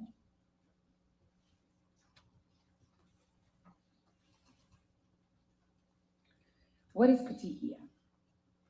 So petechia are very small punctate uniform hemorrhages that can be seen either in the eyes, on the facial skin, in the mouth, in instances of asphyxia. Did you see petechia at Laken Riley's autopsy? I did. Where did you see it? And I have states 309, if that would help you as well, if you want to go to that photo. There were petechia within both of her eyes, as well as coarser, larger hemorrhages associated with these petechia in her eyes. There were petechia of the skin surrounding her eyes, her periorbital region, as well as a small amount of petechia in the gingival mucosa, which is essentially the gum.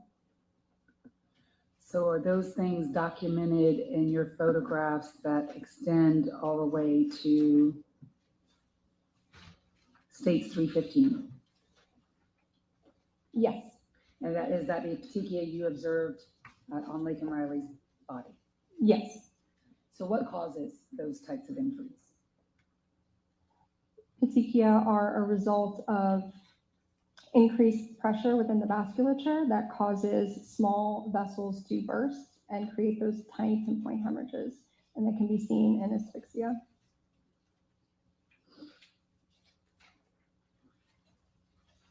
And do you know how long does it take approximately for someone to be deprived of oxygen before petechia can form? I could not say with certainty the time. And the manner in which she obtained the petechia, you've already pretty much told us about. It's asphyxia of some sort, right? Mm-hmm. Correct. And it could be manual, it could be compression, like someone sitting on her, is that right? It's possible, either manual strangulation or some sort of compression of the neck or chest. And had to be done long enough for her to be deprived of oxygen to her brain. Is that right? Yes. And what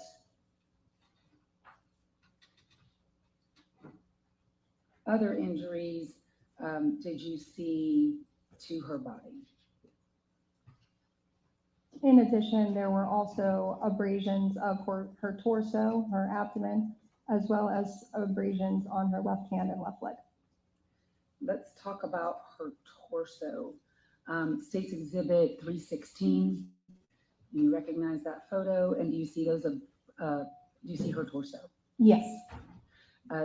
How would you describe the injuries that we see on the left side of her torso? These injuries are clusters of linear abrasions that are both parallel to each other as well as intersecting with one another. And there's a lower one, I want to talk to you about the lowest one that we see in 316, right above the measuring tape that has your unique case number on it. Do you see that injury? Yes. How would you describe that injury? That is also a linear abrasion. And this might sound like a really dumb question, but by linear, do you mean a line? Yes. And could these abrasions be consistent with something like a belt buckle or some kind of metal object? It's possible. Would these also be considered blunt force injuries? Yes. Would you consider these a brush abrasion? And when I say these, I'm talking about these linear injuries on her torso. I can't entirely exclude them having a brush component, but they don't appear to be the stereotypical brush abrasions that we can see. Why not? The stereotypical brush abrasions will have, and usually will have areas of like a coalescence. So you'll have those linear striation abrasions as well as a larger patch area as well. And I don't see the same features in this. Are these linear injuries consistent with something like a belt or a key or some object like that? They could be consistent with an object.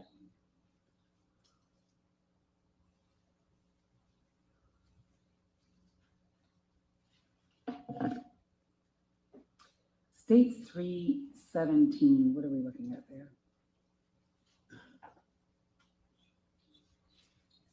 This is a photograph of her left hand depicting a small. Is that the red mark that we see above the measuring stick or tape that has your unique case number on it? Yes. States 318, what are we looking at there? Also the left hand, this is showing a linear abrasion on the left pinky. And these abrasions, are they also a form of blunt force trauma? Yes. I want to talk to you about the evidence that you collected at your autopsy. Were Laken Riley's fingernails clipped at autopsy? Yes, they were. And I'll put some gloves in front of you if you need them, Dr. DeMarco. Sure you will, but in case.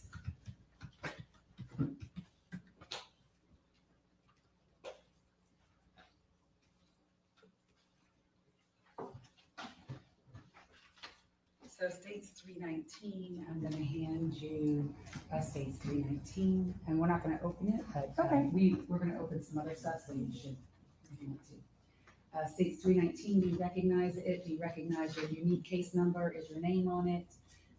Yes, it has my name as well as the unique case number, the county, and the name of Laken Riley.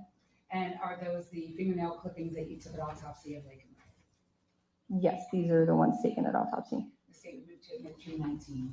No objection. 319 submitted. Did you perform a sexual assault kit on Laken Riley? Yes. Tell me what you did. What is that, and how did you do it in this case? A sexual assault kit consists of collecting evidence samples. So we took swabs of the vagina as well as the anus. And then we also collected scalp hair. And at your autopsy and in your examination of Laken Riley, did you observe any signs of a completed sexual assault? I did not observe anything that would make me believe there was a sexual assault. She had no anogenital trauma. In addition, I'm sorry, I forgot to mention the sexual assault kit also includes a swab of the oral cavity. So states exhibit 324, do you recognize that? Yes. What is it? This is the envelope containing the sexual assault kit. And again, do you see your unique case number, your name, and Laken Riley's name on that? Yes. State would move to admit states 324. 324 is admitted. Did you, at autopsy, or was there at autopsy a sample of Laken Riley's DNA obtained during that procedure, during that process? Yes, we obtained 2 blood stain cards.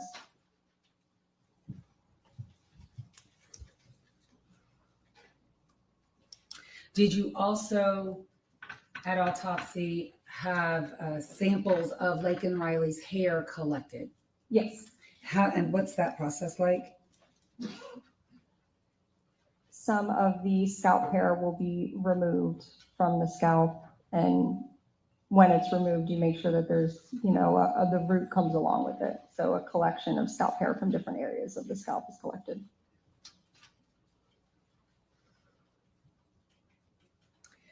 Was her clothing also collected?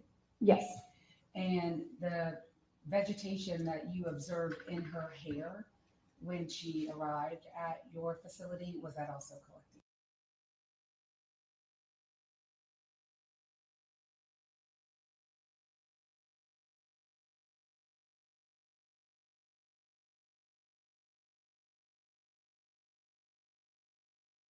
Yes.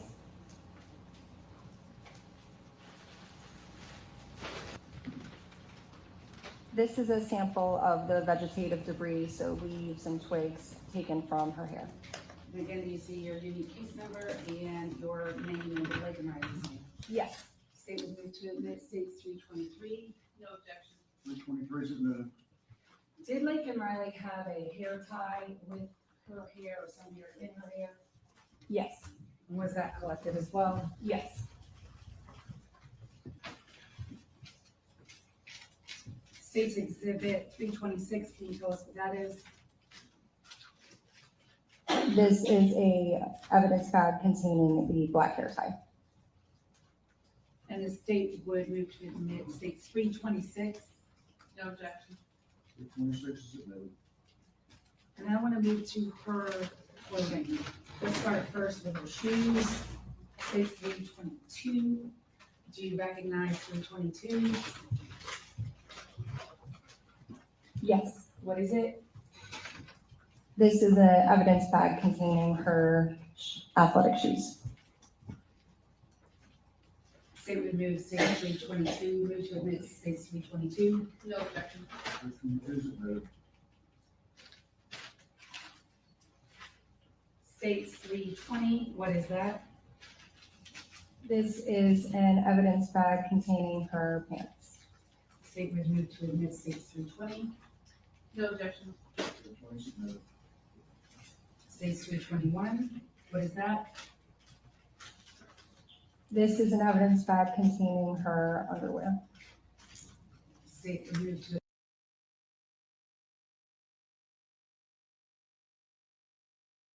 admit states 321. No objection. This is an evidence bag containing her socks. State would move to admit states 325. No objection. 325 is admitted. States 327.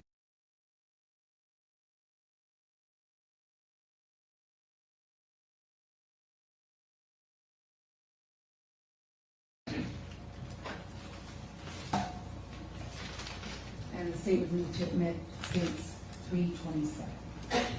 No objection. 327 is admitted.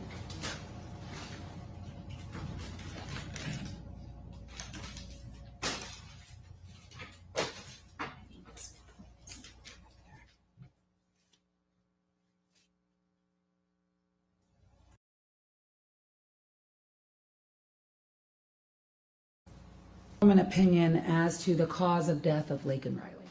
I did. What is that opinion? Her cause of death is the combined effects of blunt force head trauma and asphyxia. What is her manner of death? Homicide.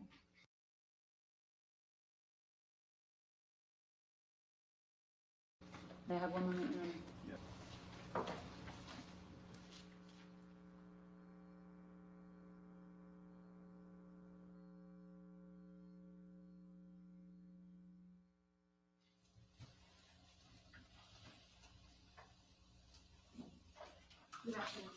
Good afternoon. Is hemorrhaging considered a subset of a cause of death, or can it be its own cause of death? Blood loss. Is blood loss considered a subset of other causes of death, or can it be its own cause of death? So blood loss or exsanguination is not usually a word that we'll use for a cause of death. It's more so a mechanism of death. The cause would be the blunt force trauma that caused the hemorrhaging, if that makes sense. That was my next question. So in this case, the blunt force trauma, it's not just the trauma, it would be possibly also the bleeding that came from that. I think they're pretty intrinsically linked, but yes. When I look at your report, I just want to make sure we're looking at the same document. Do you have a 6-page report in front of you? Yes. And the top says official report, and then it has the GBI sigil on it. Yes. When I look at your report, it has a section called case individuals. Did you fill that out? I did not. That is automatically populated with this case number? Yeah, it's just, excuse me, it is automatically populated by our LIMS system, which is Laboratory Information Management System. Do you know who decides how to categorize these 4 individuals? I do not. And just for the record, is it true that it lists the victim as Laken Riley, Correct. the subject as Jose Antonio Ibarra, Correct. elimination Argenis Ibarra, Yes. elimination Diego Jose Ibarra? Yes. Did you measure Laken Riley's fingernails before they were clipped? I did not measure them, but I examined them. How would you describe the state of her fingernails before they were clipped? They were intact. They were not broken. Is it true that there was blood on the inside of the fingernails? I would have to refer to the photograph to see, but I know that there was soiling of the fingers, specifically blood. I would have to look at the photographs. In other words, you can remember that there were blood on the fingers, you just can't remember if they were underneath the fingernails? Mm-hmm. Okay. Is that a yes? Yes, sorry. No, you're good. The scratches on her torso, you'd agree with me that they're in a variety of lengths? Yes. There's also a little bit of variety of the width of these scratches. A small amount, yes. And you were discussing with the state the possibility that they were brush abrasions. Can you explain what you mean by brush abrasions? So when we say brush abrasions, we're just giving a characterization to their appearance. So they have an appearance where there was some sort of movement across the surface. So for example, someone could get brush abrasions by dragging somebody across the surface. That's possible. And you can't eliminate the possibility that some of these scratches are brush abrasions. I can't entirely exclude it, but I don't favor that they are. Do you have an opinion as to whether these scratches could have been caused post-mortem? I do not think that they were postmortem. And why not? These scratches showed something that we call a vital reaction. So when you see red discoloration in the area of the injury, that is an indication of bleeding. And you will not see bleeding into the tissues in a postmortem injury. Does that differ depending on how close in time to the death that happens? No. So if somebody is deceased and then the next second there's a cut, wouldn't that also have bleeding associated with it from the blood left in the body? So the bleeding that goes into the tissues is a effect of the heart pumping. So the heart needs to be pumping to have the pressure to push that blood into the tissues at the injury site. And so you're saying you didn't notice, I'm not going to put words around, I'm just trying to repeat, you didn't notice signs of blood being pumped through those wounds, or you did notice signs of blood being pumped through those wounds on the scratches? Yes. Okay. Just one moment.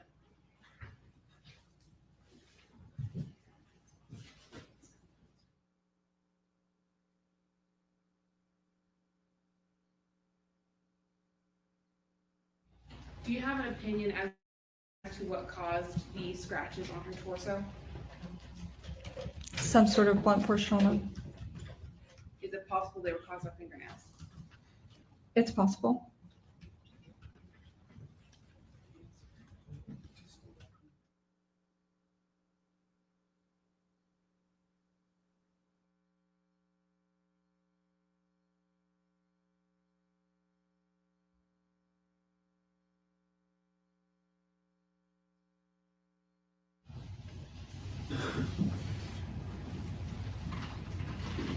I don't have any other questions. Redirect. Briefly, when asked about, the marks per torso, you said, I don't favor, that they are called brush abrasions. Could you explain that to us, and what do you really mean about I don't favor that? They don't have the stereotypical appearance of what I would call a brush abrasion. And that's why when you say you don't favor, they are, what do you mean by the word favor? I mean, based on my experience and the brush abrasions that I've seen, these have a slightly different appearance, but I cannot entirely exclude them being from a brush injury. And you answered the defense counsel's question. It's possible it's fingernails. It's also possible that it's an object. It's possible that it's anything that could have caused blunt force trauma to her in this manner. Correct. Okay. That's all I have. Thank you. Anything else, Ms. Beth? I don't think so, Your Honor. All right. Can she be excused? Yes, sir. Any objection? From the No defense? objection. Okay. You're excused, doctor. May call your next witness. The state calls Annie Kissler-Rowell. Annie Rowell. May I have 1 moment to notify the people? Yes.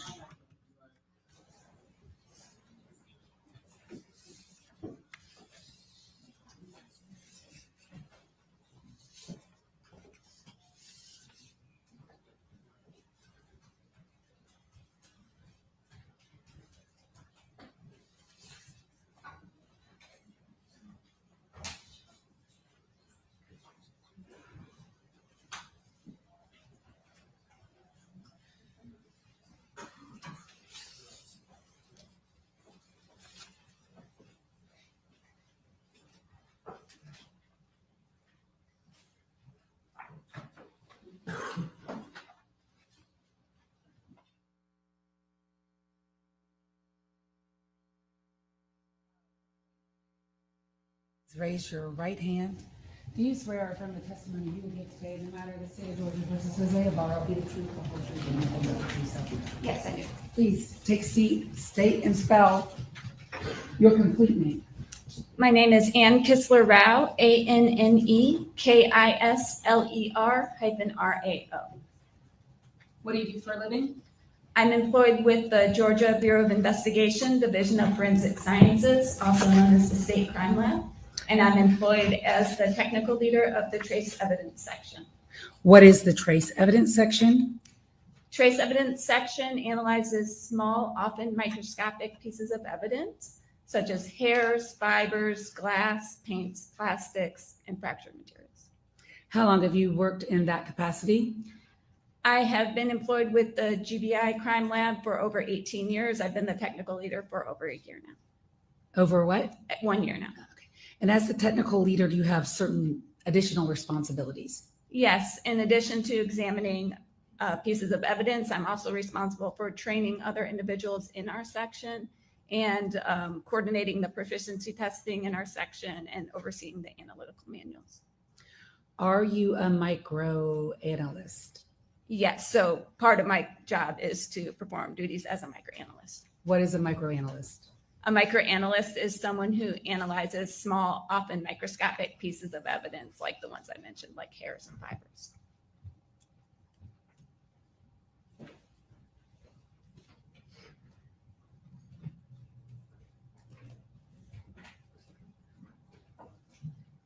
Would you describe to the court, please, your training and your education that qualifies you for your job?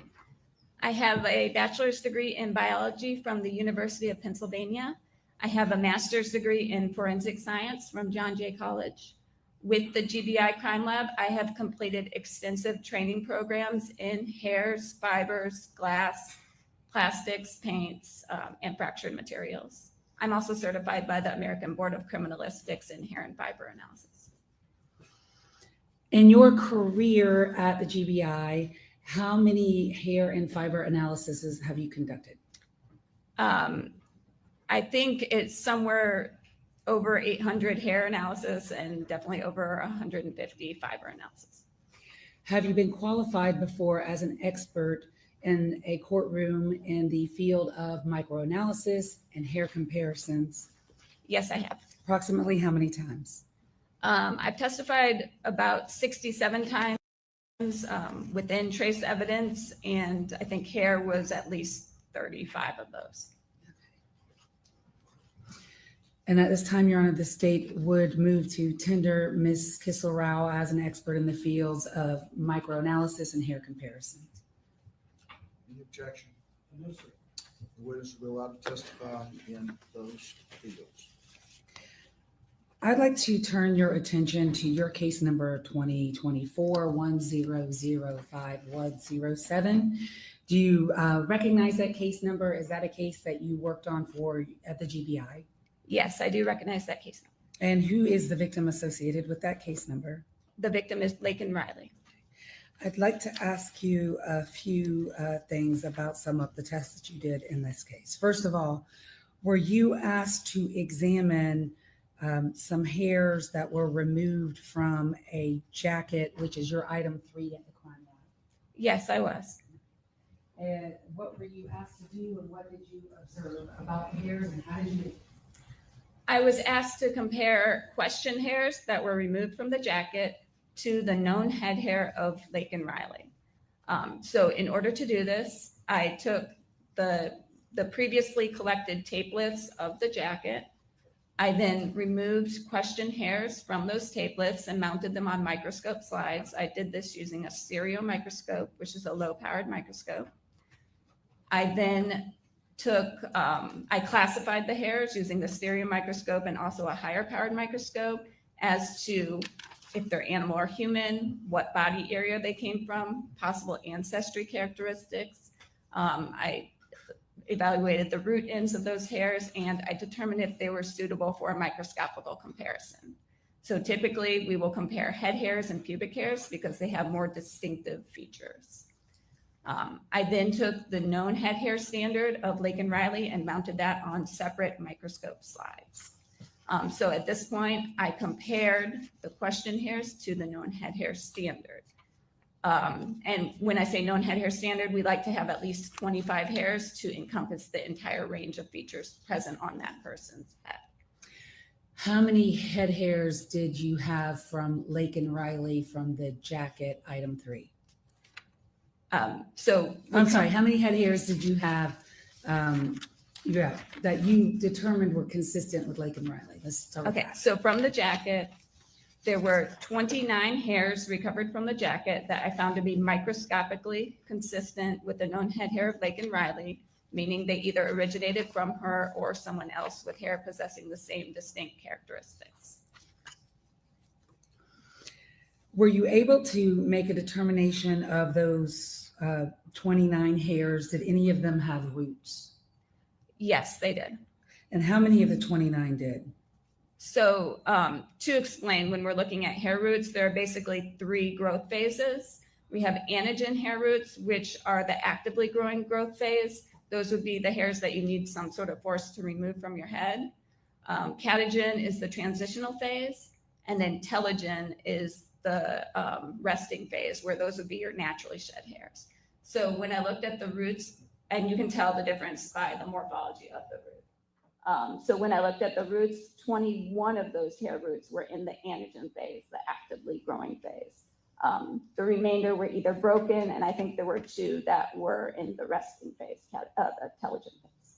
And were you able to form any type of conclusion about those 21 hairs and how they may have been removed from her head? So because they were in the anagen phase, some sort of force was needed to remove those hairs. Some sort of what? Force. Force, okay.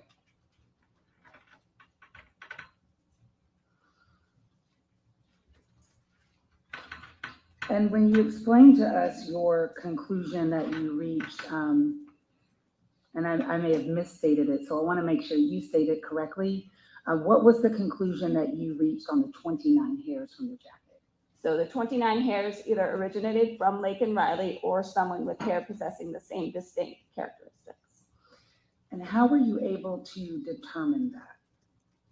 So in order to perform my comparison, basically the basic structure of a hair that you're looking at is the main body of the hair is called the cortex.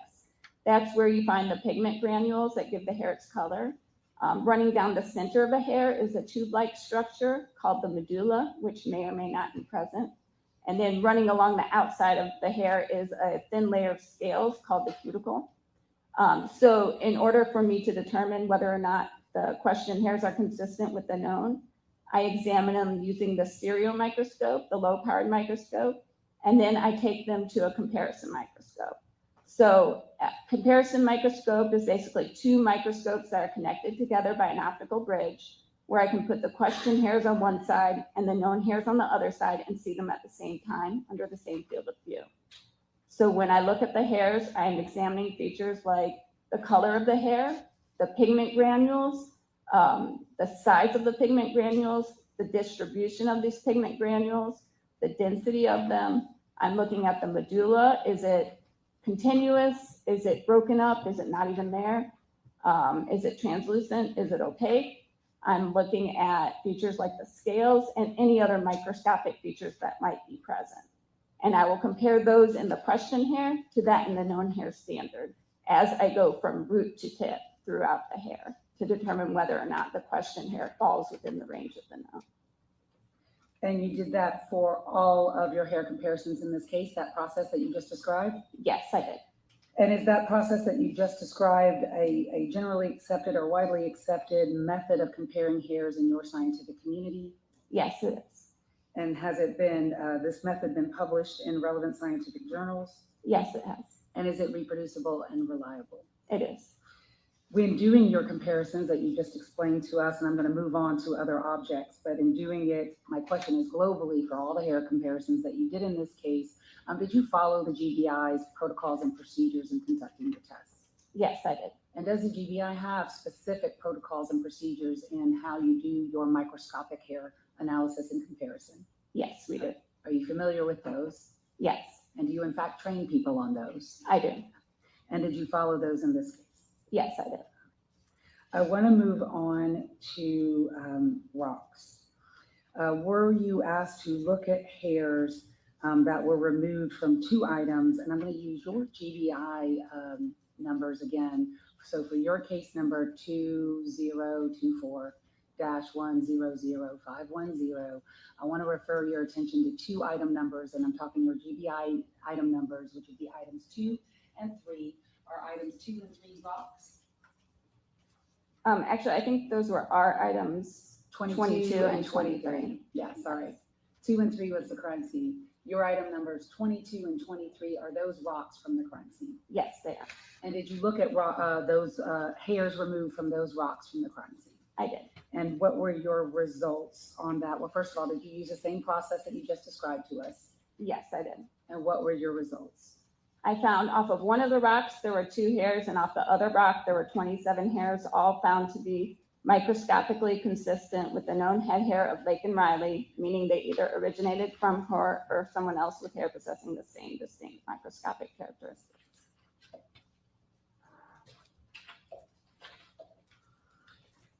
And finally, I want to ask you about a pair of underwear. Were you asked to examine Laken Riley's underwear that was removed at autopsy? Yes, I was. And what is your GBI item number for that item of evidence?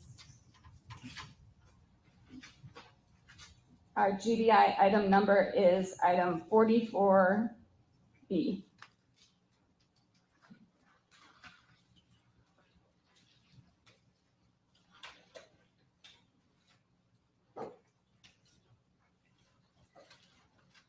I am going to hand you what has already been admitted into evidence as State's Exhibit 321. Open the bag, I want to, yeah, go ahead. Yes.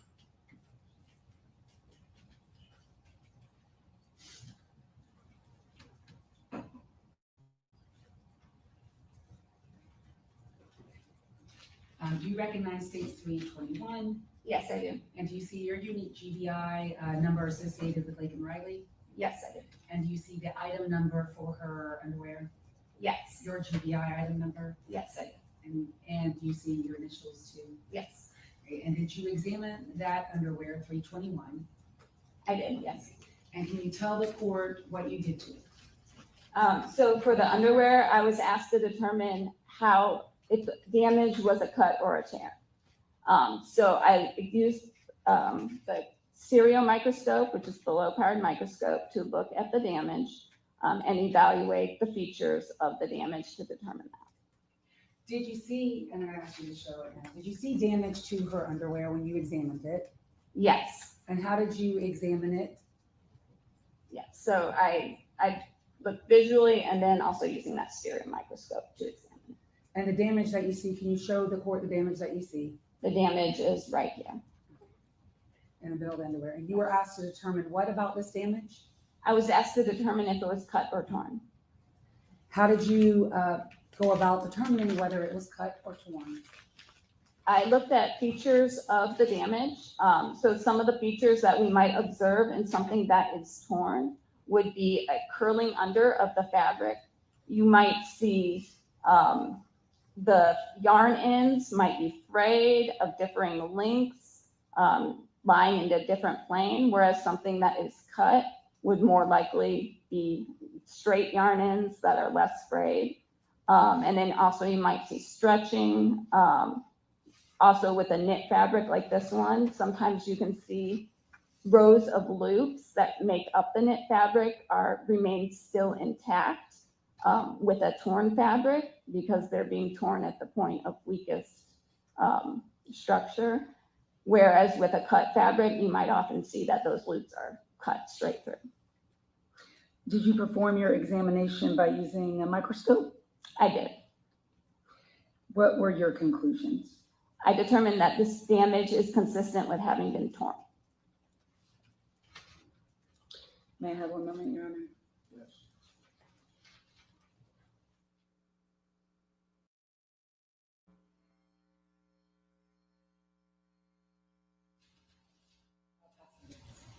You may cross-examine. Good afternoon, ma'am. So let me ask you just a couple questions about the hair comparison that you testified about. Well, first of all, I heard you say that that the methods you use are published in scientific journals? So the methods that we use are recognized throughout the scientific community as acceptable methods. And there is a standard published that describes the methods. But that wasn't what Ms. Ross asked you, if their methods were published in scientific journals, and you said Scientific journals have been published that have used the same methods. Could you point me to one? Sure. There's one journal by Hauk and Boudoil that was discussing the discrimination of microscopical hair comparisons versus the results of mitochondrial hair comparisons. What year was that? I don't actually, I don't recall the exact year. It was Journal of Forensic Sciences. Are you aware of any public scientific publications outside of forensic sciences, like an academic science journal that has published a peer-reviewed article on hair comparison? So most of the hair comparison articles are within forensic science journals that I am aware of. And those are the scientists like yourself who testify in court. Some of them might testify in court. But I mean, that's what forensic science is. It's the use of the application of science to legal investigation in the courtroom. Yes, and there are people who work at universities who also work within the forensic science team. Okay. I read about one FBI study from 2002. Are you familiar with that one? Could you explain? Well, it was the one where they found that in 80 cases that there was an 11% error rate based on the comparison that the microscopic hair examiners had compared against when the mitochondrial DNA was examined. So that's actually the article that I mentioned. So yes, they did find that about 90% of the hair comparisons were in fact verified by a mitochondrial DNA exam. Of the ones that were not verified, a lot of them were more lightly colored blonde hairs that had less features for comparison. But it did conclude that 11% of the examiners were wrong in that test.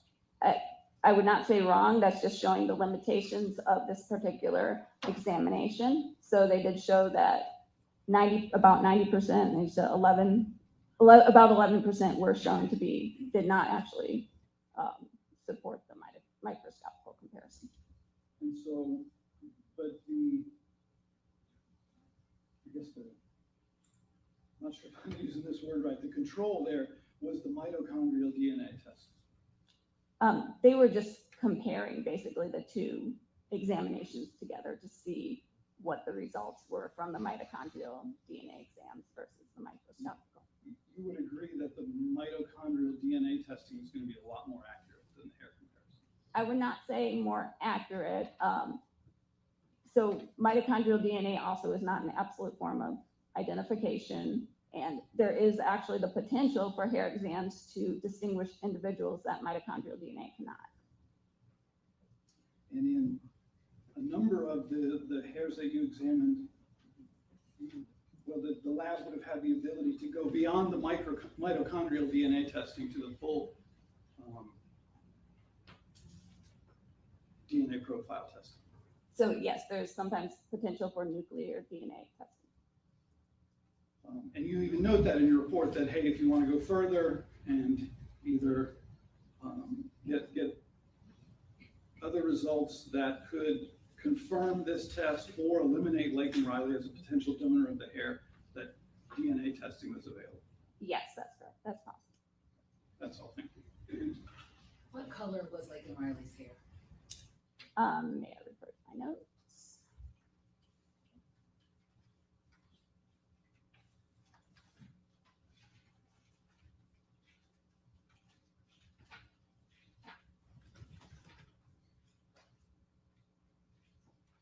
So I have it described as a medium brown, and then a lot of her hairs, the longer hairs, got lighter towards the tip of the hair. That's all I have. Thank you. Anything else, Mr. Godwin? No, sir. Okay. Is she excused? Yes, sir. You're excused. Call your next witness. The state calls Katrina Ostapovich.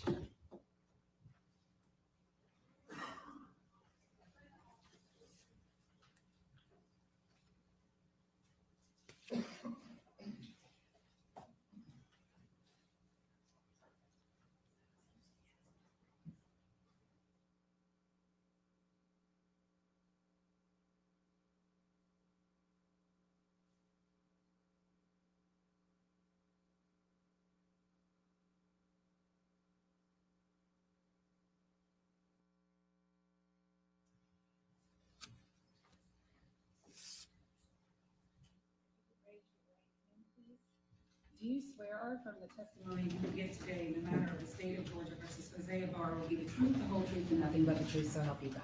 I do. If you could please take a seat, state and spell your first and last name. My name is Katrina Ostapovich. That is Katrina. Last name Ostapovicz.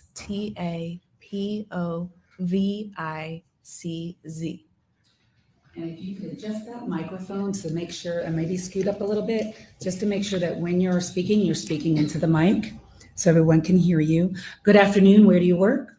I work at the Georgia Bureau of Investigation, or GBI Crime Lab. What are your duties and responsibilities there? I am a forensic serologist, so I test evidence that comes in to the forensic biology department for the presence of bodily fluids, semen, saliva, and blood. How long have you worked there? A little over 3 years. Tell us about your duty or your education and your training that qualifies you for your job. I have a master's in biomedical forensic science from Boston University. I also underwent approximately 6 months of training at the GBI, which included mock casework and written and oral exams. And what, in general terms, I think you've already told us, but as a serologist, how do you look for the presence of blood, semen, and saliva? I perform testing. The majority of it is what's called chemical color change tests, or essentially I add different chemicals to small sections of a sample or a stain item.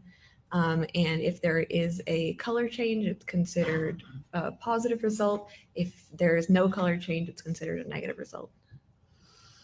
How many items have you had the opportunity to test in your time at the GBI for the presence of blood, semen, and saliva? I'm not sure, hundreds at this point. And in doing your test at the GBI, are you familiar with your policies and procedures? Yes, I am. And do you all have policies and procedures about how you're supposed to perform your job? Yes. And did you follow those in conducting your test in this case? Yes, I did. Have you previously been qualified before as an expert in the field of forensic serology? Yes, I have. At this time, Your Honor, the state would tender Ms. Ostapovich as an expert in the field of forensic serology. Objection.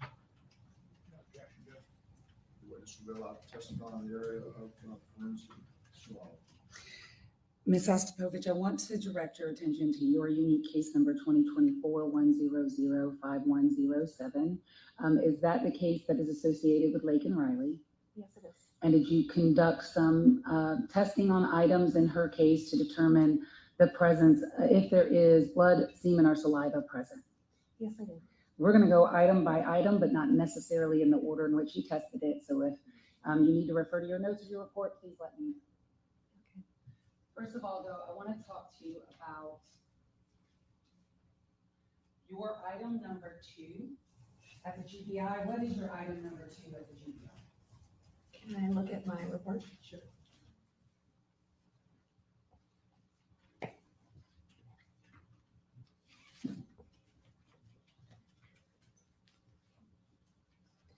My item number 2 at the GBI is a sealed package containing 3 black gloves.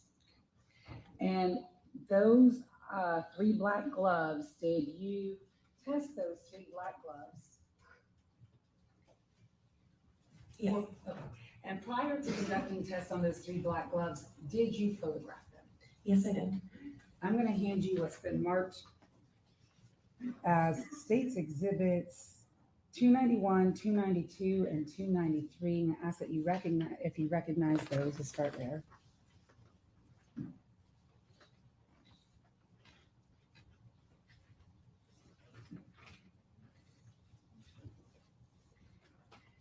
Yes, I do. Do you recognize 291 and 293? What are they?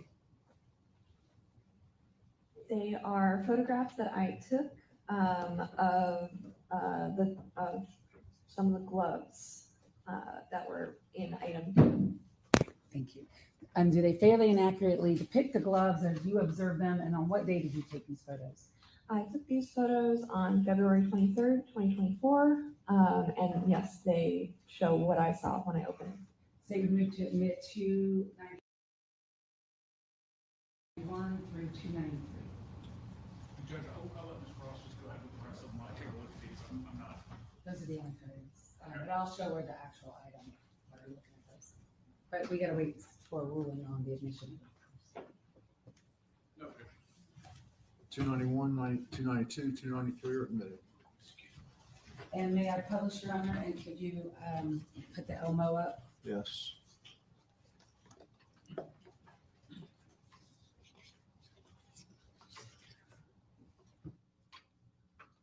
Starting first with States 291. First of all, where were you when these photographs were taken? This was at my workbench in the serology lab. Okay, so you're at the crime lab? Yes. Did you observe any damage to these gloves? Yes, I did. What damage did you observe, and can you see it in the photograph 291? And if you can, if you could use a pointer, there should be a pointer next to you. Show us with the pointer. Go ahead. Can I stand? Yes, you may, so long as you keep your voice up. Okay. And if you could, just make sure you keep your voice up so Madam Court Reporter can hear you, but she's turning, I think, so she can hear you. Okay. Okay. So there was quite a bit of damage on these gloves. The most notable was there a large tear or rub mark, I suppose, right here in between the thumb and the forefinger. And was there holes in the thumb area of the gloves? Yes. Can you show those to us? So yeah, you can see it right around here. Okay, and you're circling the thumb area of the glove on 291 for the record. Yes. Was there more than one hole in these gloves? As far as I recall, yes. States 292. What are we looking at there?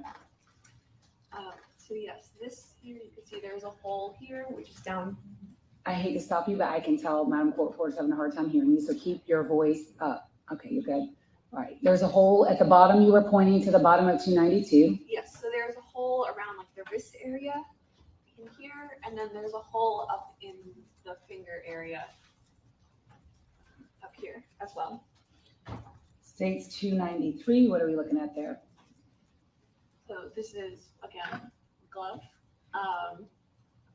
and then there is a hole up here on the finger up here, and one up in this finger up here, and then there's some tearing down here as well. On the thumb area? Yeah, that thumb area. Thank you. You can resume your seat. And these were admitted, or we wouldn't have shown them. Thank you. So in front of you, I have a bag. If you could just look inside that bag, do you see your initials on that bag?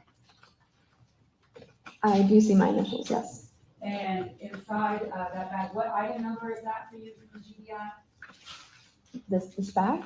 Yes. The bag is item number 2. All right, and so in that bag, would that be the gloves that we saw in the photographs? Yes. Can you tell us what you did to the gloves that we saw in the photographs?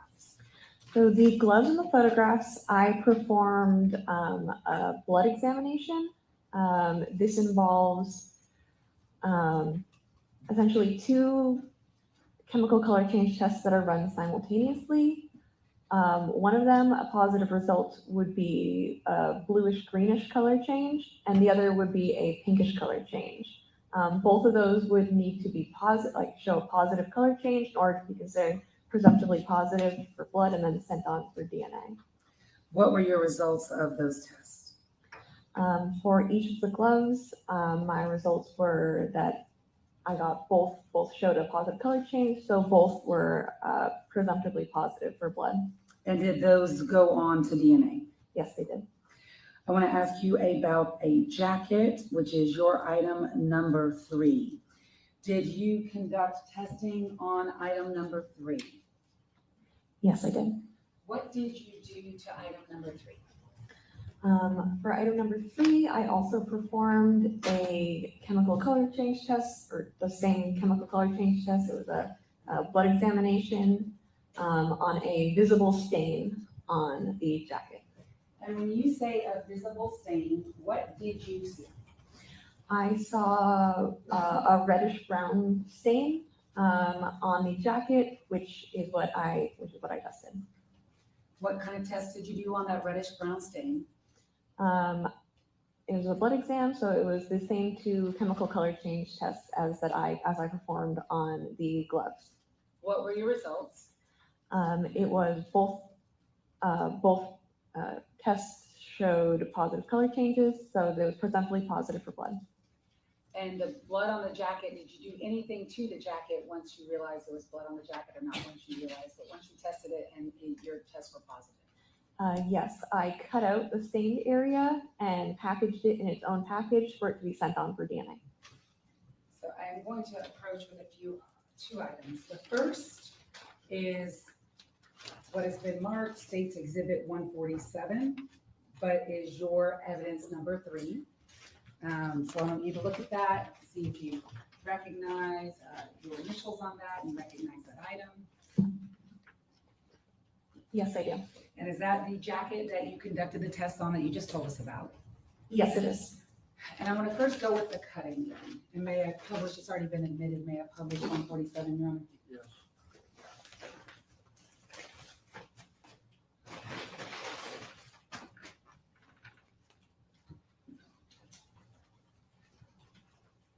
Can you show us on 147 where you did your cutting? Yes, so I took a cutting from right here, which is the shoulder area. So that would be the jacket. left shoulder area of the jacket? Yes. Where we see the white? Yes. Okay, that's your cutting. Yes, it is. States Exhibit 176, what's that? This is the envelope that I placed the cutting into, and that was then sent on for DNA. And do you see your initials on that 176? Yes, I do. And your unique case number? Yes, I do. State admit states 176. Any objection? 176. So this might sound like a silly question, but when you tested the jacket for blood and your results were positive, does that mean there's blood on this jacket? It means that there's likely blood on this jacket. My tests are presumptive, so I can't say with absolute certainty that it's blood. And then it goes from where to from you? Then it gets sent on for DNA testing. And what did you observe about the stain that caused you to test it? So blood has a distinctive reddish brown staining. So when performing blood exams on large items like pieces of clothing, I look for reddish brown stained areas, and those are the ones that I test. And did you see reddish brown stains on the jacket? Yes, I did. I want to ask you about a part of a tree. Did you test part of a tree? Yes, I did. What did you do to that part of the tree, and what is that item number for the GBI? The item number for the GBI is item number 24, I believe. And I performed the 2 chemical color change tests that I had mentioned before for both the gloves and the jackets. I performed a blood exam. What were your results? Both tests gave positive color change results, so presumptively positive for blood. And was that sent on to DNA? Yes, it was. 2 rocks. What are the item numbers? Did you test 2 rocks? Yes, I did. What are your item numbers of those 2 rocks for the GBI? For the GBI, the item numbers are number 22 and 23. What did you do to those 2 rocks? I performed a blood exam, so those same 2 chemical color change tests. And what were your results? And did you do that for both rocks, for the record? Yes, I did for both rocks. Okay. What was your results for both of those rocks? For both rocks, both tests gave positive color change results, so they were presumptively positive for blood. And where did they go from there? They were then sent on for DNA. Finally, I want to ask you about a black Adidas hat. Did you test a black Adidas hat for the presence of blood? Yes, I did. What is that item number for you at the GBI? That would be item number 39. And I want to hand you what's been marked for identification purposes as States Exhibit 151. Ask that you, first of all, do you recognize or see on States 151 your unique GBI case number? Yes, I do. And do you see the item number that you just told me was the hat? Yes, I do. And can you look inside of that item number quickly? It's open already. You don't have to do it quickly, but I just want you to look inside. Yes. And what do you see inside of States? What's my number on the inside?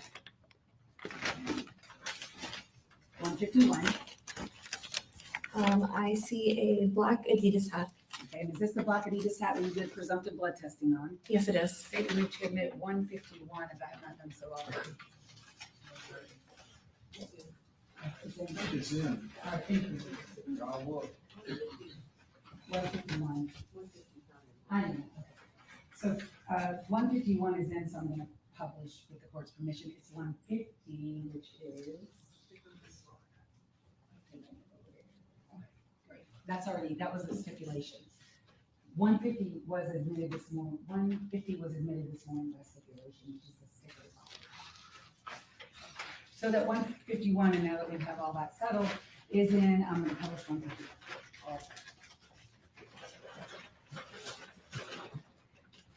Can you tell the court, I'm going to hand you 151 now, it's out of the bag. Where on that item did you test for the presence of blood? So I tested for the presence of blood on each of these circled marks. So one on the brim here, and then I believe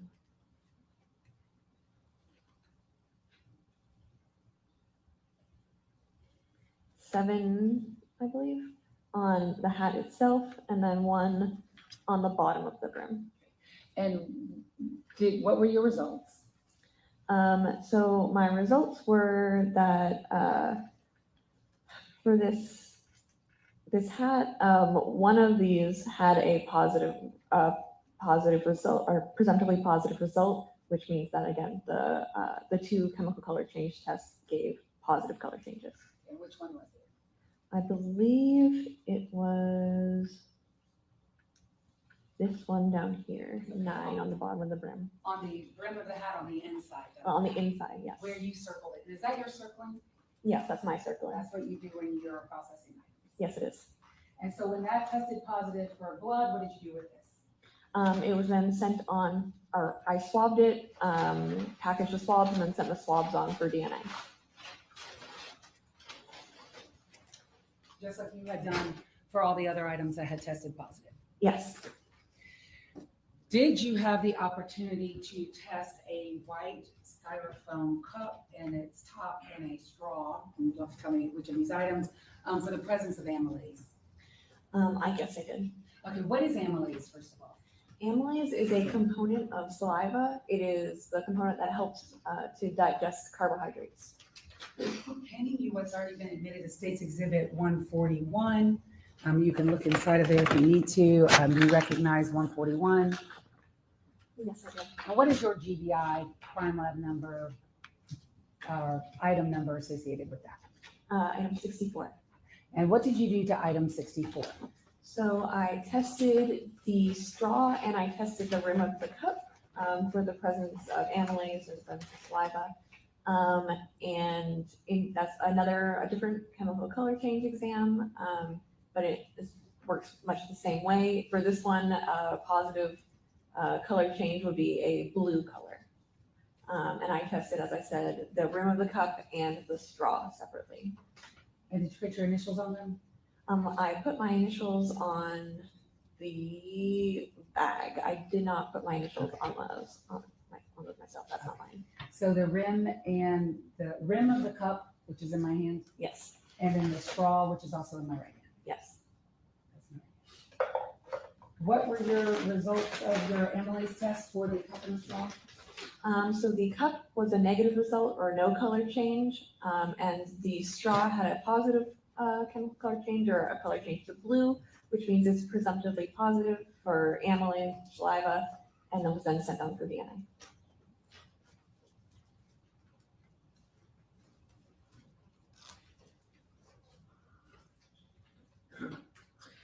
Did you examine all of the clothing of Laken Riley for the presence of semen or seminal fluid? Yes, I did. How did you do that?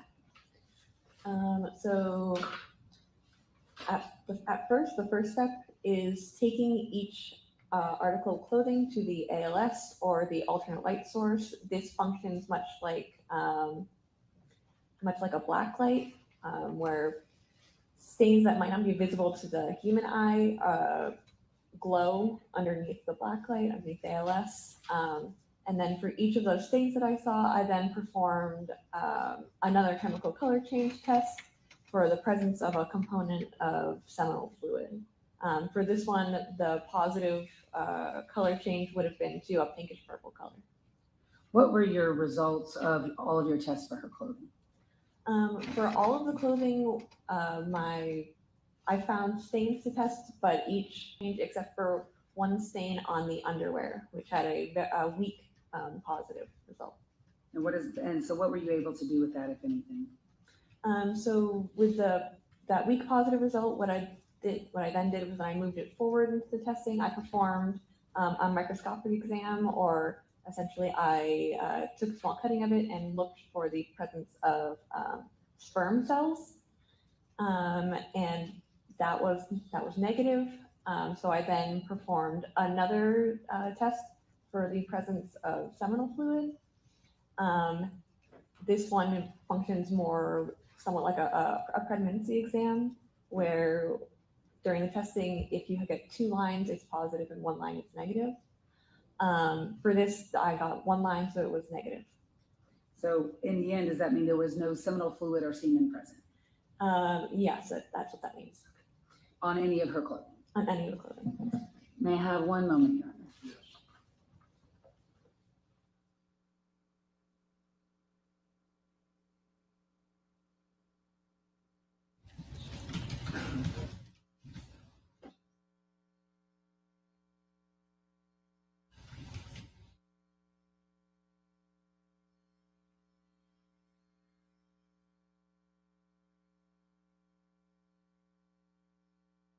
I'll pass the witness.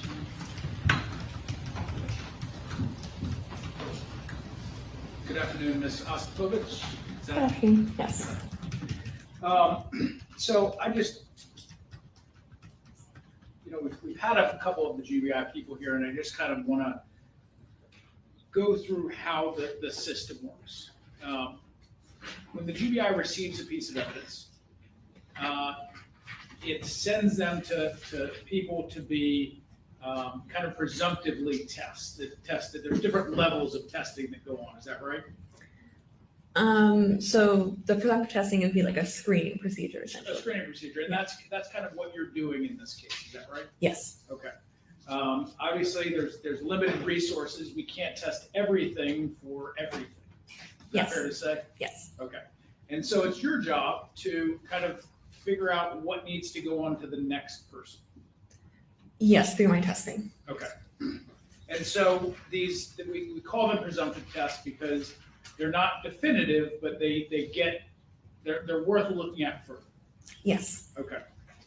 And so when you looked at the gloves in this case, did you notice whether or not they were whether you could only wear them on one hand or the other? I'm going to say dexterous, but it's ambidextrous is the word that I'm looking for. I'm sure there's a better word for it. No, I did not. As I said, they were quite torn up. There was a lot of holes in them, and as with a lot of gloves, including the ones I'm wearing right now, they can be put on either hand. Okay. And so there's no part of your examination that would tell you which hand any of these gloves were being worn on? No. Okay. And you mentioned some holes that were, you said the biggest one, it sounded like it was between the thumb and the index finger. Is that right? As far as I can recall, yes. Okay. And there were also some holes on one of the thumbs. Is that right? I believe, yeah, there was some tearing on one of the thumbs and then on some of the other fingers as well. Okay, and some of the other fingers. Did you measure those at all? No, I did not. Okay.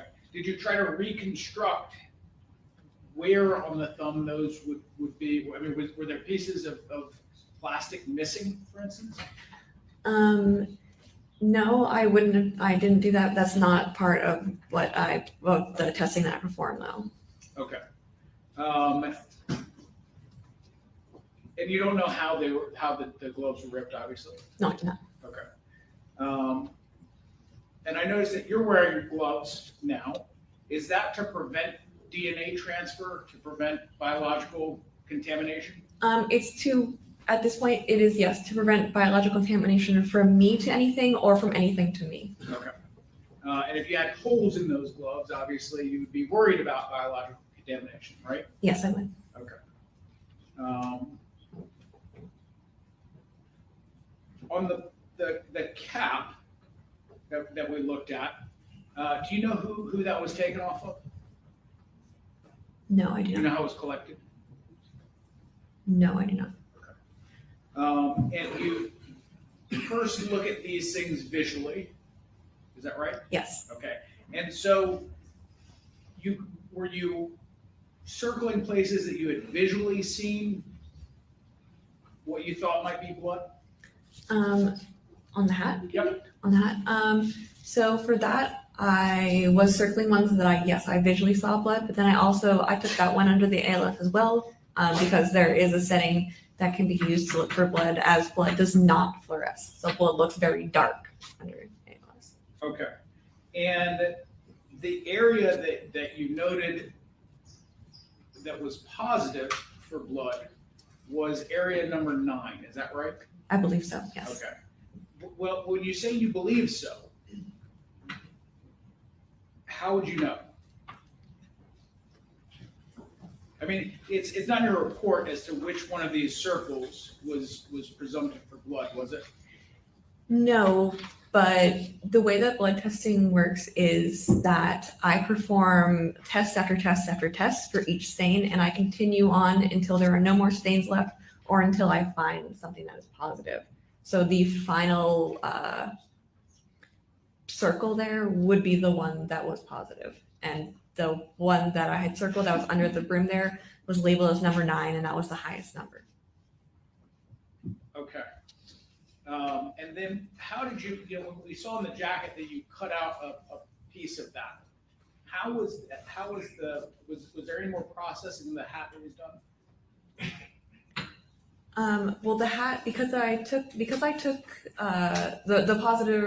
presumptive positive result that I got was on the brim, which would not be feasible to cut. That I swabbed that and then sent the swabs on for DNA. Okay. You also performed the semen analysis, which is the last thing that you talked with Ms. Ross about. I just want to be clear about something. There were some presumptive tests, and again, we have layering of things to make sure we're right on this. There were some presumptively positive tests, but ultimately, there was no semen or seminal fluid found on anything, any of the clothes that you were sent as part of coming off Laken Riley. Yes, so there was one stain that had one positive result, but overall, yes, there was no semen or seminal fluid on any of the clothing. Okay. Had there been anything that was positive from your end of however many layers you have to go through, you would have sent that on for further testing, correct? Yes, I would have. Okay, and that would have been sent to be DNA tested, correct? Yes, it would have. Okay, that's all the question I have. We're direct. No, sir. Excuse. Yes, sir. May we approach quickly while she's. Yes. You're excused.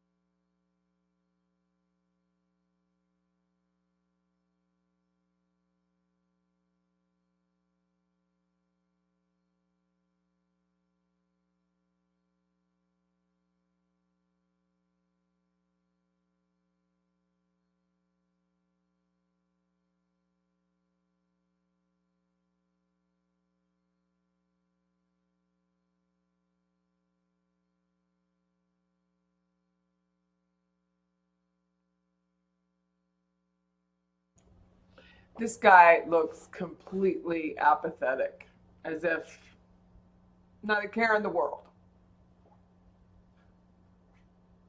Absolutely insane. As far as stand-up, I would love to go. I watched this black woman on YouTube. I think she's very funny. And she talks about her daughter all the time. Must be her only child. My daughter wouldn't appreciate it. But that is what I want to talk about. Like, I just think she's so funny, and she doesn't think I'm funny. So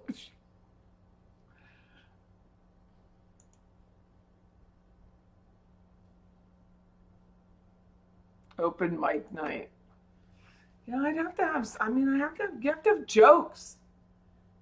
There is a, where is it, Birds? Have you guys local to Tallahassee been to Birds? And they do an open mic night. And I'm so judgmental about the comedians, like really judgmental. We used to have a comedy club here, but we don't anymore. What is it called? They have the best burger in the whole world at this place, too. Bird's Aphrodisiac is what it's called.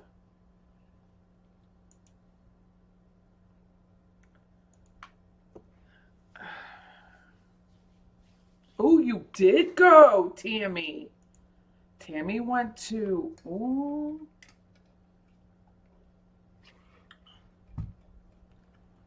I think there's that gay bar, 934 or something it's called, on Tharp Street. They may do it. No, Birds is open. The comedy club that we had on Tennessee Street, that closed. Birds is still open.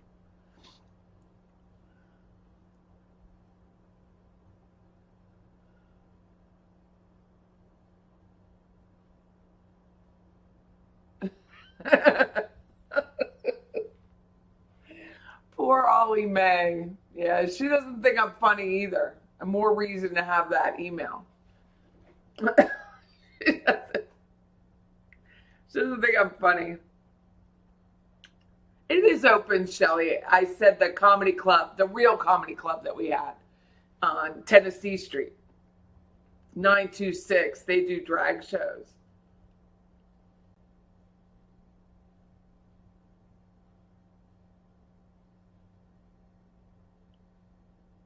Yeah, I love comedy. I would love to go. I watch comedians all the time.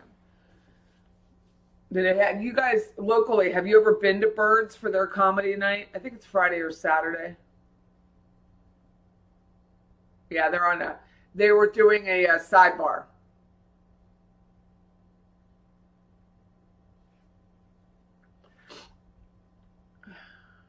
What's the bark, Shelley? How do I not know about this?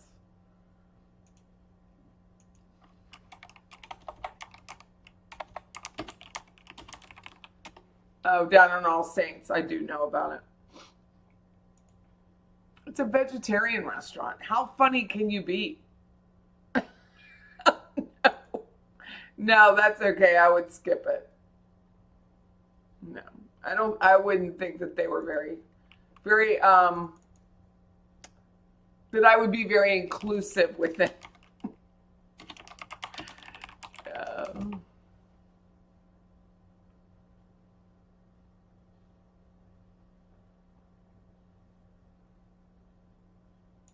The Comedy Zone, that's what we used to have.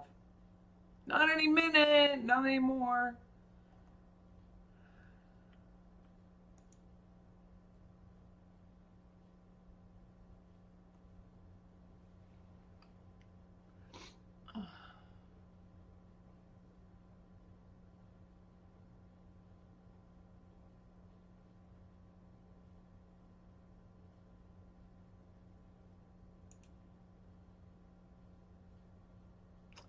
They say it's Wednesday at Birds, but I know I've been on a weekend. I can't imagine that I was able to drag my husband out there.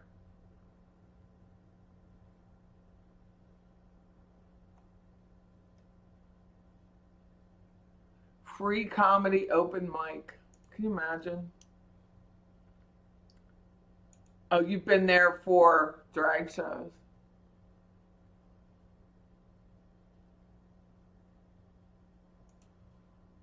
Yeah, I don't know how long that hearing will last. It's not till 2:30, so it's going to be. I bet it's at least 2.5, 3 hours.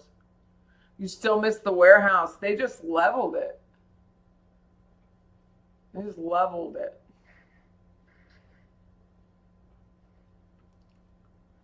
You made sure you got a seat far from Andrea and Bob Matthias. Those two.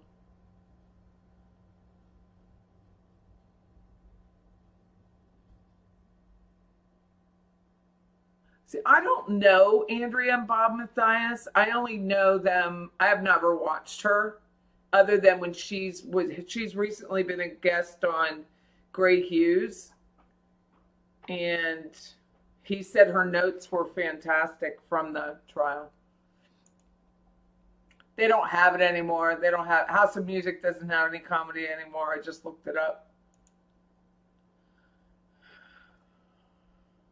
Oh, I think vegetarian joking is funny, but I don't know that they would think vegetarian joking is funny. When in doubt, you can always tell fat jokes. Everyone loves a fat joke. Everybody. Oh, Bob Mata.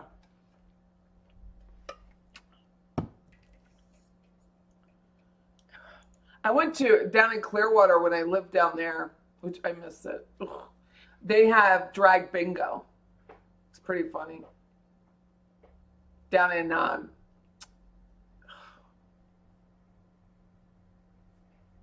what is it called? Oh my God, my brain.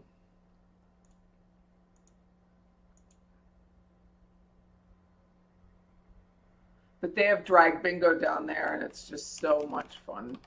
Dunedin had a place that they did it. Like I think it's called the living room. So everything is a sofa.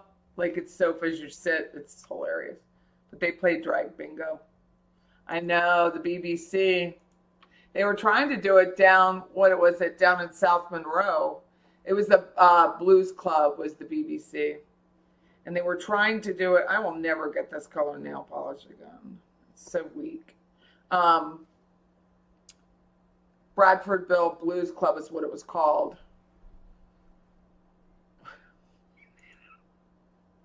Thank you, the two. Thank you very much. Thank you. I was wrong. Okay. I thought she was carving the actual mushroom, not carving wood in the shape of a mushroom. And that is my life. I just go with it. Oh yeah, Wesley. It was very funny. I was laughing.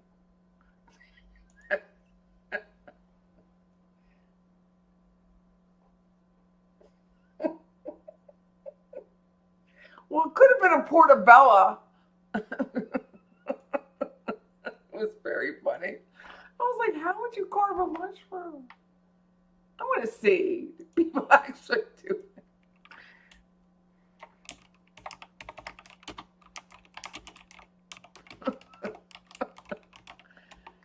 Can you carve? No.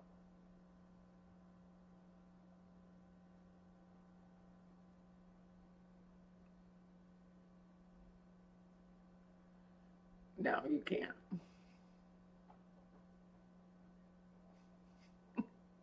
Whittle. You would whittle a little mushroom. So funny. It's my life.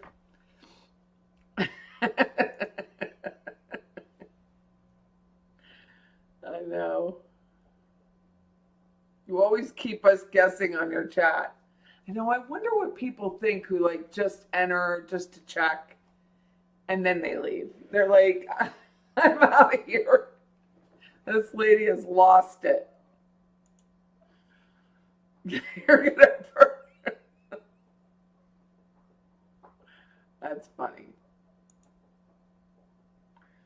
I hate mushrooms. I could easily carve one because I think they're disgusting.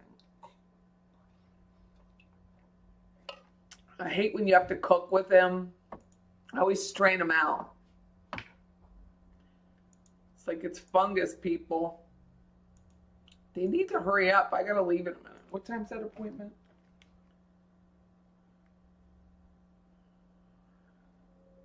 Oh, I gotta go. Is it 2:30 or 3:30? Wait. 3 o'clock. So I gotta leave in a couple minutes.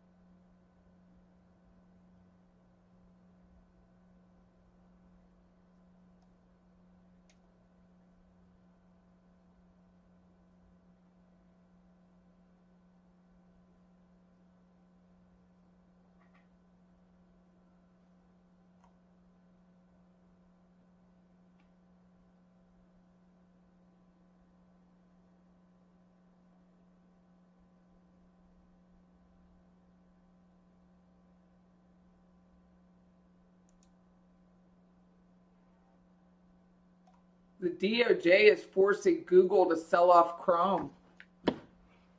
No, he's right here. He's right next to me on the floor. Aren't you?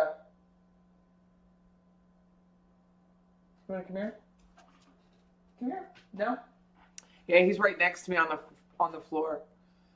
Where is Patty going? I have a work appointment. I'll be back. It's at 3. Fungus will one day take over the planet. I know. I met a guy who does for homes. He does testing of the like mold and fungus, and these people were very worried about having fungus. And he went on this, I thought, incredible chat in person about how you can literally test everything and it will have fungus. Like he said, you cannot live because everything has fungus, right? Roscoe has fungus. He goes, if you test it, it's going to have it because everything, has a moisture thing. And it's, unless you're in a hospital setting, you're going to have fungus. And I thought, well, that's true. It's probably very true. Work, that sucks. I got to work. My work isn't like work. It's real estate. Ready? There is always You may call your fungus. next witness.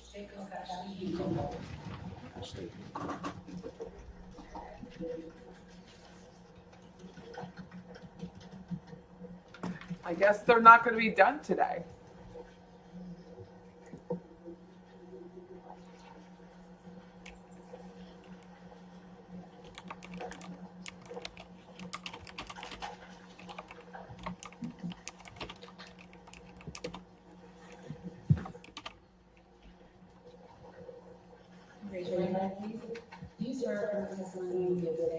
State of Georgia versus Jose Ibarra, with the truth, the whole truth, and nothing but the truth. I do. Please take a seat. State your name.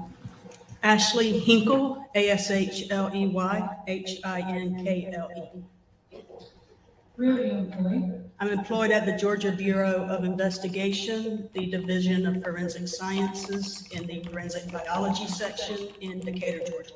How long have you been working there? Approximately 18 years. What is your title and your duties and responsibilities? I'm a crime lab scientist. My duties and responsibilities include analyzing evidence for the presence of bodily fluids. If those are present, I attempt to obtain a DNA profile and compare that profile to reference sample profiles that are collected directly from an individual. I'm also trained in a software program to analyze complex mixtures called True Allele. What is your education and your training that qualifies you for your job? I have a Bachelor's of Science in Biology from East Carolina University and a Master's of Science in Forensic Science from Marshall University. I have extensive in-house training at the Georgia Bureau of Investigation and the National Forensic Science Technology Center. I have continuing education and proficiency testing on a yearly basis. I also have a approximately 1-year training initially in the TrueAllele software. And that is initially, when were you first trained on the TrueAllele software? 2017. How long was that training and what did it consist of? It was approximately a year. It consisted of, we had a presentation from Dr. Perlin, who is the creator of the TrueAllele software. We read literature on TrueAllele and videos that were available. We had mock samples of known mixtures with known contributors, and we performed the testing from start to finish on those mock samples. And so just to explain a little bit about that process, would that be like you taking my DNA and your DNA, mixing it together so you know it's mine and you know it's yours, and you know at what levels we both contributed, you would then test it in TrueAllele and see if it was accurate? Yes, it's employee profiles mostly, and we can't practice on casework samples, so we have to use these type of samples for training. So for training, y'all practice on yourselves, basically? Yes. Okay. And you did that for the TrueAllele software in this case as well, and you receive ongoing training? Yes. How many items of evidence have you had the opportunity to process for DNA in your career at the GBI? In the thousands. How many times have you testified as an expert in a court of law in the field of forensic serology, forensic DNA, and TrueAllele? Approximately 300 times. At this time, Your Honor, the state would tender Ms. Hinkle as an expert in the fields of forensic biology, forensic DNA, and TrueAllele. Objection. I just renew all the motions that were involved in this, Judge. Really, we don't have an expert in this case. All right. I will allow the witness to testify in the other area of forensic biology, DNA profile comparison, TrueAllele software process. I want to direct your attention to your case number 2024-1005107. Is that the case number associated with Laken Riley for the GBI? Yes, it is. And did you conduct DNA testing in this case? Yes, I did. And I want to go item by item to talk about which items you tested, what type of DNA testing you did, your methodologies that you used, and your results. But if you could first globally tell us what types of DNA testing are involved in this particular case with this case number. The DNA testing, it consists of what we call traditional DNA testing, where we look at 21 locations along the DNA strand that we use to compare between individuals. Everyone should have a unique profile except for identical siblings. The next type of testing was YSTRs, where we look at 27 locations along the Y chromosome.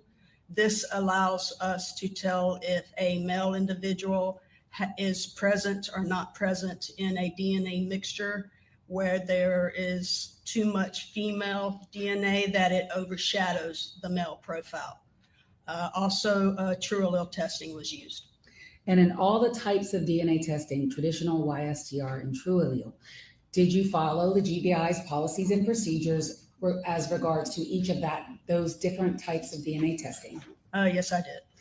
And of the methods that you used for traditional DNA, YSTR DNA, and TrueAllele DNA, are all of those methods and the methodology that you use generally or widely accepted in your scientific community? Yes. Have they been published, the methodology, in relevant scientific journals? Yes. Has it been tested, and are those methodologies reliable and reproducible? Yes, they are. And were your results in this case, all of your results, peer reviewed by another scientist? Yes, they were. And is that part of the GBI protocols and procedures? Yes, it is. And was it followed in this case? Yes, it was. I want to start with you let's just go item by item. And we're going to start with the first item, if you don't mind. How about a jacket, item 3 from the crime lab?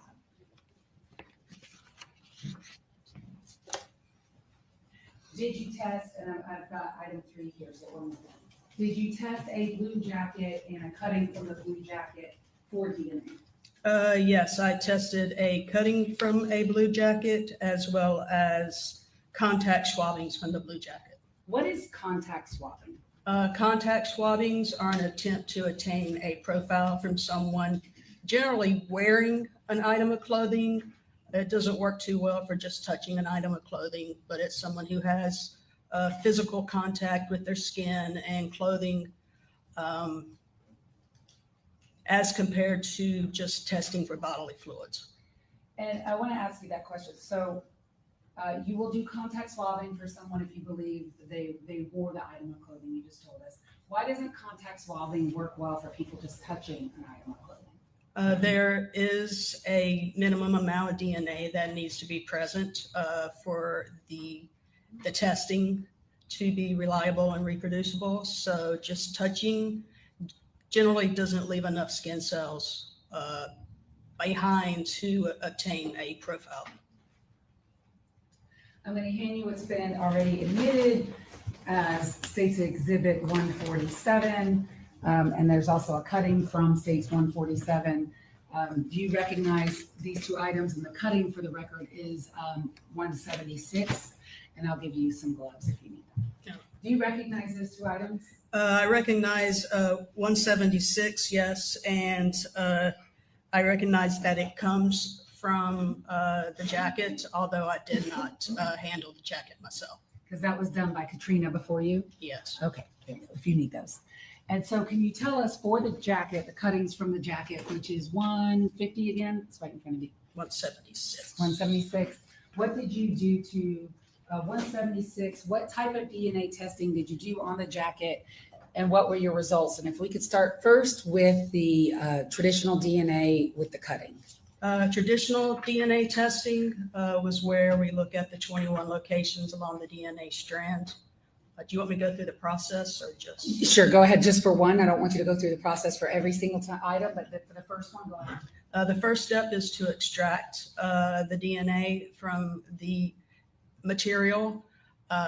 This is used by taking a small cutting, placing it in a tube with chemicals that help separate the DNA from the other biological material. A robot is used in this step as well. The next step is to quantitate the amount of DNA to see if there is human DNA present. We then make copies along the DNA strand of 21 locations we use to compare between individuals. These locations are different in size, and it's these different in sizes that help distinguish individuals. These fragments of DNA are separated on an instrument called a genetic analyzer, and it is the software from this genetic analyzer that we use. No, it is the data from the genetic analyzer that we use with the software program to type a profile. When you conducted testing from the cutting of the jacket, that would have been traditional DNA? Yes. What were your results? There was a partial major profile obtained from the cutting from the jacket, and that matched the profile of Laken Riley. There was also a partial minor profile obtained from the cutting from the blue jacket, and that matched the profile of Jose Antonio Ibarra. There are 2 people contributing to this DNA profile. Now, since this is a mixture of 2 people, why didn't this go to true allele? Why were you able to do traditional DNA testing on this jacket cutting? We are able to use other methods to separate mixtures into individual contributor genotypes, which is necessary in order for us to say whether a reference sample matches or not. Sometimes we can't separate mixtures into individual contributor genotypes, so that is when we use the software program. So do you have a threshold at the GBI in which you send items to True Allele versus dealing with them in traditional DNA? Correct. Okay. And so the cutting from the jacket, did it fall below the threshold where you had to send it to True Allele, or was it above the threshold so you could keep traditional DNA? It was above that threshold, yes. And so did you assign a frequency for the partial profile of Jose Antonio Ibarra for the jacket? Yes, the partial minor profile was 1 in 9 billion individuals. And this mixture of Laken Riley and Jose Ibarra on the jacket cuttings, just the two of them? Yes. And prior to, I guess I should ask you this, did you obtain or did you have at the laboratory known DNA samples of Laken Riley? Yes. Known DNA sample of Jose Ibarra? Yes. Known DNA sample of Diego Ibarra? Yes. And known DNA sample of Argenis Ibarra? Yes.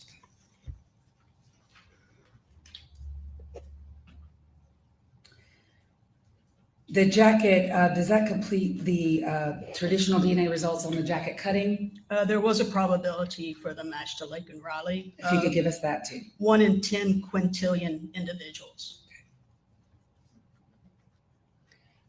What about the contact swabs on the jacket? What were your results for that? Were you able to do traditional DNA or did you have to go to True Allele? Those were a complex mixture that had to go to True Allele. And what were your results? And tell us for your first True Allele results, we're not going to repeat it for every item. How did you move on to the next step for the contact swabs for the blue jacket and the True Allele? What was that process? What did you do? The True Allele process consists of using the electronic files that are generated by the genetic analyzer, as well as controls that we use in the testing. They are uploaded into a software program. I determine the number of contributors I believe is in a mixture, and then the software performs calculations to assign probabilities for genetic combinations at each of these 21 locations along the DNA strand for each contributor. And at the end, those possible genotypes are compared to a reference sample, and a likelihood ratio is given in the form of a match statistic. What in general is a likelihood ratio? Likelihood ratio is a ratio of probabilities. The probabilities of seeing the mixture with one person's reference sample over the population database. The True Allele results from the contact swabbings from the jacket, what were they? The contact swabbings from the jacket contained a mixture of at least 3 individuals. A match was identified between the major evidence genotype from the contact swabbings from the blue jacket and Jose Antonio Ibarra. A match between the contact swabbings from the jacket and Jose Ibarra is approximately 100 trillion times more probable than a coincidental match to an unrelated person in the population. How many zeros are in 100 trillion? Billion is 9, trillion is 12, and then it's 100, so it's 14. What was the results for the other person in the mixture? Match was identified between a major second major evidence genotype and Laken Riley. That match is approximately 8 quadrillion times more probable than a coincidental match to an unrelated person in the population. And you said there were at least, you said how many people in the mixture? At least 3. Were you able to make a conclusion regarding other individuals that might be present in the jacket? And I guess specifically, did you compare the known DNA of Argenis Ibarra to see if he was present in that mixture? Yes, I did, because our comparisons are for unrelated individuals, I went ahead and did the comparison to the two brothers. Okay, and what were your results first for Argenis Ibarra? Was he present in that mixture? No, he was not present in the major contributors. The match is approximately 60 quadrillion times less probable than a coincidental match to an unrelated person in the population. And so does that mean he was excluded? Yes. What about Diego Ibarra? Did you look to see if he was in that mixture? For Diego Ibarra and the profile from the contact swabbings from the blue jackets, he was approximately 10 million times less probable than a coincidental match to an unrelated person in the population. For this match likelihood ratio, there is a 5.36% chance of a false exclusion, and that is based on our validation data. Was Diego excluded? Yes, he was. Were your true allele results for the jacket concordant or consistent with your traditional DNA results for the jacket? They were different samples, but yes. The same two people? Correct. I had a very awkwardly worded question. Thank you. It was the same two people, both traditional and true allele. Yes. Moving on then to gloves, black gloves. Can you tell me, did you have the opportunity to test some black gloves and do DNA testing on those? And what item number would that be for you for the GBI? I tested swabbings as well as contact swabbings from 3 black gloves. The black gloves are item 2A, 2B, and 2C. The swabbings and contact swabbings were item 6 through item 11. What were your results? Each one? Yes, please. Sorry. You can start with 2A. 2A. The contact swabbings from the black glove contains the DNA profile of at least 2 individuals. The partial major profile matched Laken Riley. The frequency of the partial major profile from the contact swabbings from the black glove 2A item 7 is approximately 1 in 10 octillion individuals in the population. And due to limited data, I could not make any conclusions about the minor contributor. So that was, the data was sent to true allele testing. And what were the true allele results?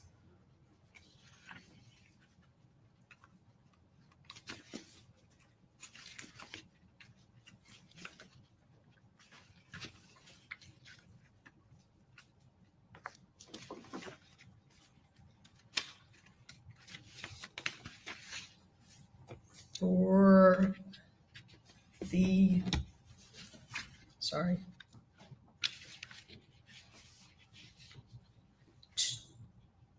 2A item 7, at least 2 individuals. Again, it matched Laken Riley. This time it was 10 octillion times more probable than a coincidental match to an unrelated person in the population. And due to limited data, we still cannot make any conclusions about the minor contributor. When a contributor is less than 4% of the overall mixture, we don't make any conclusions based on our validation. So you're not able to tell who else is there? Correct. Next item, which would be glove 2B. Same question, same format. The next one to be item 8. Again, on this one, there was a DNA profile of 1 individual. That profile matched Laken Riley, and the probability was 1 in 500 octillion individuals. So on one of the gloves, which was 2B, it's just Laken Riley. Correct. 2C. 2C. Or 2B item 9. Yes. The third glove. Thought we were still on 2B. I thought we finished 2B. It was just Laken Riley? 2B item 9 was at least 1 individual, and it matched Laken Riley with 1 in 500 octillion individuals, but there was 1 additional genetic allele marker. But based on our policy, we couldn't make any conclusions about this 1 marker. So would that be inconclusive as well? For the minor contributor, yes. Okay. All right. And 2C. 2C, item 11, is at least 2 individuals. The major contributor to this profile from the contact swabbings 2C from the gloves is Laken Riley, approximately 1 in 500 octillion individuals. And were you able to make any kind of conclusions about anyone else in that one? Again, due to limited data, no conclusions could be made about the minor contributors, so it also went to true allele testing. And what were your true allele results? 2C, item 11, again, a mixture of 2 individuals, at least 2 individuals. The major contributor was Laken Riley, 10 octillion times more probable than a coincidental match to an unrelated person in the population. And again, due to limited data, being below 5% mixture ratio, mixture contribution, no conclusions could be made about the minor contributor. Did you test the fingernails of Laken Riley? Yes. How did you do The fingernails were tested for traditional DNA as well as for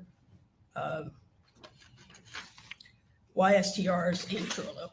What were Laken Riley's fingernails, her item number in your unique item number for her case number? Fingernail clippings from the right hand, item 18A, the swabbings was item 42. The swabbings from the left hand fingernails were item 18B. The swabbings were item 43.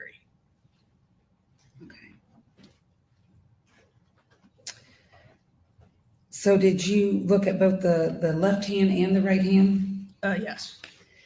Tell us your process and tell us your results, starting first with her right hand. The right hand, the extraction, amplification, quantitation amplification steps I previously detailed were used. And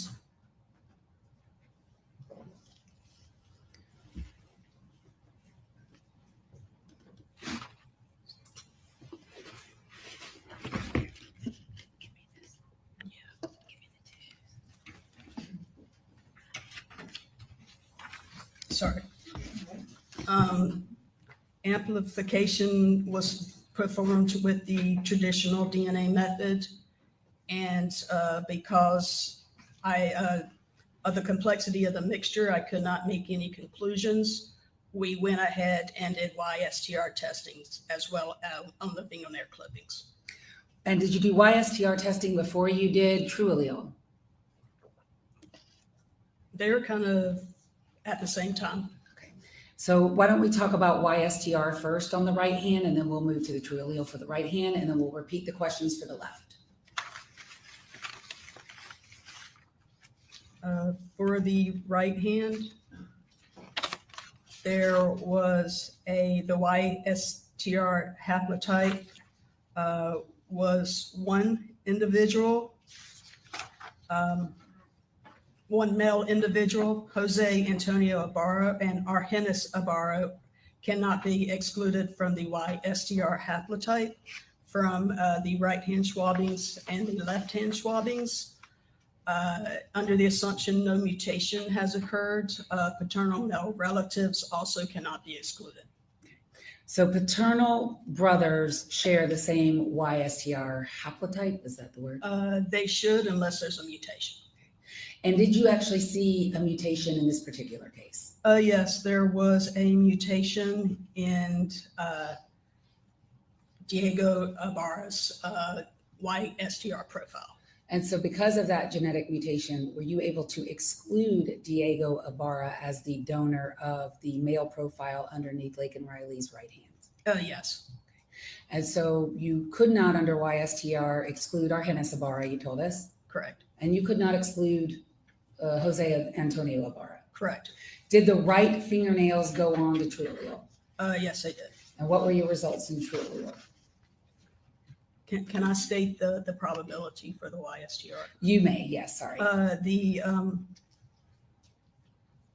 The YSDR profile has been observed in 29,207 total individuals in the national database. So it is expected to occur approximately in 1 in 9,750 male individuals. All right. And moving on to true allele.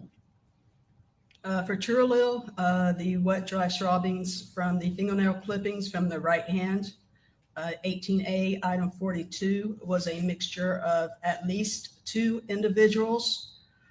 We assumed that the profile of Laken Riley was present when we did the calculations, so there will be no match statistic for her because it's an intimate sample. The DNA match between the wet dry swabbings from the fingernail clippings from the right hand and the match was to Jose Antonio Ibarra. The match is 10 billion times more probable than a coincidental match to an unrelated person in the population. Was Diego Ibarra able to be excluded by true allele? Diego's Ibarra's match was approximately 1 billion times less probable than a coincidental match to an unrelated person in the population with a 5.36% chance of a false exclusion. Does that mean he was excluded? Yes. What about Argenis Ibarra? Argenis Ibarra, his match was 200 trillion times less probable than a coincidental match to an unrelated person in the population. Again, the 5.36% chance of a false exclusion. And does that mean Argenis Ibarra was excluded? Yes. So then moving on to the left hand, and does that complete the results from the right hand? Yes, it does. So that would be in the right hand, the true allele results would be Laken Riley and Jose Ibarra. Correct. Left hand. Left hand contained a mixture of DNA from at least 2 individuals. Again, the reference of Laken Riley was assumed in the calculations. And why are you permitted to do that? Because the DNA is collected directly from her person, so we would expect her DNA to be there so we can make an assumption. All right, thank you. Due to limited data, we could not make any conclusions about the foreign evidence genotype from the swabbings from the left hand. So again, that fell under the 4%.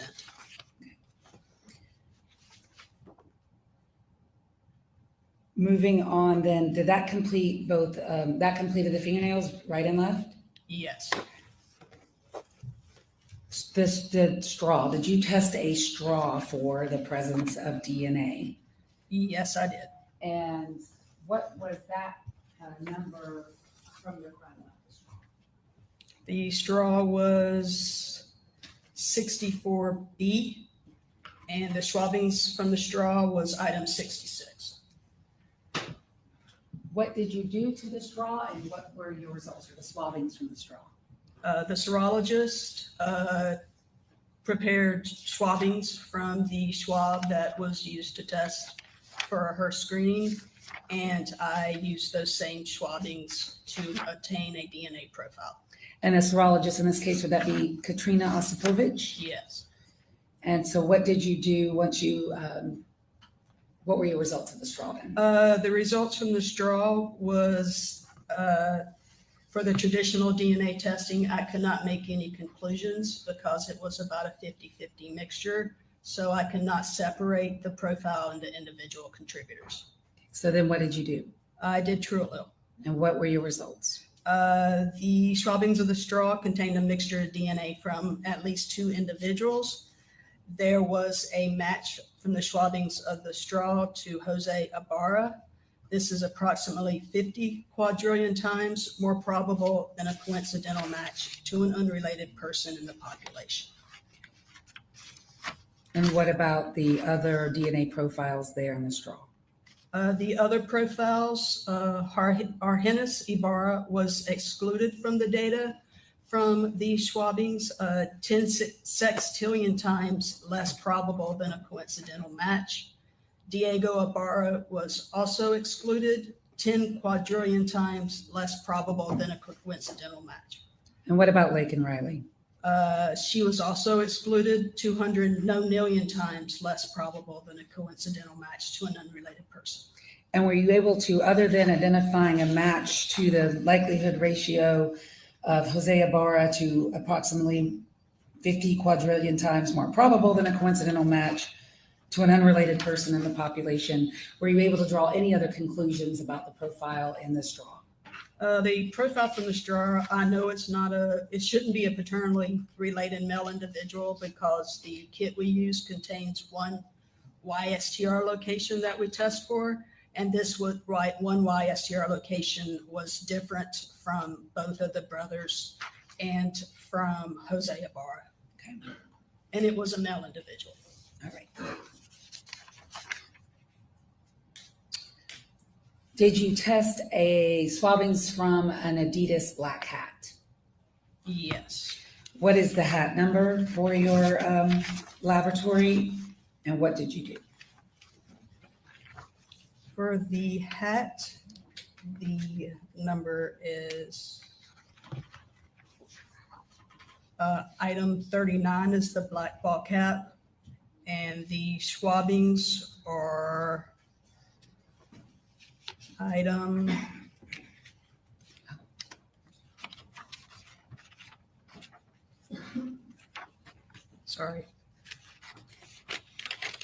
item 56. What did you do to the swabbings, and what were your results? The traditional DNA testing was performed first, and because of the complexity of the mixture, I could not make any conclusions. And then what happened to the data from that testing? The true allele was used on the swabbings from the hat. The black ball cap contained the profile of at least 3 individuals. There was a match from the data from the swabbings from the black ball cap and Laken Riley. This match is approximately 1 octillion times more probable than a coincidental match to an unrelated person in the population. Due to the complexity of the mixture, no conclusive determination could be made as to the minor contributor. So you can't tell us who the minor contributors are on the hat? Correct. But Laken Riley was present on the hat for true allele? Yes. Did you test rocks, which would be your items 22 and 23 at the crime lab? Yes, rocks were tested. Tell us about that. There was swabbing from a rock, item 22, and contact swabbings from a rock, item 22, swabbings 58 and 59. And there was also another rock, item 23. Those swabbings were item 60, and those contained the DNA profile of 1 individual, and that profile matched the reference of Laken Riley. The frequency of the profile is approximately 1 in 500 octillion individuals in the population. Okay. What about the other rocks? So only Laken Riley on that item? Yes. Only Laken Riley in the rock swabs. Both rocks? Both rocks. All right. What about a tree? Did you test swabbings from a tree? Yes. And what were your results? The cutting from the tree was the profile of 1 individual. That again matched the profile of Laken Riley. Approximately 1 in 500 octillion individuals. And only Laken Riley on the tree? Correct. I want to go back to the fingernails. And you told us on the right fingernails, it was for true allele results, Laken Riley and Jose Ibarra, correct? Yes. And are there any other persons present there? No. How is it that a person, or under what situations would you expect to find a person's DNA underneath another person's fingernails? Usually it either has to have some sort of scratching or contact with the inside of the nail. These were shorter nails, so it wasn't like they were long nails that you can just accidentally have contact with. Also, you could have someone's DNA from bodily fluids present in the fingernails.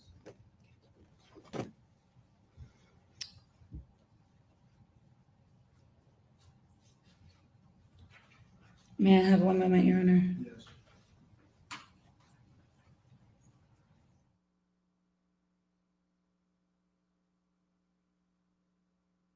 Briefly, the YSTR results for Laken Riley's fingernails for the right hand that, I may be saying this wrong, so you have to correct me, could exclude Diego Ibarra, but could not exclude Argenis Ibarra, correct? For the right and left, yes. For both. When you go on to True Allele, and True Allele is able to exclude Argenis Ibarra, and True Allele also excluded Diego Ibarra, does that mean he's excluded? Yes. All right. I believe that is all I have, Your Honor. I will pass the witness. Thank you, Judge.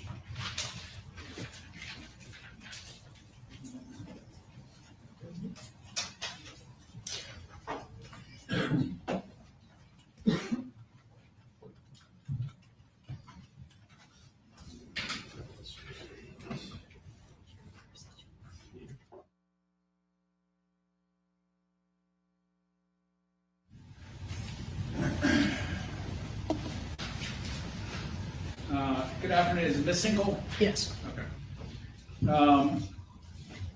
So I just want to go through the list again that I heard you talking about. There's the cup in the straw. Is that right?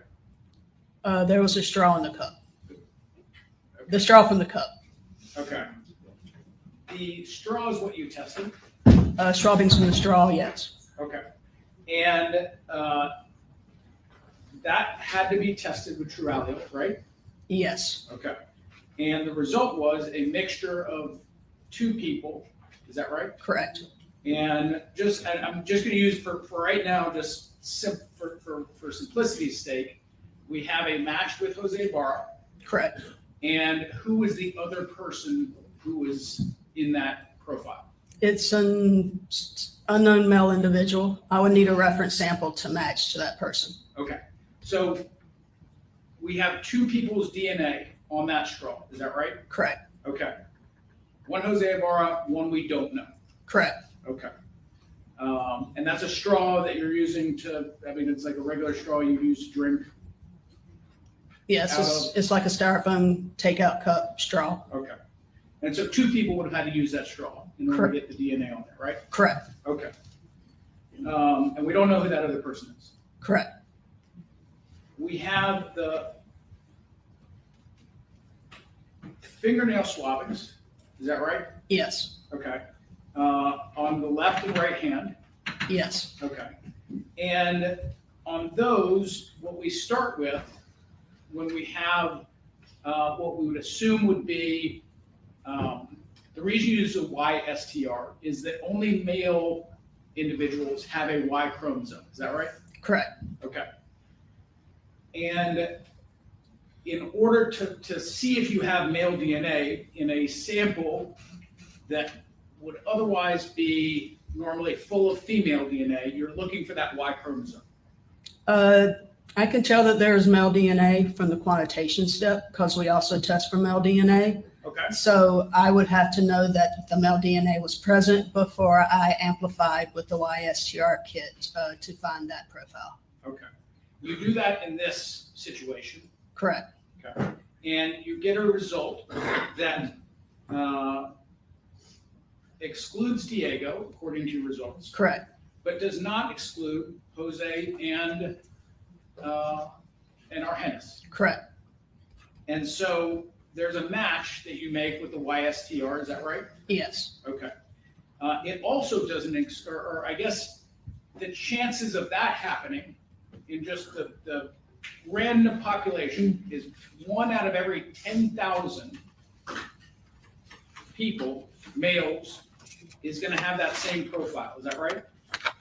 It's approximately 1 in 9,750, yes. So 1 in 9, it's a match, but 1 in 9,750 is going to, we'd likely see that repeated. Is that right? Yes, and also paternally related male individuals unless there is a mutation. Okay, So I'm just gonna make a note of that number. It's 1 in 9750. Yes. Okay. The fingernail swabbings of the left hand, there's no, you can't make a match in that. Is that right? There was also male DNA, so it's the same results as the right hand fingernails. Okay, is that just the YSDR? Yes. Okay. Do you get a true allele result out of the left fingernail? Yes. Okay. And what was that? The true allele was for the right hand swabbings. There was at least 2 individuals. Laken Riley was assumed. The match to Jose Ibarro is approximately 10 billion times more probable than a coincidental match to an unrelated person in the population. And for the left? There was, assuming the presence of Laken Riley, due to limited data, no conclusions could be made about the minor contributor. Okay. So on the left fingernail, we don't have any match. Is that right? Just the assumption that Laken Riley is there, and she is. Okay. Not to Jose Bar. Correct. Well, except for YSDRs, but yeah, using true allele. Okay. So we have the Adidas hat. Yes. Okay. And there is no match to Jose Ibarra on that hat. Is that right? Correct. Okay. Do we know whose head that hat came off of? That would be information from someone else, not. Okay. It's not, I'm not aware of. I got you. And we have the rocks and the tree cutting. Yes. Okay. None of those has any of Jose Ibarra's DNA on them, correct? Correct. Okay.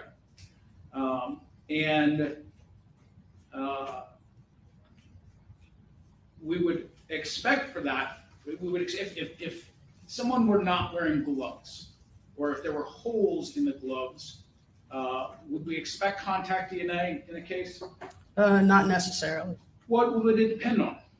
Well, it would depend on how much contact they have, the condition of the palms of their hands.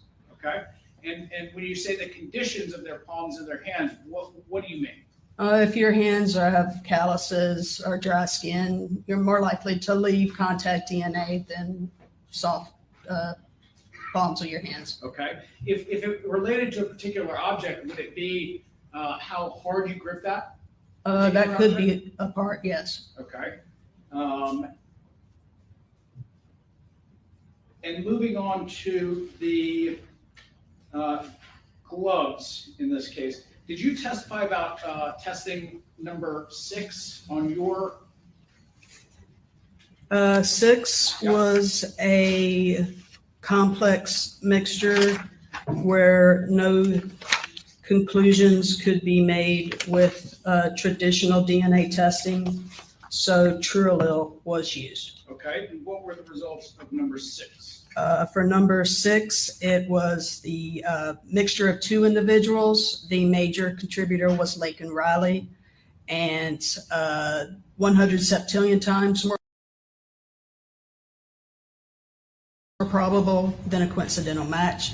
And again, due to limited data, no conclusions could be made about the minor evidence genotype. Okay, so that was number 6. Yes.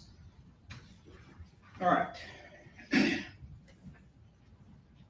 Was any of the hair in this case that was recovered by whether from the autopsy or turned over to the FBI or the GBI, I'm sorry, was any of the hair tested using any traditional DNA methods or true allele? No. Okay. And were the fingernail swabbings taken from Jose Ibarra ever tested? No.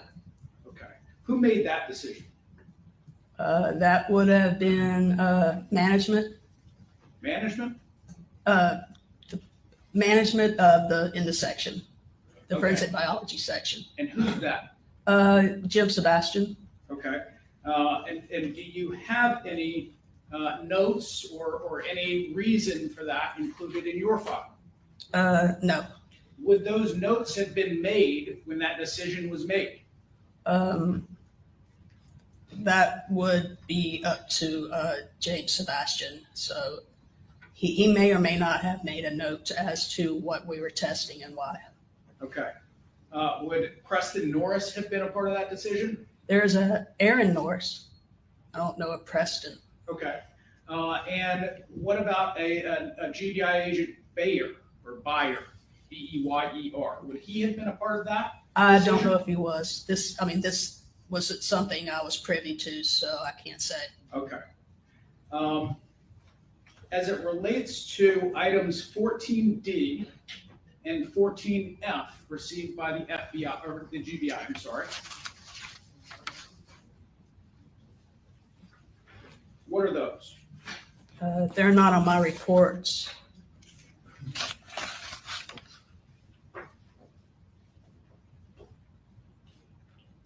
Do you have a copy of all of the evidence that was sent to the GBI? No, I did not. Okay.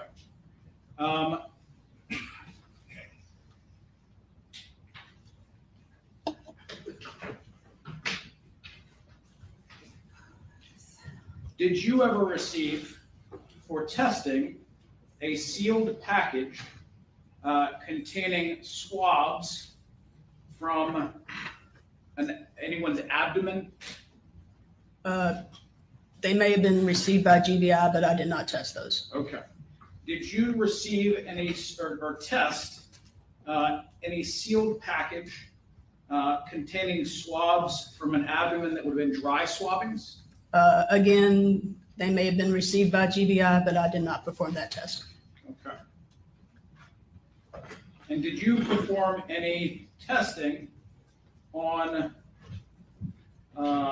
wet swabs from anyone's neck? No. Okay. And were you a part of any decision-making process to not test those items? I was not. Okay. Do you know who was? That would have been, again, the management at GBI, and they may have spoken to other people involved in the investigation. Okay.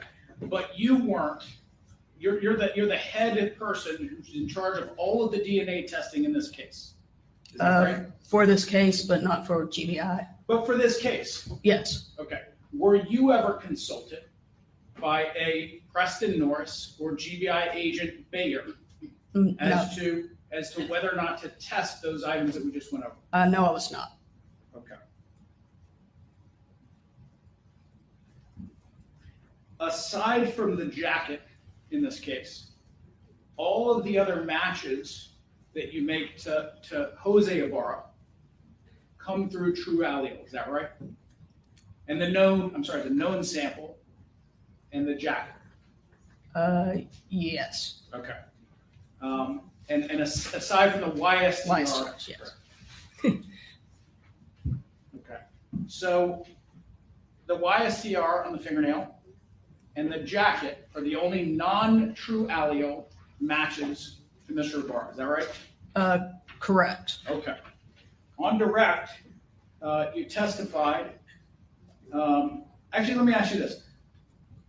Without true allele, then, you personally could, and setting aside the jacket and the YSTR, without true allele, you could not have made any definitive matches in this case. Is that right? I could possibly match major contributors, but not minor contributors. Okay. And when you have the minor contributors and the mixed samples, you have to use true allele, right? If they're minor, below what we call a threshold, where there could be what's called a stochastic threshold, we have to use true allele. Okay. And so aside from the YSTR and the fingernails and the jacket, all of the minor contributors fell below that threshold in this case, correct? All the minor contributors did, yes. Okay. So you had to use true allele for all of those tests. Correct. Okay.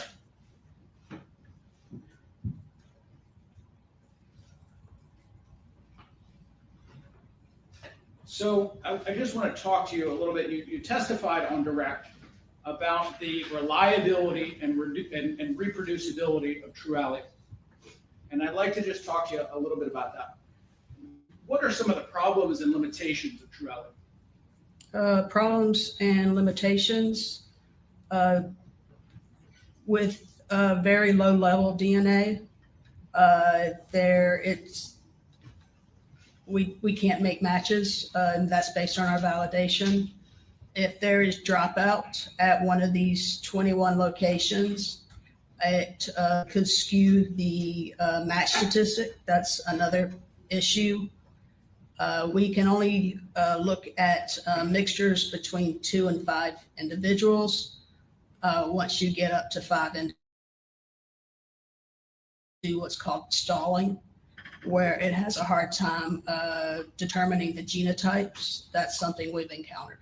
Okay, so and I'm new to all this, but I think that you went through all the ones that I could find, through my research, and so one of those problems is a determining how many contributors there are. Is that right?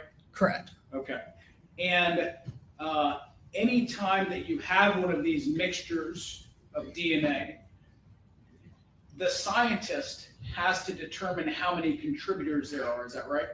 Correct. Okay. And what they do is they say, okay, we think that there's 2 or 3 contributors to this particular mixture of DNA. Yes. Okay.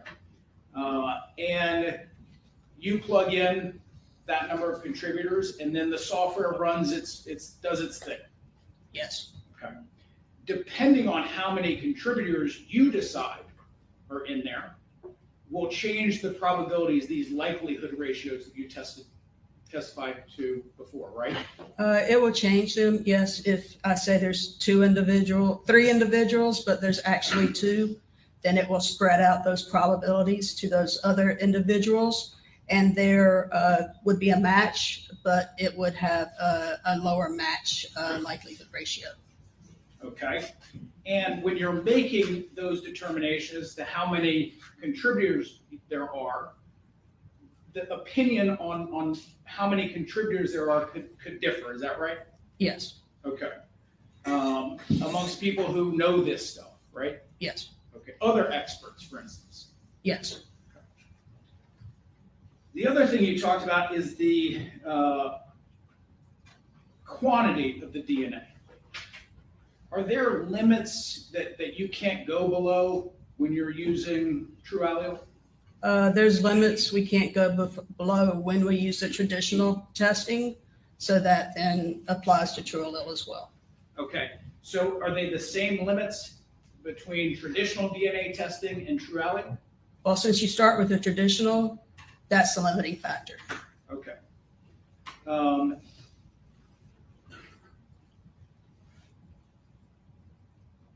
Who is that limit set by? Is that GBI? That's GBI, but it's based on our validation of the global Fowler kit that we used for traditional DNA testing. Okay. What about cybergenetics validation studies? Do they have a limit that you're not allowed to go under? I'm not aware of that. It would depend on what the amplification was, but not to my knowledge. Okay. What about separating out these mixtures if it involves close family relations? Are there any limitations on TrueAllie about that?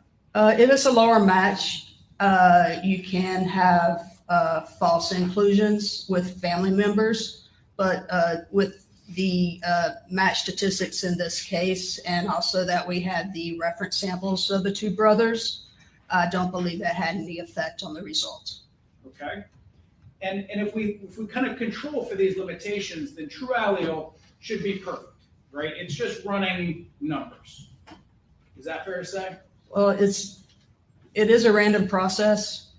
So then we do run the software 3 requests each, and we must have 2 requests that are concordant. However, we do have instances where those requests, we don't have concordant requests, and we cannot make any conclusions about a mixture. I don't understand. What does that mean? It can't, like, it's not concordant. I don't understand what that means. Could you explain that? Maybe a little Concordant different? mixture weights and concordant genotypes for contributors we must have before we can make any conclusions. They must be concordant in two different Trullo requests. So if this doesn't occur, we can't make any conclusions. Okay.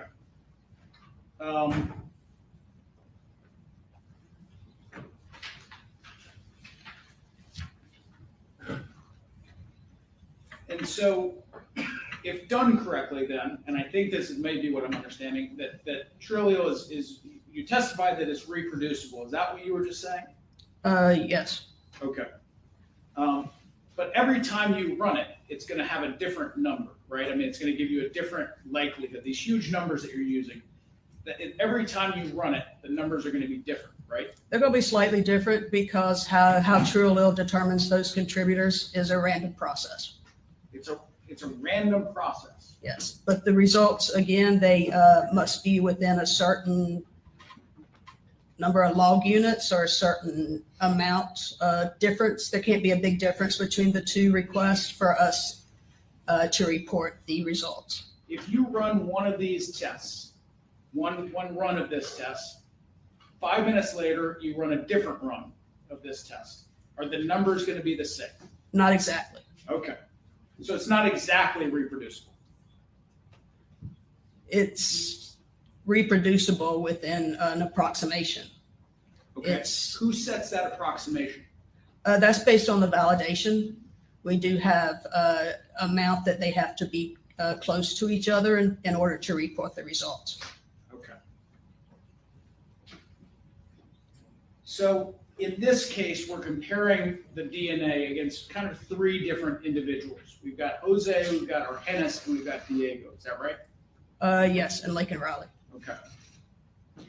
And I just want to take the right fingernail clipping and just kind of go through the process here. You've got the YSTR, and that's the first test that you do, right? Correct. Okay. And that eliminates Diego as a possibility. Correct. Right? And when we go to a true allele test, it says that this is 200 trillion times less probable that it's Argenis. Is that right? Yes. Okay. But that it's only 1 billion times less probable that it's Diego's. Correct. Okay. So that means that according to true allele, it is more likely to be Argenis than it is to be Diego, correct? Argenis is exclusion number is more than Diego, yes. So it is. So according to true allele, this is more likely to be Argenis than it is to be Diego. Yes, but that's more based on the difference in their DNA profiles. Okay. But you already excluded them with the YSTR, is that right? I excluded Diego. Okay. So you excluded Diego, but he's more likely to be the contributor according to true allele. That's using his DNA reference sample, and it would be based on his profile. It would also be based on how much genetic information he shares with his brother. And so that's not an unexpected result. Okay. Why do the odds change depending on which test it is in terms of, why isn't it always 200 trillion times more likely or less likely to be Argenis and 1 billion times less likely to be Diego? Because you're comparing to their specific reference samples for them, and it's based on how often their genetic information is found in the random population. So if someone has genetic information that is found more in the population or less in the population, it can change that number. So it's all based on that they have different DNA profiles, so there's different match results. Okay.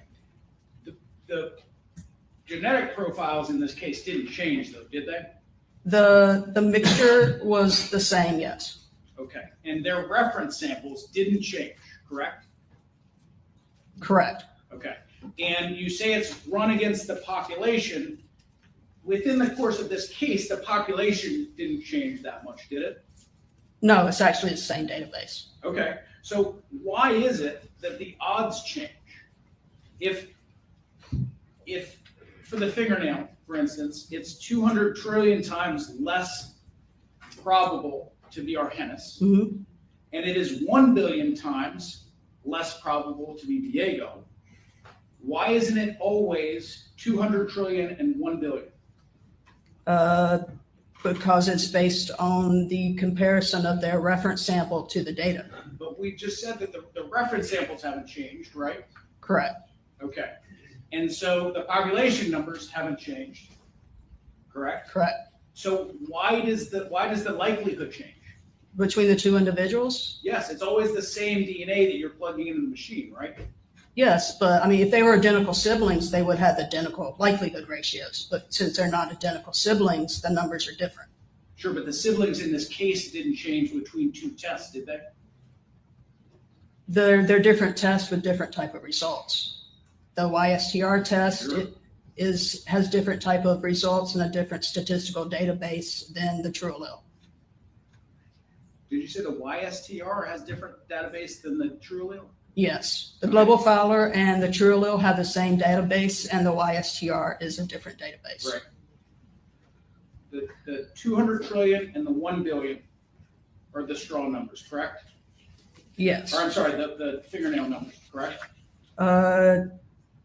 10 billion for Jose Ibarra, 200 trillion, and 1 billion for the brothers. Okay. And then when we get to the straw, it changes to 10 sextillion and 10 quadrillion, right? Yes. Okay. Same reference DNA that you're putting into true allele, right? Yes. Okay. Same population database that you're using for true allele, right? Yes. Okay. And the same three brothers that you're testing against, right? Correct. Okay. Why has the number changed from 200 trillion to 10 sextillion as it relates to Argenis if it's the same DNA that's being put in? Because it's a different mixture than the fingernails. Okay. True allele doesn't identify DNA, does it? It gives a match statistic in the form of a likelihood ratio.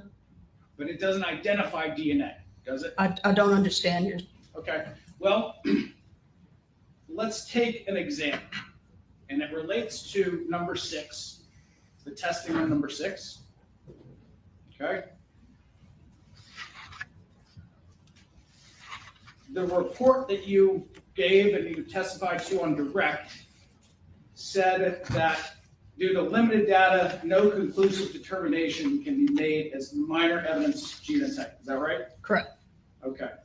But at least on one attempt at running true allele on this, you did get a result, didn't you? On number 6. I may have had one of the 3 requests fall above 6%, 4%, but they had to be concordant for me to make a match. Sure, but you got a result, didn't you? Yes. Okay. And that match score was above a 4, right? I would have to look at the notes. Okay.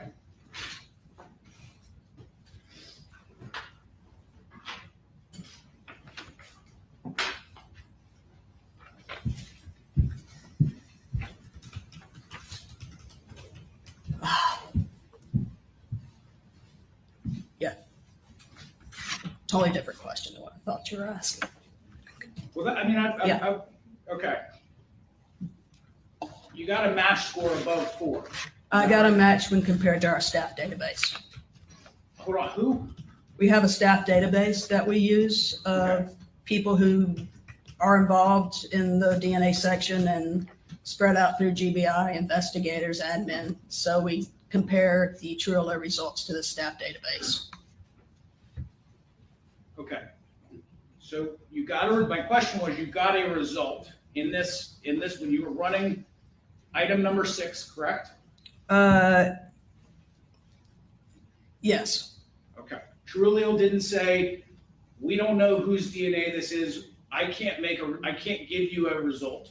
Is that right? It didn't shut down. No. Okay.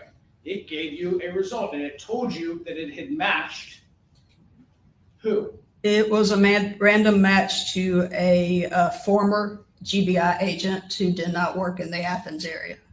Okay. So that GBI agent didn't work in the lab, did they? No. Okay. And you don't have any reason to think that he was a part of this case, do you? No. You don't have any reason to think that he handled any of the evidence in this case, do you? She, but no. She, I'm sorry. And what True Allele told you on that test was that it was 10,000 times more likely to be this former agent than it was to be a random match. Is that right?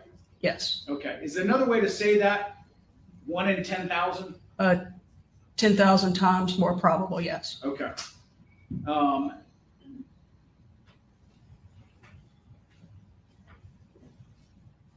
Why did the software do that? That was on the contributor who was less than 4%, which is why we don't report less than 4%. Was the contributor in this less than 4%?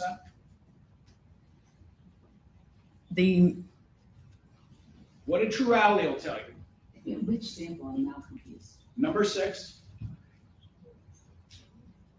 Well, they would have been compared to the major profile, which would have been Laken Raleigh, and then the minor profile, which would have been less than 4%. Okay. On the QC report there, it says that it's over 4%, doesn't it? It's over 4? The match statistic is over 4. Okay. That match statistic, which is the 10,000 times more probable. Okay. And but the software is running against all of the GBI employees or all the lab employees? All the ones we have in the database, yes. Okay. So it's not just considering the 3 contributors that you have, right? Correct. Okay. How did this, if we know that this person didn't touch the evidence, didn't work for the lab, how long had they not worked for the lab, it says? It's been a few years. They live in a different part of the state. Okay. Pretty good. In your mind, this is an incorrect result. It was, but it was to that less than 4% contributor. Okay. How did it get to this person who was not there, who we know didn't have anything to do with this case? How did the software actually calculate that it was 10,000 times more likely to be this person than a random chance? It took that person's reference sample and it took the data obtained from that less than 4% contributor, and it issued a likelihood ratio. Okay. And since we don't report less than 4% contributors based on our validation, and that we can get some false matches, and that's just because that's the reason we don't report less than 4%. Because you don't think it's reliable, right? But less than 4%, it's not. That's why we don't report it.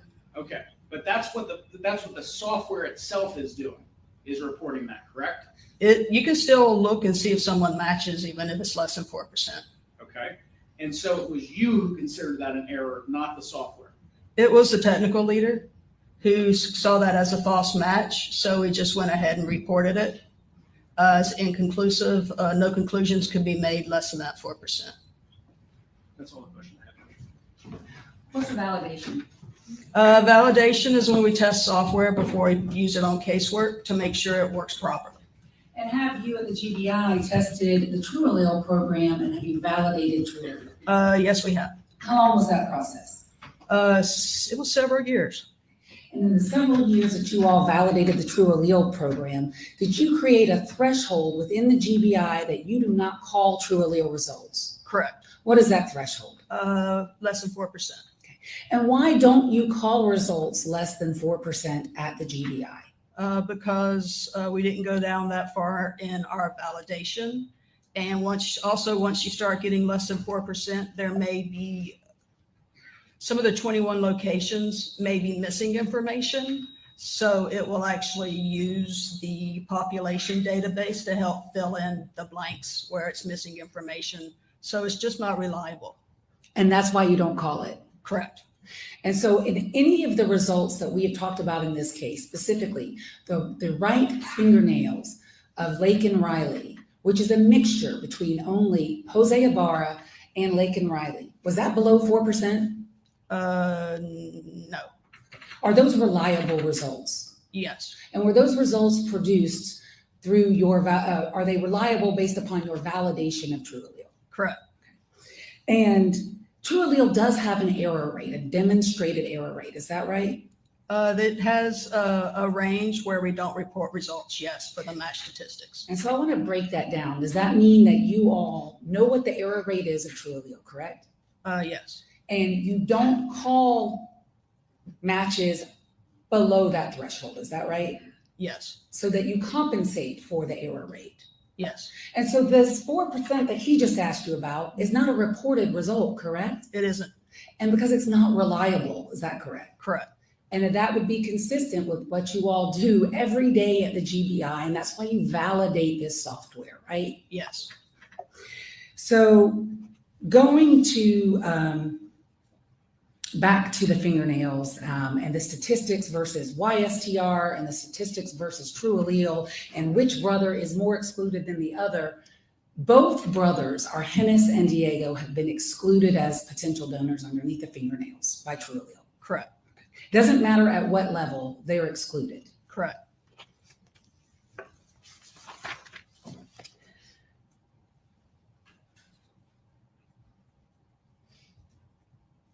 The determination of the number of contributors in a sample that is ran in true allele, who does that?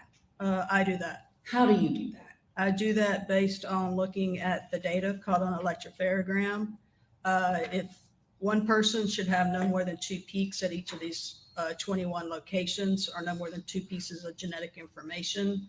So we look at each of the location, the number of peaks, the imbalance between peak heights in case people share genetic information, and we use that to determine the number of contributors. And did you determine the number of contributors in this case correctly? There is an at least caveat that we use, but I believe I did. And when you run results in true allele, do you run it more than once? Yes. And why do you run it more than once? To make sure we have concordant genotypes and mixture of weights. And so from what I heard defense counsel asking you, that if you run it more than once and you get different numbers, does that mean it is unreliable? No. Why not? Because it's a random process, so it may assign slightly different probabilities to different possible genotypes. So based on that, it can change slightly the match statistic. And I heard you use the word concordant. What does concordant mean? Concordant is generally having the same results as far as possible genotypes at each of the 21 locations. And when you ran the true allele results in this case, the data in this case, were all of the data that was generated, was all of the data concordant? It had to be concordant to be reported, so yes. So if it wasn't concordant, it would not be reported, right? Correct.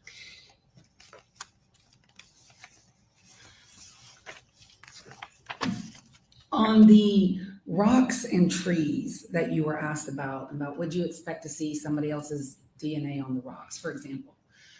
The rocks in this case had the DNA of only one person on them. Is that right? Correct.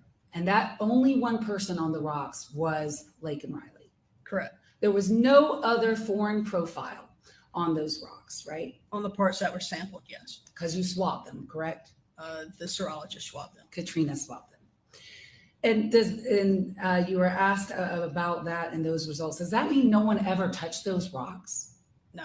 Okay. Does that mean that Laken Riley hit herself in the head with those rocks? No. Okay. And why not? Just because the DNA of another individual is present doesn't mean they never touched the rocks. Doesn't mean you always leave the DNA behind when you touch something, right? Yeah, the saying absence of evidence is not evidence of absence. So it's consistent with that.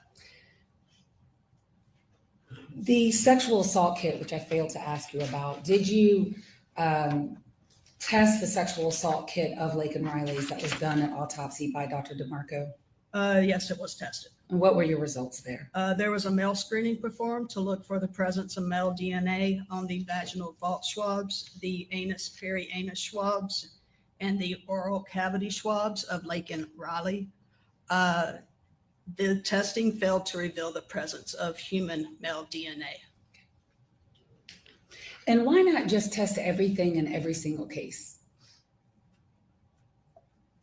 Because we have limited resources at the Georgia Bureau of Investigation. And I heard lots of questions to you about what was tested, what was not tested. Is it your decision to decide what is tested and what is not tested? No. And you told us that would be a decision made by your manager, Jim Sebastian? Yes. In conjunction with other people? Correct. Who are not you? Yes. One moment. That's all I have. Thank you. Here's the judge. What does a match score above 4 mean? Match score above 4, based on our validation, that's when we start reporting a match. Below that, you could have false inclusions or exclusions. Okay, so a match score above 4 means that you have reached the threshold above which the validation studies are good, right? Yes, for samples that are at least 96% of the mixture. Okay, and on that sample, number 6, your quality control report says it is a match score above 4, correct? Yes. Okay. It wasn't reported because it wasn't reproducible, correct? It wasn't reported because it was determined to be a false match to data that did not meet the requirements of our validation for us to report as reproducible. Thank you, Judge. Anything else? No, sir. You should be excused. Yes, sir. Any objection, Mr. Kirby? No, Judge. You're excused.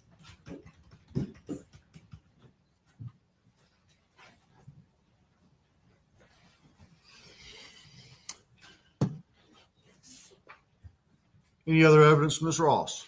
Your Honor, at this time, the state of Georgia rests. Is there one? State is rested. Is Mr. Albar ready for me to ask him questions about his decision to testify or not? Yes, Your Honor. All right. Mr. Barr, I'll leave, Ms. Smith, I don't know what's going to work best because I'm going to be asking these questions directly to him. All right. Okay. Mr. Barr, I'm asking these questions directly to you. Señor Ibarra, le voy a hacer esta pregunta directamente a usted. You understand that you have a right to testify, and if you want to testify, no one can prevent you from doing so. Usted tiene el derecho a testificar, si desea testificar, nadie puede tomar eso en contra suya, ¿comprende? ¿Comprende? Yes, sir. Do you understand that no one can make or compel you to testify? Nadie puede obligarlo a usted o compelerlo a que usted testifique, ¿comprende? Yes, Your Honor. Do you understand that you have a right to not testify if you do not want to? Usted tiene el derecho a no testificar si no desea testificar, ¿comprende? Yes, sir.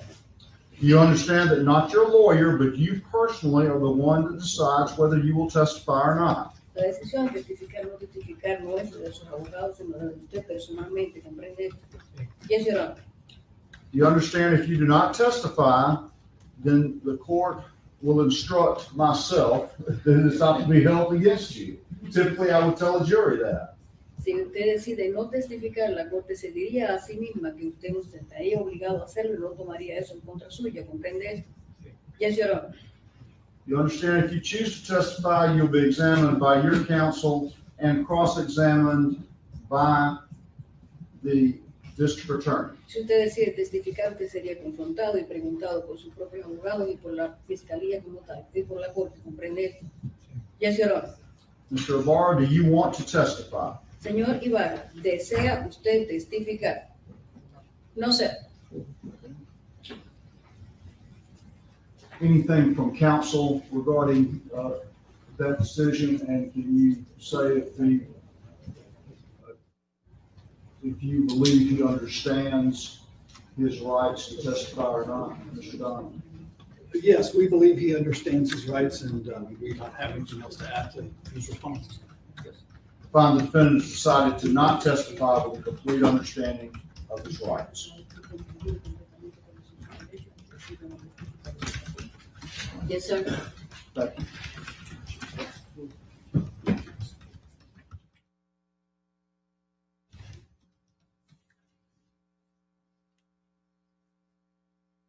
Ms. Beck, any evidence? Yes, Your Honor. All right. You may proceed. The defense calls Joseph Clemente to the stand.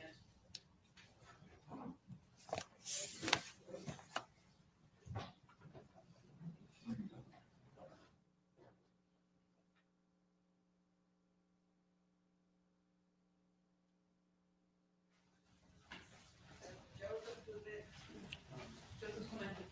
Clemente. Clemente.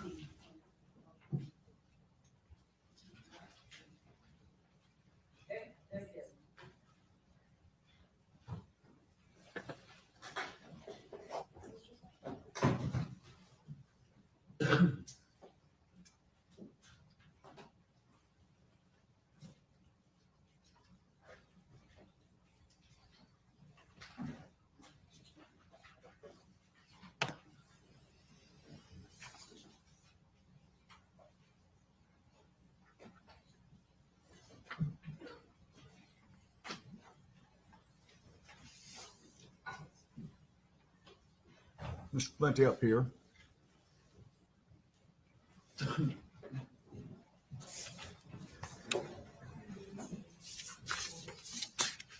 you please raise your right hand? Do you swear the testimony you're about to give will be the truth, the whole truth, and nothing but the truth? Yes, I do. Please take a seat. I'd like to start by asking you to state and then spell your name for our court reporter. Joseph Clemente, JOSEPHCLEMENTI. And Mr. Clemente, what do you do for a living? I work at a music management company. And where do you live? I live in Athens, Georgia. Were you living in Athens, Georgia in February of this year? I was. Mr. Clemente, do you sometimes take exercise by going for runs? I do. And did you take a run on the morning of February 22nd? Yes, I did. Did you, after finding out about this case, contact the police about what you had observed on your run? Yes, I did. Do you remember approximately when you contacted police? I believe it was the day after February 22nd, so February 23rd. And you met with UGA police officers? I didn't meet with them, we just had a call. Okay. So you got a phone interview with the police officers? Yes. And then afterwards, you sent them some pictures to kind of clarify what you had said on the phone call? That's correct. Okay. So I want to just ask for you to briefly recap when you ran and what you saw, please. Sure. So I started my run at 9:39 a.m. on Thursday, and I ran for, I believe, 36 minutes. And I ran around Lake Herrick, starting at the intramural fields, and I ran for 3.5 miles. And what I noted to the police officers was that I saw an individual that was wearing dark clothing and seemed out of the ordinary. So let's kind of break that down. You started running at 9:39. How do you know that time? I tracked my run with a running app called Nike Run Club. And so when you're reporting to the police when you were running, you were comparing to that Nike Run Club? That's correct. Okay. And then you said you saw an individual around Lake Herrick at the intramural fields. Is that correct? That is correct. And did you prepare for the police a sort of a screenshot of the area with a star where you saw this individual? That's correct. Okay, I am going to show it to you, and this is going to be marked as defense 6. Let me show it to state.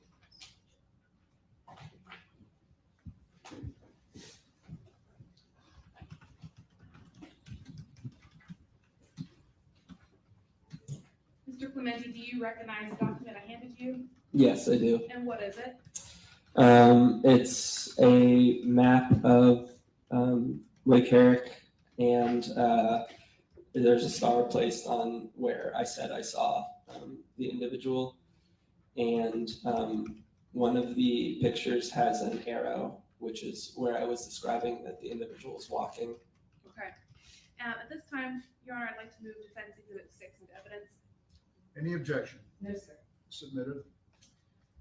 Mr. Clemente, the state has entered a large map of the area, so I'm going to turn around and see if you can kind of put where you marked on this little mini map in context of this big map, okay? Sure.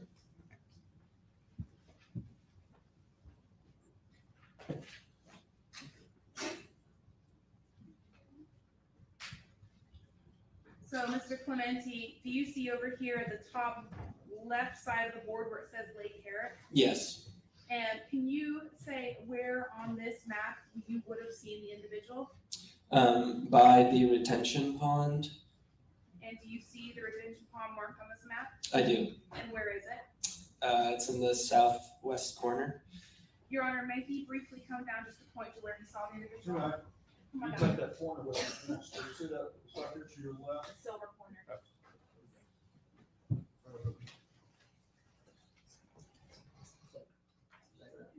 So for the record, you're pointing to the north of the retention pond? Yes. Okay. Yeah. And you also said you saw it moving. With your pointer, can you just kind of indicate the direction?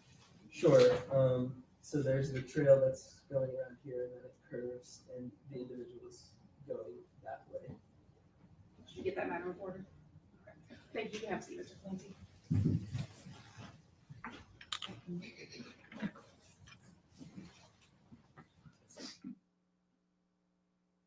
Why did this individual catch your attention? He was not in typical athletic gear, which at that time that I was running, everyone was pretty much running or hiking that I was passing.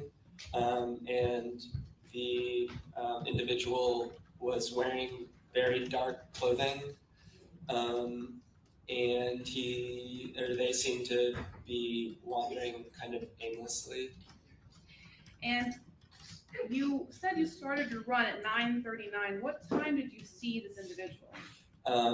In between 9:46 and 9:48. And again, how are you so certain about what time you saw this individual? Using the Nike Run Club app, I can pace. I know my pacing during that time, and so I can see 7 minutes into my run where I was exactly on the map. Okay. And so you used the map and Nike Run Club to come up with this 2-minute window where you saw the individual. Yeah, it shows me where. And the last question I have for you is you say dark clothing. Can you give any specifics as to what dark clothing you saw? I really just remember just black or dark bluish clothing, and that there was either a hood or a hat on this person. Just one moment, Mr. Clemente.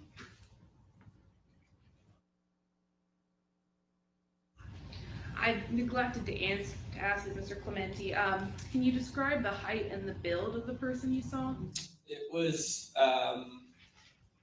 the person had a more masculine build, and based on that, I thought it was a man, and they were probably above 5'9". Did you notice, or could you tell if they were slender or more chubby? Their weight didn't really stand out to me. Yeah. That's fine. Thank you, sir. cross-examine? Good afternoon, how are you? Hey, good. Could you identify this person if you saw them again? No, Did you see this person's face? not really. No, Do you know what race this individual is? no, I don't. Could this be a white male? Yes. Could be a black male? Yeah. Could be a Hispanic male? Mm-hmm. Could be an Asian male? Yeah. Did you notice if this individual was wearing gloves or anything? No, I don't really remember or recall. And what kind of look did you get of this individual?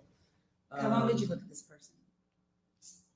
Sorry. How long did you look at this person? Oh, but, I mean, it was really a split second. But they seemed, like I said, they seemed to be kind of aimlessly wandering. And you noticed a hooded sweatshirt, you said? Yes, or a hat. Their head was covered by something. And khaki colored pants? Yeah, I wasn't totally sure what. I remember their dark clothing really stood out to me on the torso above. Okay. What about the pants? I don't really recall totally what color they were. Could they have been khaki colored pants? And do you recall giving a statement to Detective Ray Boo, the University of Georgia Police Department? Yes, I do. Yeah. And do you recall using the word khaki with her? Yes, I do. Okay. And khaki to describe, first of all, what color is khaki? For record? What is khaki? Beige. Beige, okay. And what khaki did you see? What khaki pants? On this individual. Oh, like beige coloring on their pants. Okay. And you were asked about whether there may have been any logos on this individual's clothing. Do you remember that? I do remember being asked about that. And do you remember saying that there may have been a white logo on this individual's clothing? Yes, there may have been.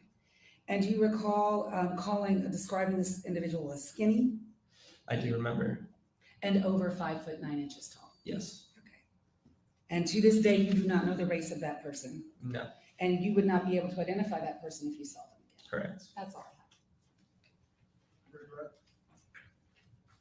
When you said there could have possibly been a white logo, do you recall if that was on the hat or the jacket or where that would have been? No, I don't recall. I don't have any other questions. Yes. You be excused? Yes, sir. You're excused. Call your next witness. Governor, may we briefly coach on this witness? Yes.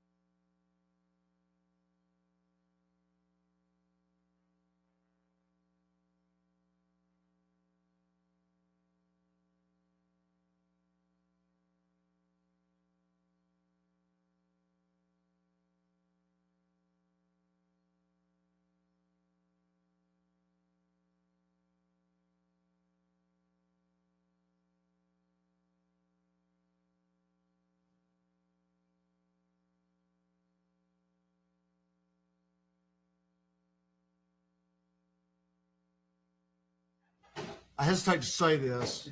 They want about 10 minutes to talk about something. I know. If you need to stand up, go somewhere, that's fine. 10 minutes. Thank you.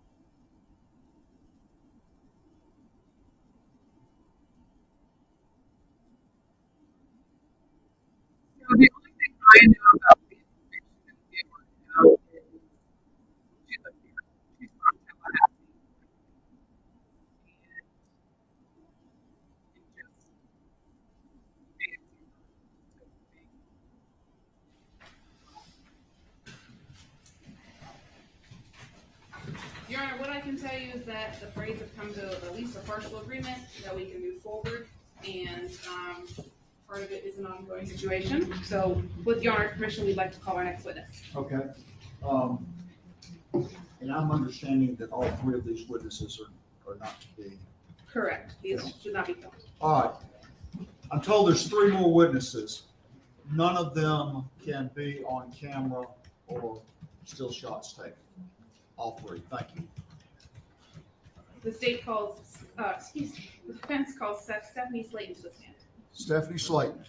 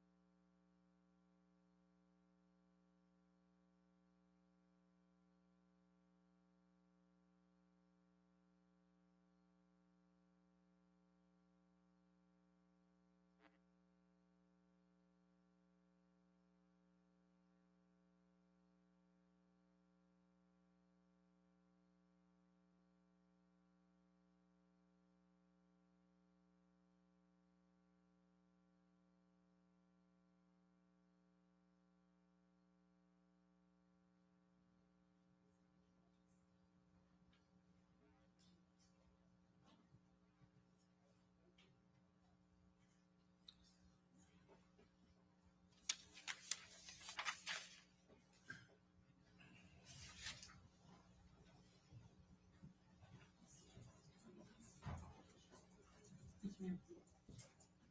Please raise your right hand. Do you swear that the testimony you give will be the truth, the whole truth, and nothing but the truth? Yes, I do. Have a seat. Would you please start by stating your name and then spelling it for our court reporter? My name is Stephanie Slayton. STEVENAJNASLATON. And Ms. Slayton, where do you live? I live the Grove of 5 Points now. It was formerly Argo. You may not. Do you happen to remember the street address for your apartment?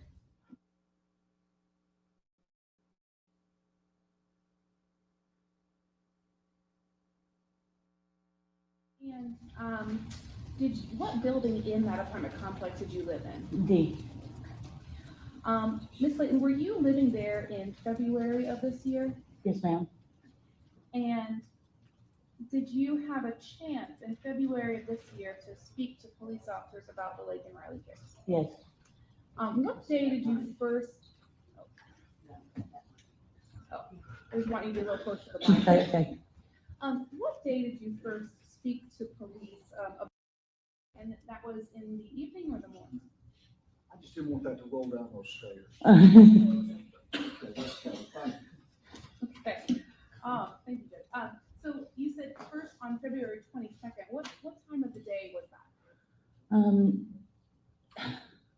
That was my birthday, and I know that I wanted just to sleep in. I'm guessing around 12 or 11. 11 or 12 in the evening? Yeah. Okay. And so it's dark outside when this is happening? And no, it was in the midday Okay. on the 22nd. At some point, did you have a conversation with a man named Diego Ibarra about the case? That was on the evening. It was dark then. Can you just very briefly describe what happened? So, yes, ma'am. He came and sat next to me at my patio furniture in front of my apartment. And there was like foot traffic with law enforcement circling around the apartment. And he asked me what was happening. And so I told him that there was somebody who had passed away in the back of our apartment. And I knew that he travels that way to go to work, to the bus stop back there. And so I was talking to him, and like, he speaks broken English, I speak broken Spanish, okay? So I told him, if you have seen anything or heard anything out of the normal, you need to say something now, because if you see anything out of the ordinary, then now's the time to say something, because this poor girl has lost her life, and her parents need, some closure. And then that moment, do you want me to continue?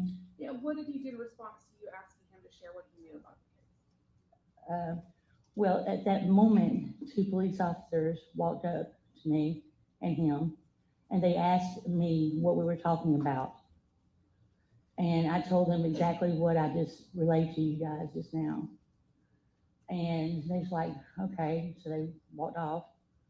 And the very moment they walked off, he spoke into his phone.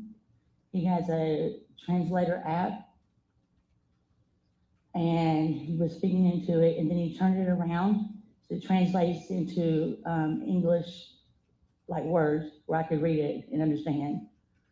And verbatim, he said, if you tell them, I will tell them you did it, and then I will kill you too. I don't have any further questions.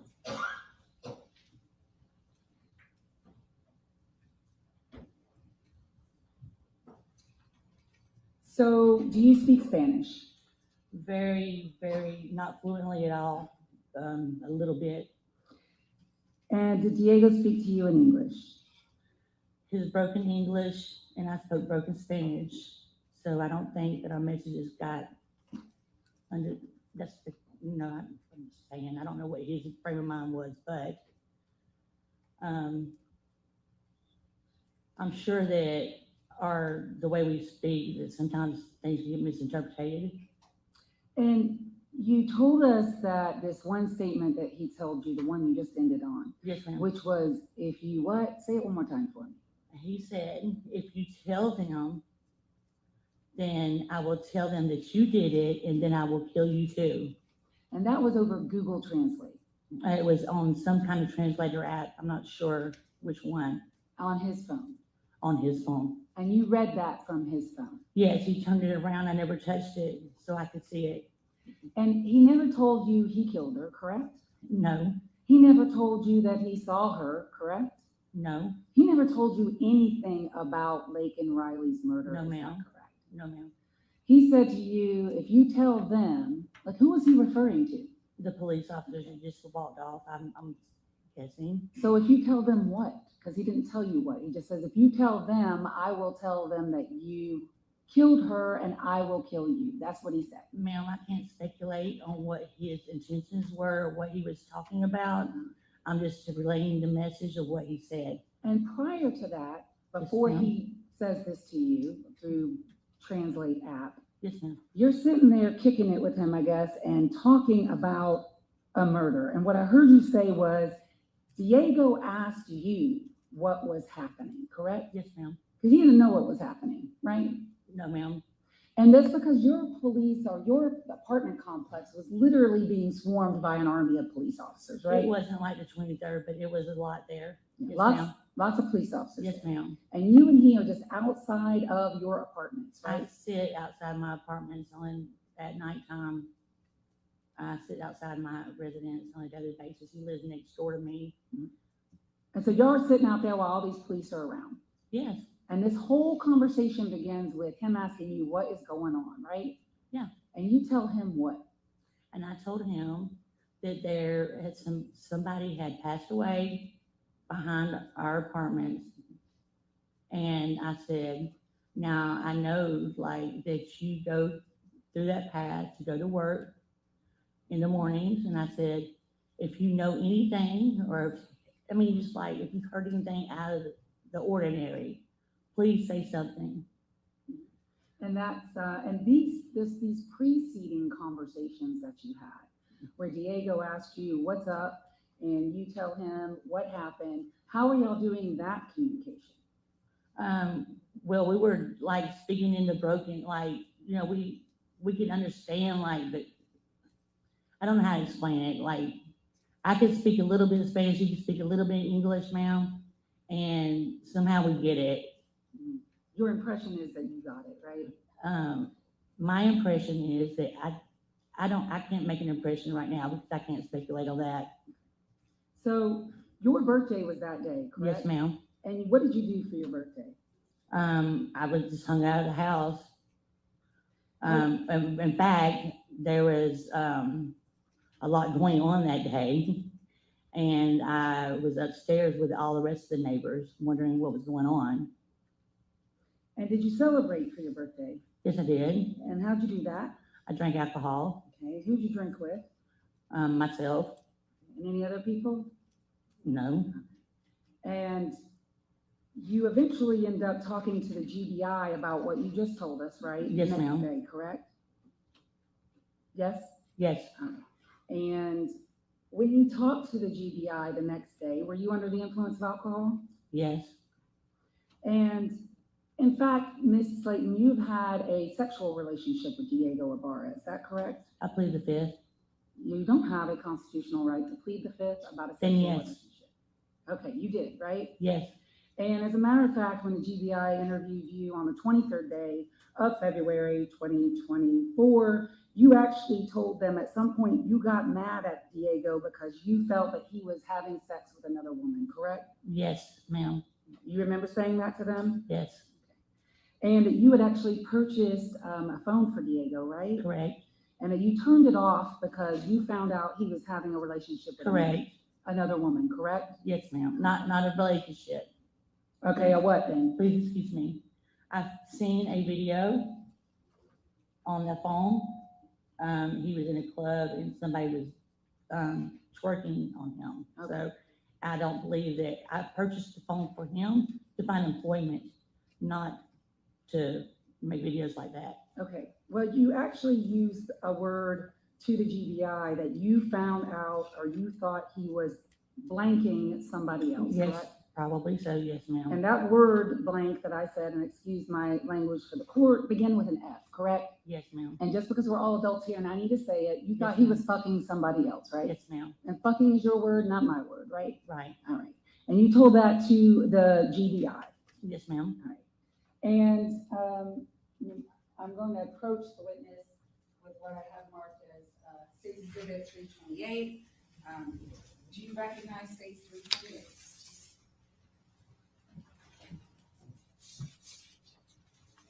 Do you recognize your name on that document?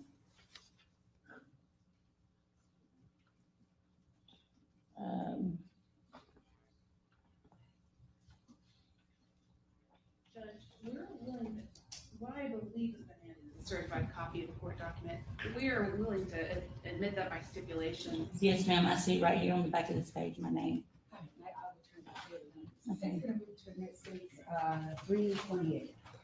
I don't have an objection, I'm just asking this not be published to the news media, because Ms. Layton's trying to subpoena, not really. But that's fine, but she's still a witness? Yes, so yes, I we mean, are entitled to. no objection to admitting it. Okay, 328 submitted. May I say something, please? I don't mind. Yes, sir. That's Yes, the sir. question. Yes. Are you on active probation as well? Non-report, non-supervised probation, yes, ma'am, and I'm sacrificing a lot to tell the truth, so this girl can have justice today. I'm not here for any side, I'm just here to tell the truth, sir. He never told you he killed Laken, right? No, he never did. That's all I got. Just a few follow-ups, Ms. Layton. You came forward with this information to the police, right? I came forward to tell the truth about anything that I might know to my knowledge is the truth, to help whoever is responsible pay for taking her life. And you did multiple interviews with them? Multiple. Did you allow them to download your phone voluntarily? Everything that I had, at all, the Abaros, and I compiled a whole GBI list of everything I wrote. They asked me anything that I could remember at all. It's not if I don't think it's important to write it down. And I did, and I handed it over to them. And you also let them, kind of download your phone? Yes. And is it fair to say you are scared of Diego? That night, no, I wasn't scared, because if I was scared, I would have got a protective order or called the police. But like she said, I was under the influence. So the next day is when everything hit. And when I realized what was going on, when they were slammed down in front of my apartment, that's when it sunk in and I got scared. And are you here under court order to be here, Ms. Layton? Yes, ma'am. I don't have any further questions. Anything else, Ms. Ross? No, sir. Okay, can she be excused, Ms. Beck? Yes, Any objection, Ms. Ross? No, sir. You're excused, ma'am, which Thank means you. you can leave. Thank you. Call your next witness.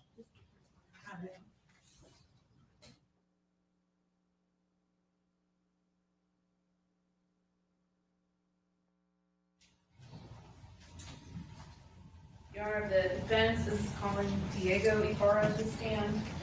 Ms. Donnelly has a missed call from Mr. Diego's attorney, set you out the hallway. Yes, Dr. Cross.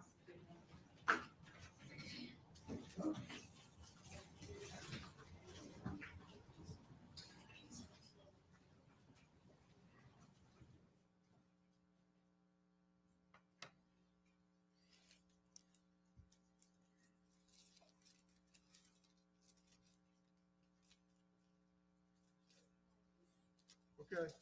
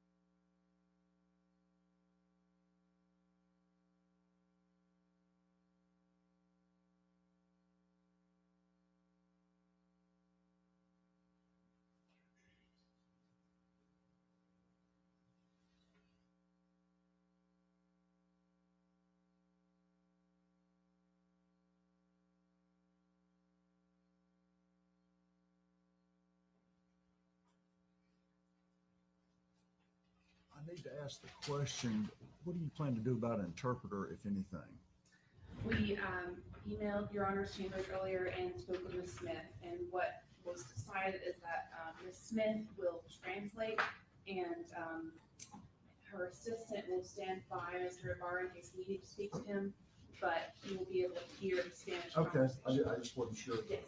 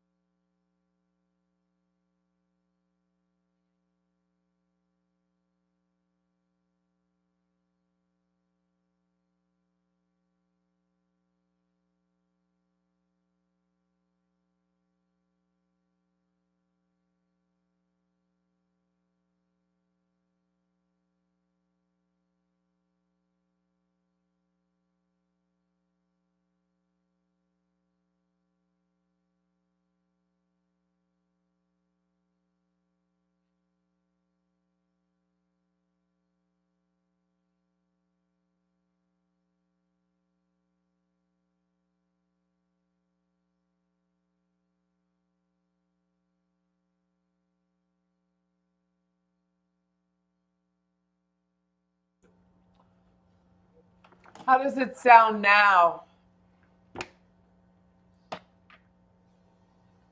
Oh, sorry, Red and Right.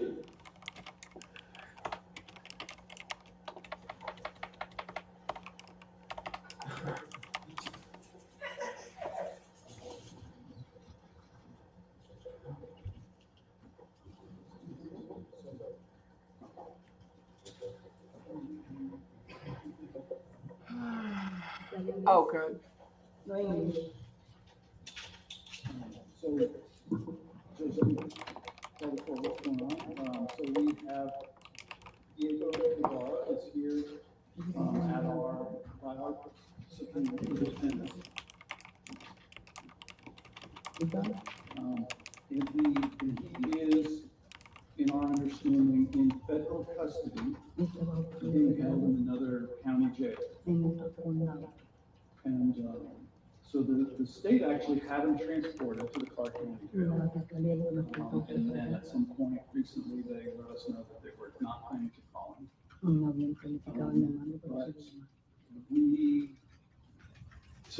we did want to call him. And, but the problem is he's got pending sentencing in federal court, as I understand it, and he has a lawyer that I'm sure would prefer that he not be called to testify without his lawyer being present. I just got off the phone with his lawyer. I just found this out, that this person was his lawyer. So we thought he had a lawyer in Macon who I had been in touch with. And that person told us recently that they had a conflict and they were getting him new counsel and they would let us know who that was. So we hadn't heard until just a few minutes ago that it's Mr. Eberhardt had been appointed. And I called him, see if he could be here. He can't be here this afternoon. He's driving back to Athens, but he's about 2 hours away. And so, but he related, Mr. Eberhardt related to me that he would most certainly advise Mr. Ibarra to not testify, to exercise his right not to testify, since he has a sentencing pending, which makes sense. But I don't know. Bringing this to the court's attention, because I would like to ask you some questions, but I don't want to. Sure. Obviously. Well, let me hear from Ms. Ross. If you want to say anything, if not, I can go from here. Well, Judge, we had Mr. Diego transported in case either side wanted to call him. We wanted to make sure he was here so that we could continue through the trial. I have never spoken to Mr. Diego Ibarra or his attorney. As a prosecutor, I feel very uncomfortable having this witness here without his attorney present.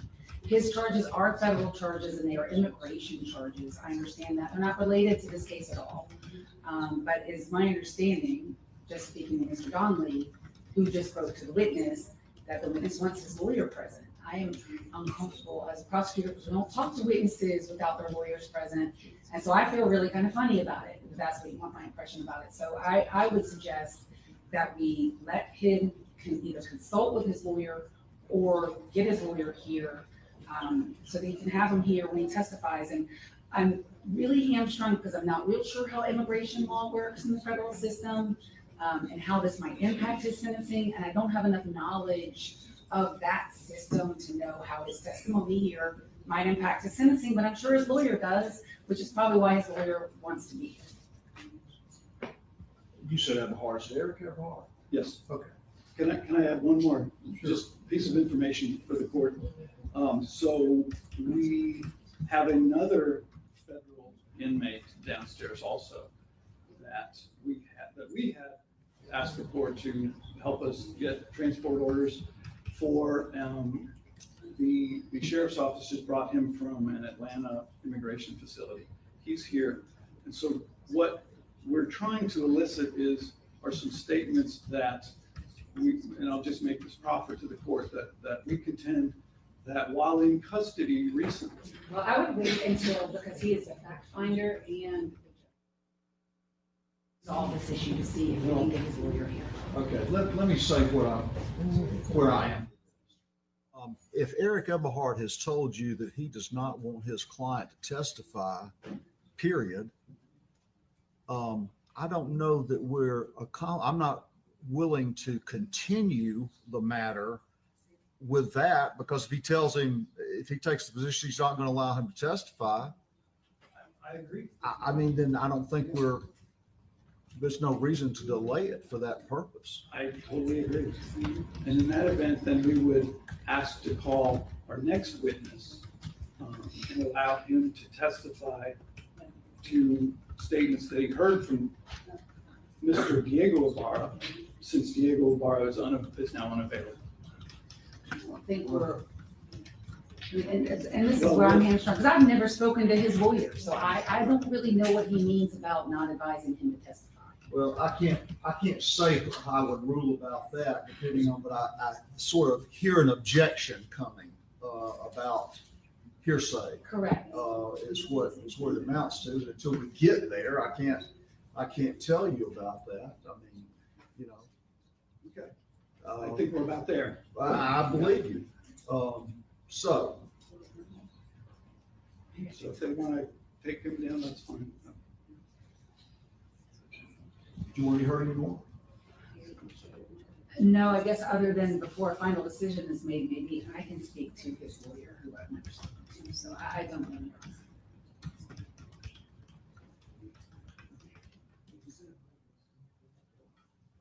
Do you want to step out and see if you can talk to Mr. Everhart? Yes, sir. I have a better idea of what we're looking at here. I'm okay with that. If he's in the car, I guess you can get it. I mean, so. May I step out to do that? Sure.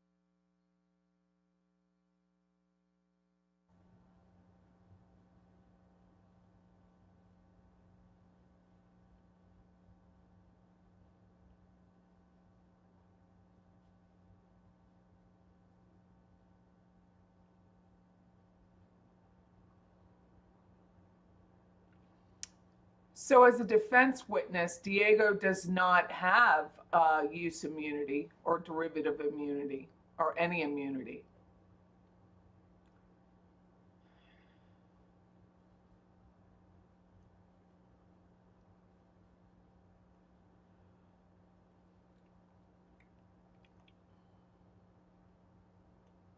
Dude, did anyone get that Slayton's first name?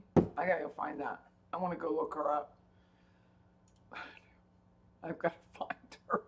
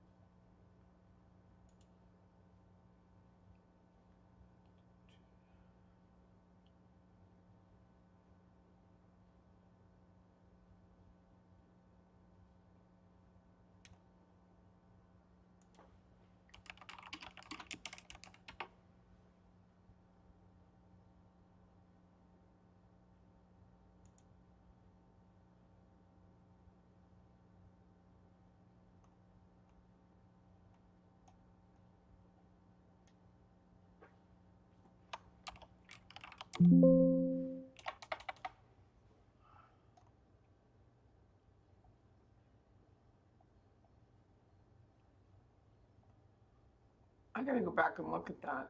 Does anyone catch her name?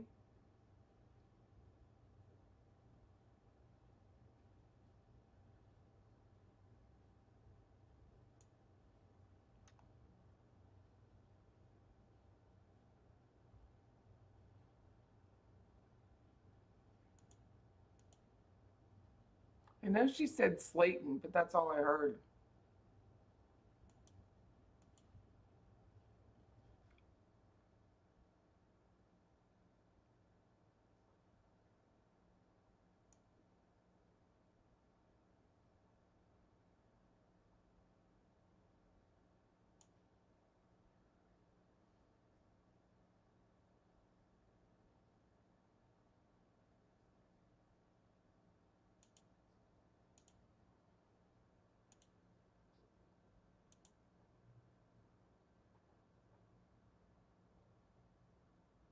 Oh, Layton. She's on probation. I'm gonna have to go back and listen to it. so I can figure out who she is.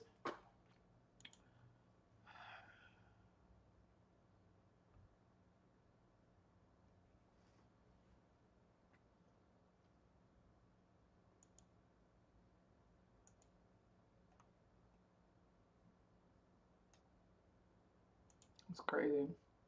I'm gonna play the fifth.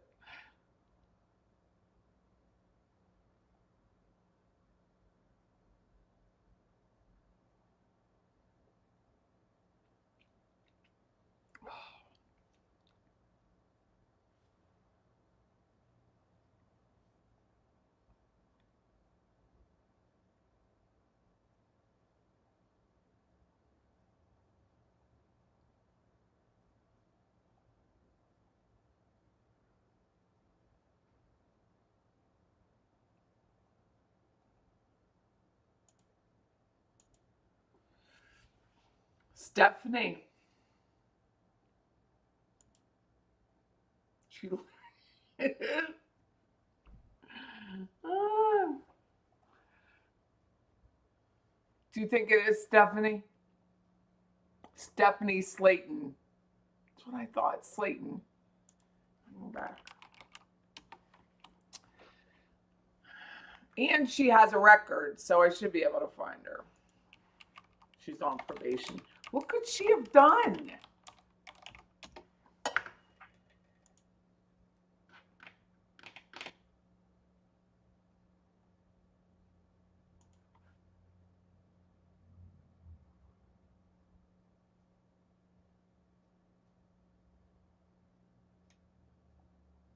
Mm-mm.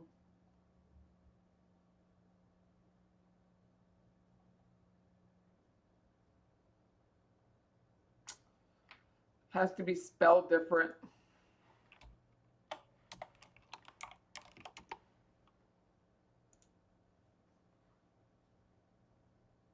Maybe she had a lisp.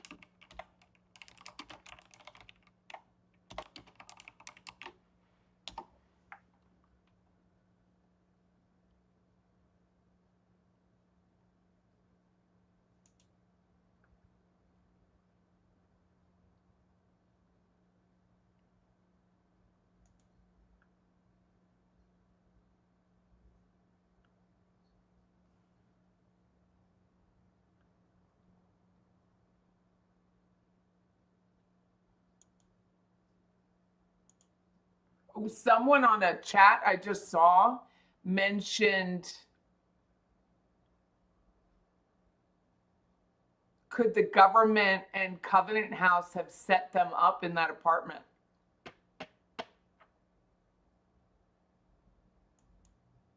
Is that possible? I bet it is.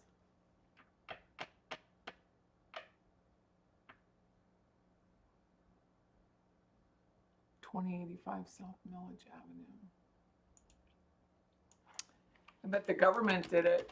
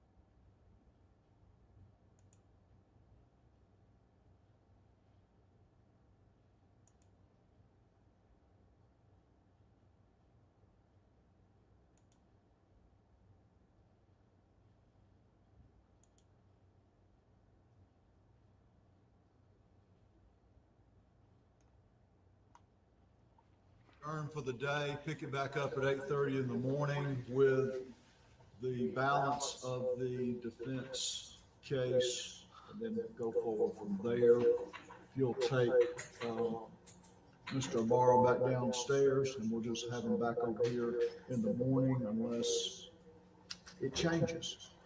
How about that?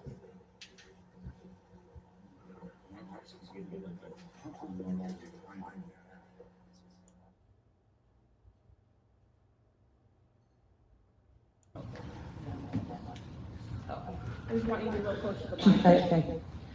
What day did you first? Here she is.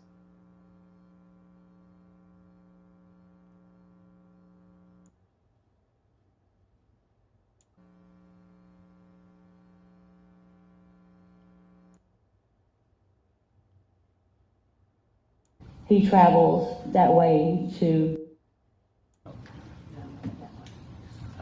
I just want you to go closer to the mic. Okay. What day did you first speak? Would you please start by stating your name and then spelling it for our court reporter? My name is Stephen Slayton. STEVENSLATEN. And Miss Slayton, where do you live? What? LSL what? Wait, The Grove of 5 Points now. what is that?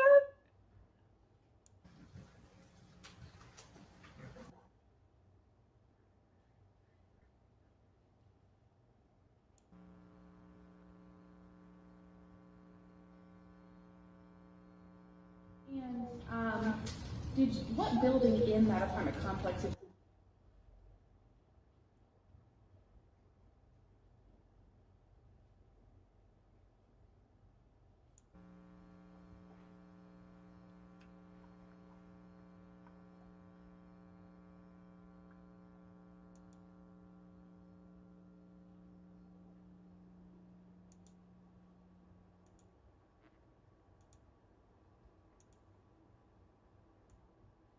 did you have a chance in February?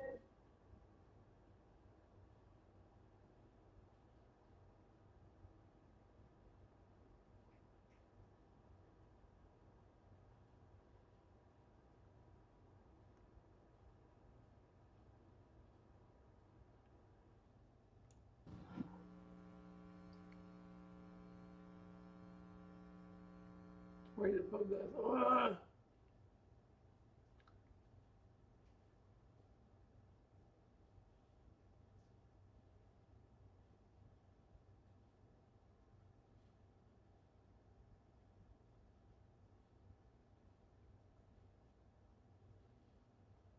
You make it so hard to backtrack.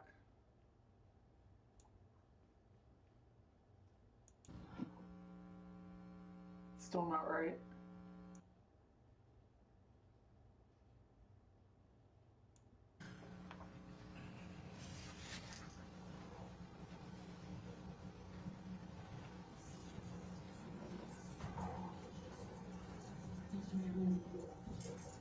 Slatin? Raise your right hand.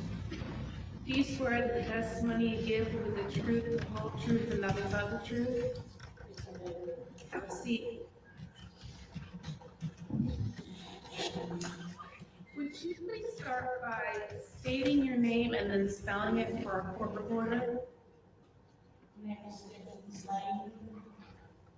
STEVENSLATEN. SLATON. And Miss Slayton, where do you live? I live the Grove of 5 Points now. It was formerly Arco.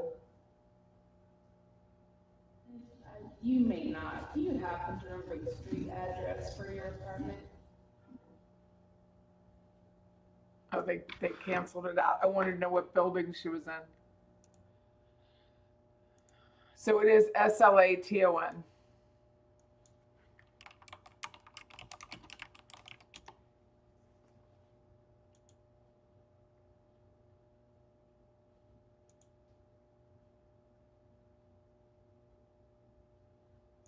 There's only one. Get out.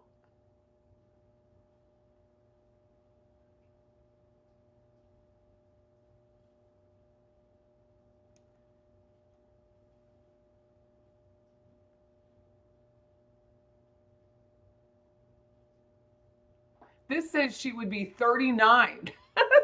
No way. No way. It's all hard. She just rode hard. Really rode hard. If that's the case.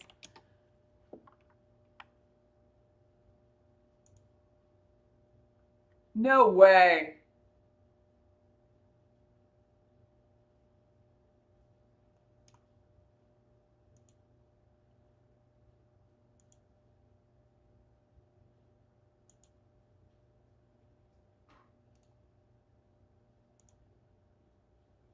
This is what I have.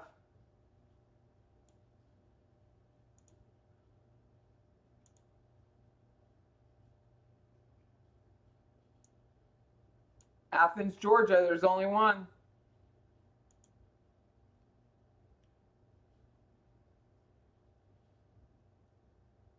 No way, what way? I know. At least 3 packs a day. I'm ready to go smoke a cigar just because of this. No, I mean, it could be.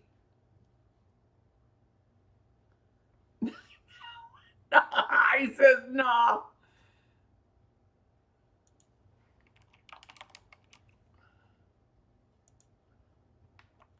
The Grove at 5 points. It's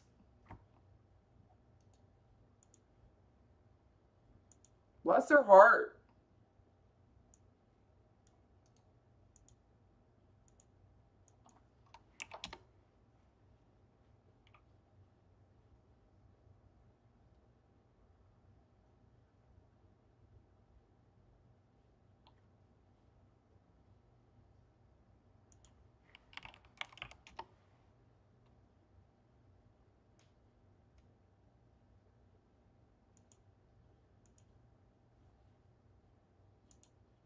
What are you guys finding? 39 years old.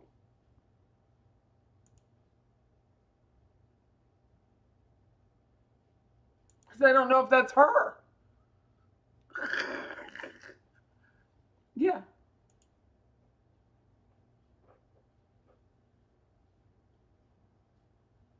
No, the name of the apartment complex. Oh, she is older. It's not her. Bless her heart. The name of the apartment complex changed because they sold it.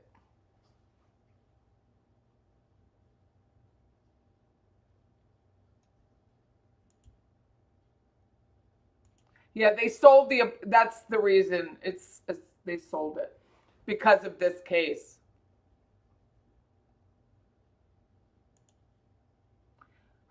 The Georgia Gazette has her mugshot.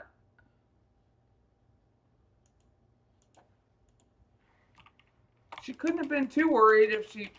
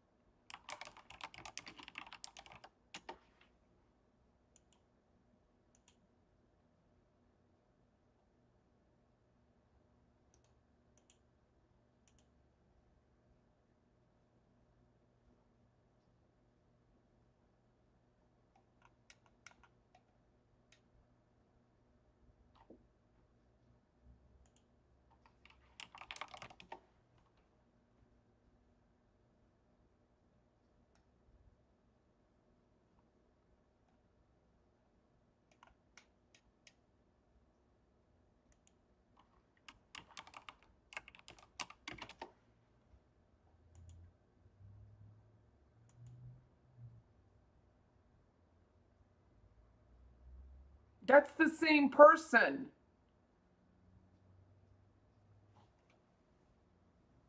I gotta go back to Facebook.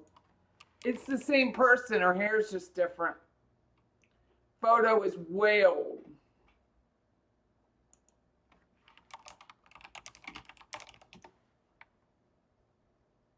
It's the same person.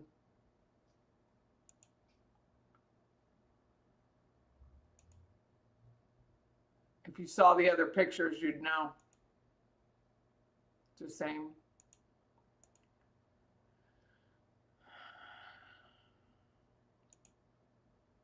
It's the same nose. It's her.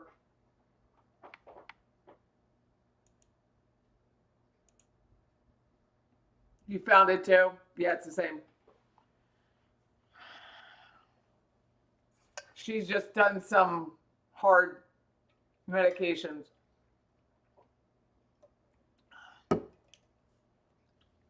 It's her.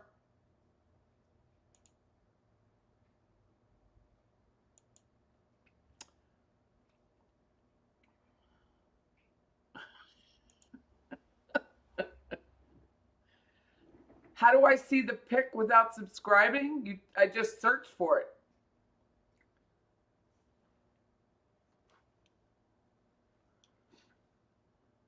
I'll send you the link, or did you get it?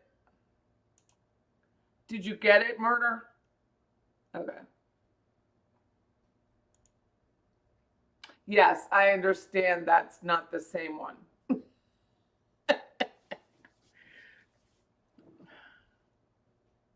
Yeah, I mean, there's no statute. And the picture that I showed way long time ago.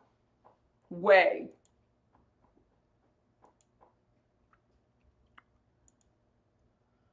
If she's that worried, she really should take her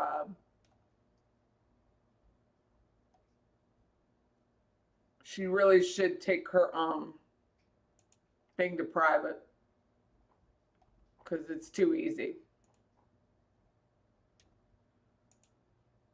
I mean, I just proved it. What is she in for?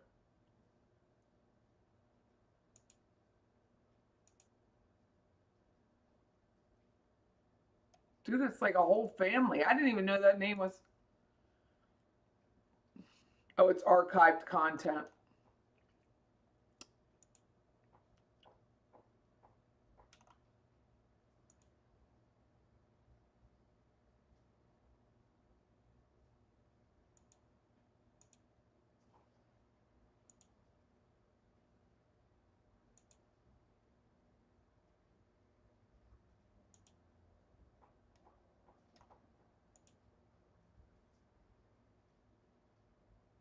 What a shame. It's like that girl, that missing Emma Baum that I told you all about yesterday.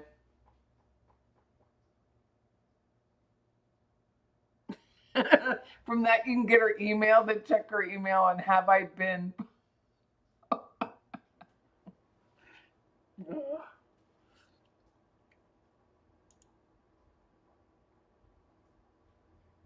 I have no idea.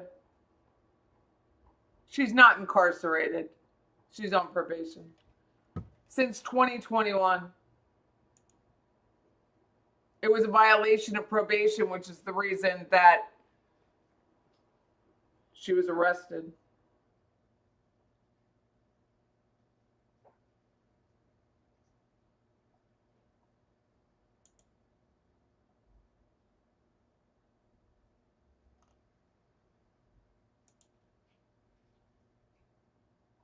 It's a shame. I mean, drugs will get you every time, man. It's just awful.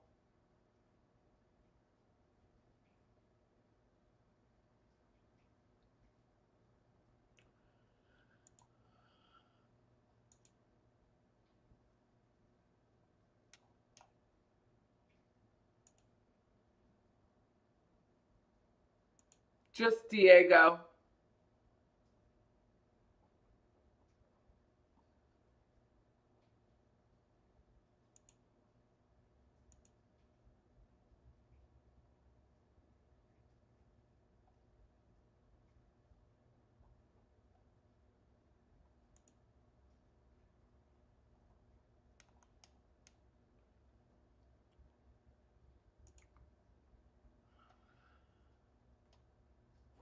She moves around a lot. It's just very sad.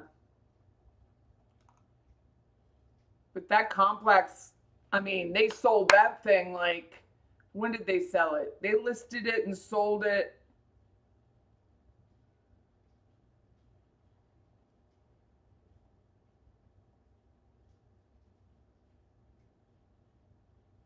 Well, it was on the market when she was murdered, and then it was closed. So they had already tried to sell it. From what I gathered, they've changed the name twice since then.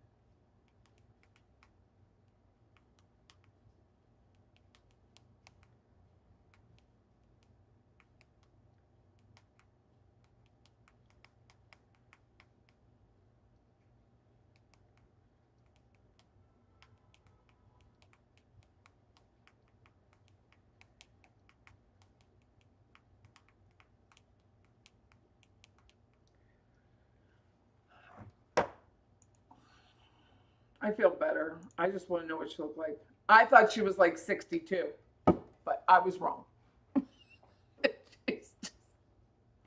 I thought she was old and cold, man. I know. It is exactly how it is. I want to know.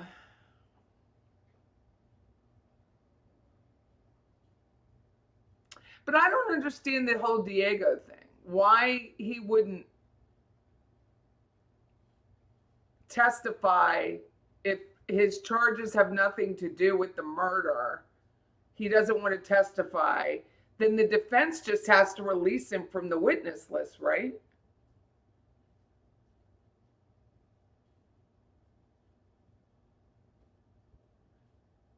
But the public defender was so soft-spoken and like unsure about himself. That was odd.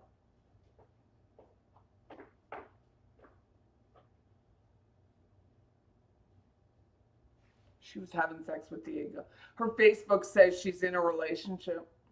So there is that. Bless her heart.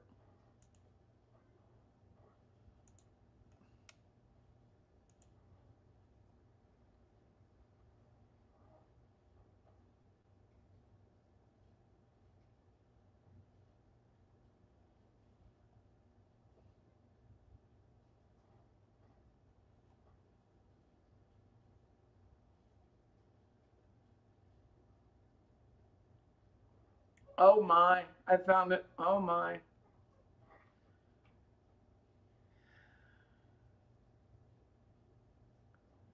You gotta,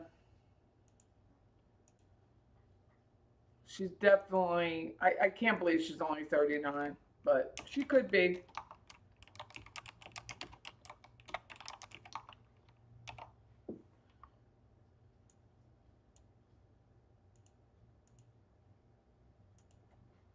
I look younger than her. Spill Patty. Well, I can't. Well, I'll just put the link in here and you guys can look at it on your own.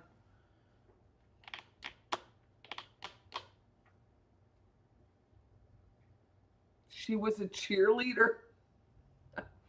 She was, oh man.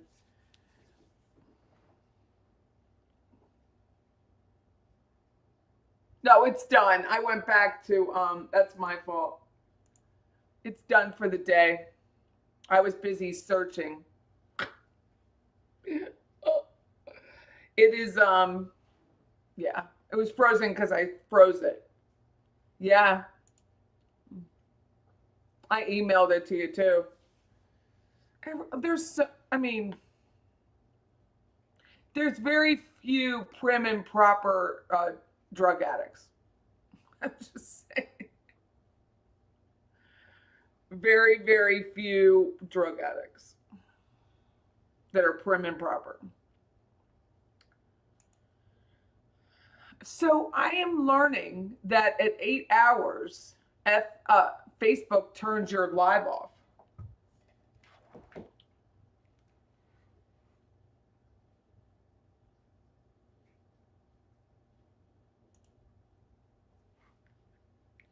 She wants to go at 5.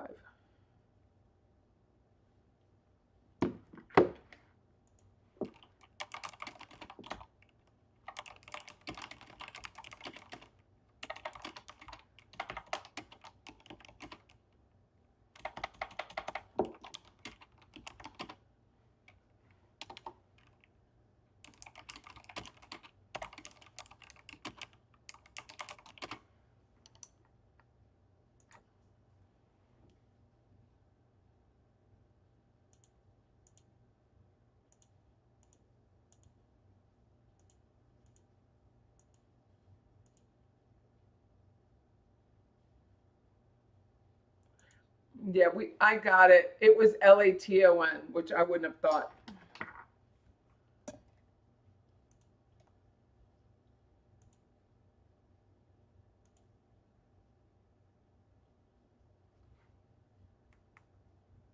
I just asked her. I'm going to confirm. I'll let you know. They're buying for themselves.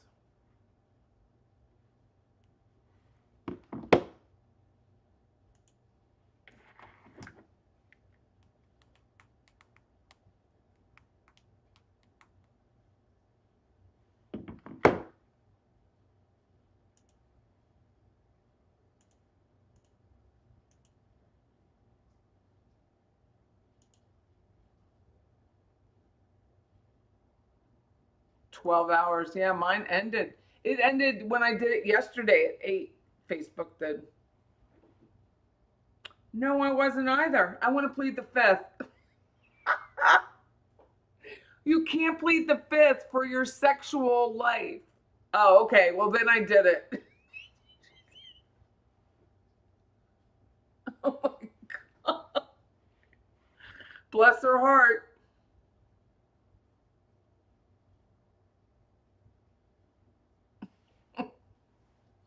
There's a lot of slurring. It's a lot of slurring.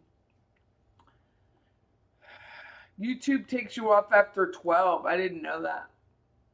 I don't know if that's true because the docket was on.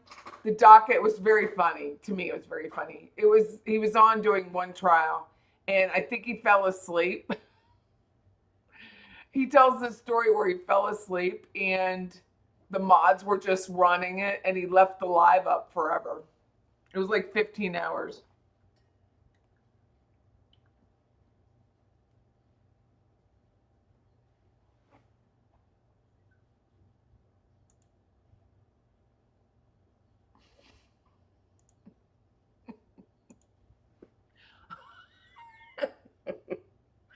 Yeah, but not here. You have Mutto by Maestro.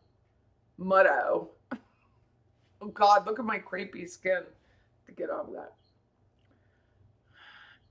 Evernet has a question. No, it's docket. I've never watched Matrix.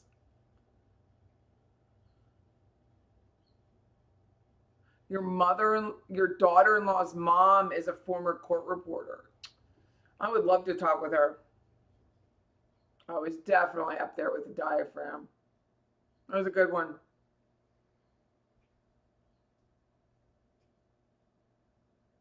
What's your question, Evernet?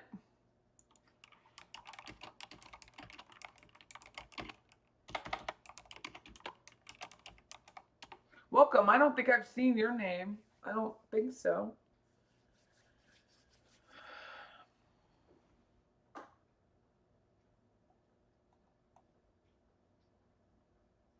That was funny. What'd you do for your birthday? Drink. It was so reminding me of the Sarah Boone stuff. Remember what Sarah Boone was like describing their day? Like they were just talking through the day and how the day was going to be so pure out on the porch where they played cards and talked about their future and drank a box of wine. That's what it reminded me of. It was his reward for cleaning the house, tidying up. That's what she said, tidying up.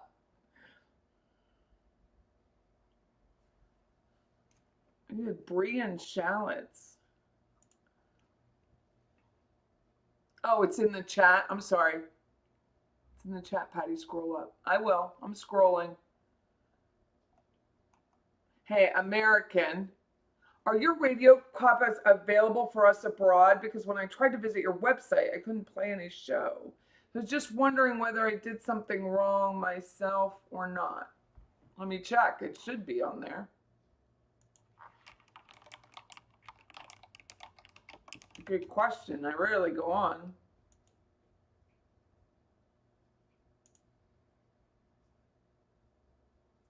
Are you Yeah, ready here for it is. Let me show you.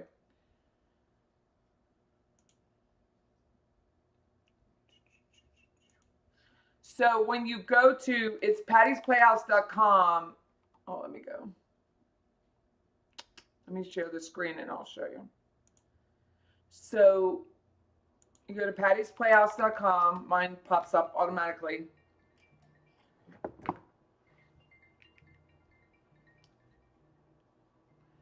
And then this is the podcast website.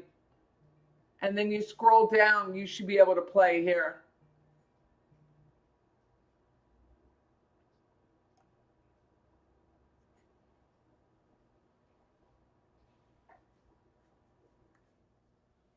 Because if you click, it'll play. Are you ready for some fun? Oh, yeah! This service is brought to you by the Pleasure Club. I don't want to get turned off for copyright, but that's how we do it. And then you can go to Apple Podcasts, Instagram, wherever you want. We're on all of them.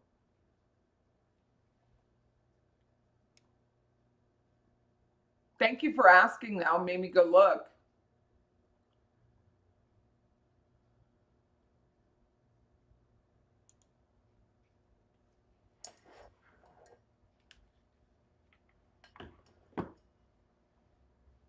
You live in Paris. Yeah, I don't know. But you should be able to go to just Apple Podcasts, on your app, or Spotify, however you listen to podcasts, and put in Patty's Playhouse, and you should be able to, you'll see the logo that we have at the top corner. Here it is on, let me do Apple Podcasts, Patty's Playhouse.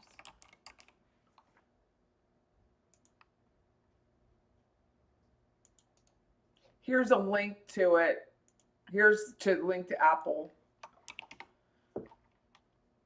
Night, Beach Bum. Have a good one.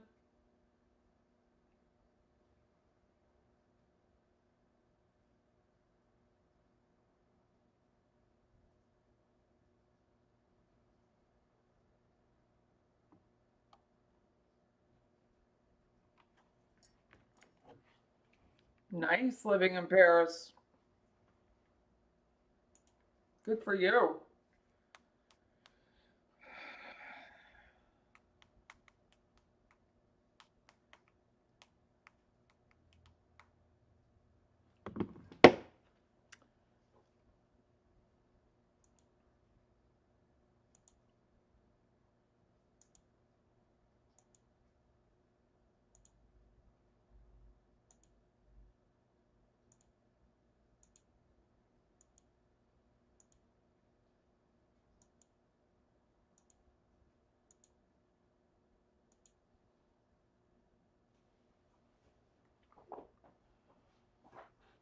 What are we left with? Are they going to bring in Diego tomorrow? I guess they have to talk to his attorney.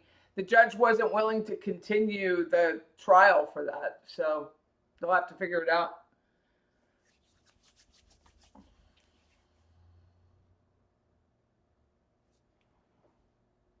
So once the defense rests, now tomorrow I'll be in here early and I'll set it up, but we have radio podcast recording tomorrow. So I won't be on till after that.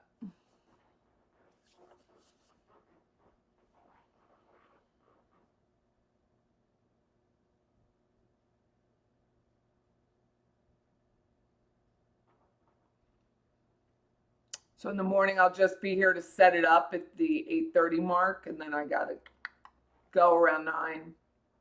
Chop, chop.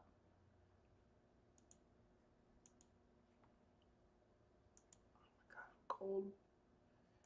It's raining now. We need the rain now.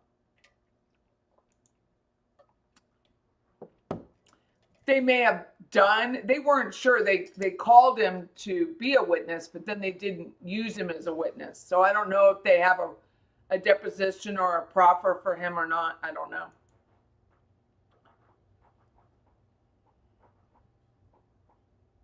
And it depends on the defense getting their stuff together. So I guess if they have their act together tomorrow, closing arguments could start somewhere else. I don't know. I didn't hear it, so.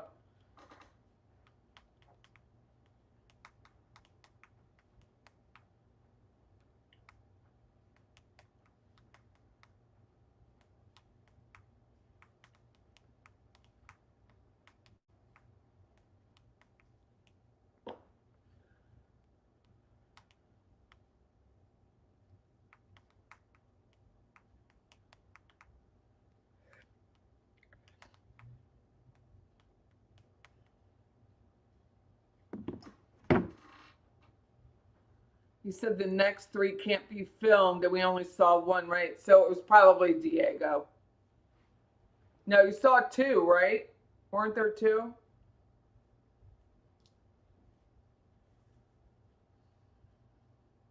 That creepy skin. Oh my God. Look at that. My face. Man.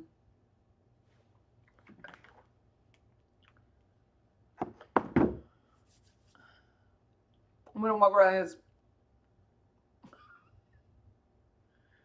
You've missed so much of the trial and it seems so interesting. Well, Gladys, go to today at about, I don't know, right towards the end with like 6 minutes left.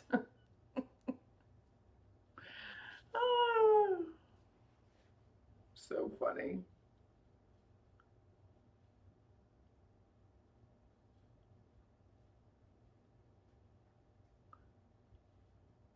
Patty, they don't make mirrors like they used to. No, they don't. Yeah, just watch the last 10 minutes, Gladys. That's all you need. Seriously. It's the whole day. It's the whole day. It's the whole day. Oh, I'm going to plead that's something I would be like. Let me plead the fifth so I don't have to admit having sex with a criminal.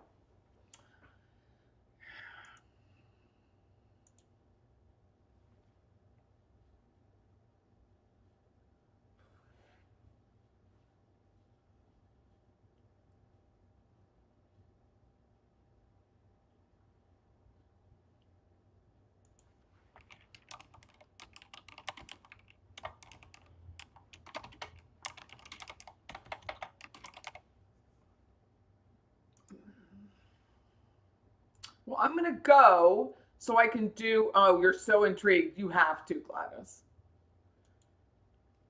Keep an open mind, Gladys. Keep an open mind.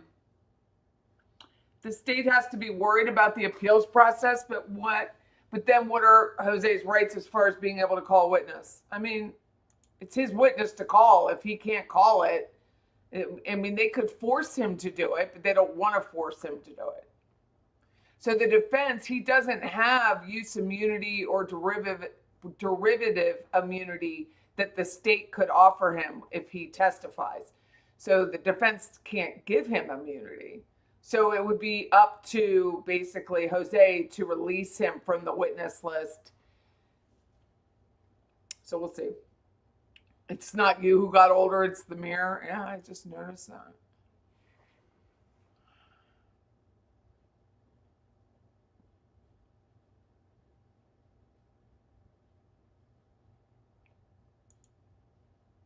I'm going to keep a look at it. Which title did you play? Evernet, which title did you play?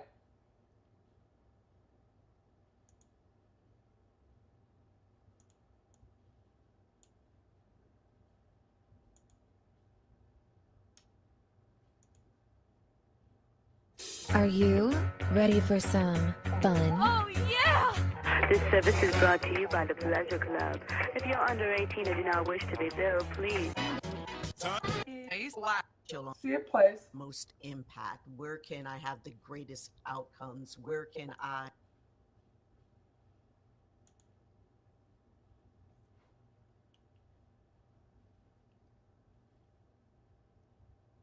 Oh, it does play the intro twice. See, I didn't even know that.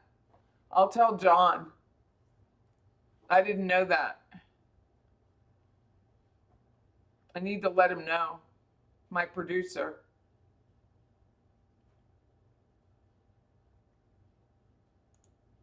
Leave space a little better.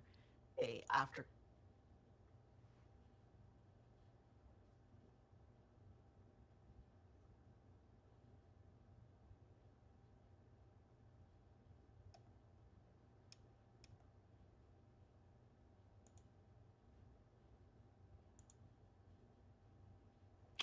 Wonder how many, yeah. I really didn't know that, so I will tell him. That's annoying.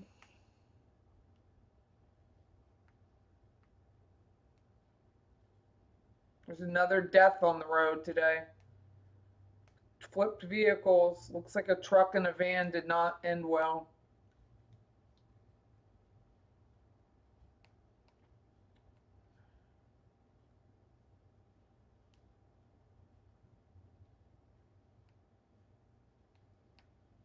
Holy shit. A Nissan truck and a cement truck, a Nissan van and a cement truck. That just never ends well. Holy crap.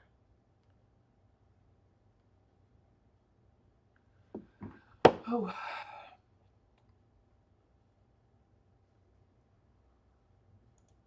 Cheerio. Bye, Evernet. Go have some beautiful cheese and wine and enjoy France while we're sitting here in Tallahassee. Thank you for listening to it. Oh my. Can you imagine? I'm in France and I want to listen to Batty's Playhouse. How cool is that? So cool to be able to speak to people. South Africa, the Netherlands, again, Holland. It's just amazing. The UK, it's just utterly amazing to me that I get to speak to all of these people. It's crazy. Singapore. Au revoir. Au revoir.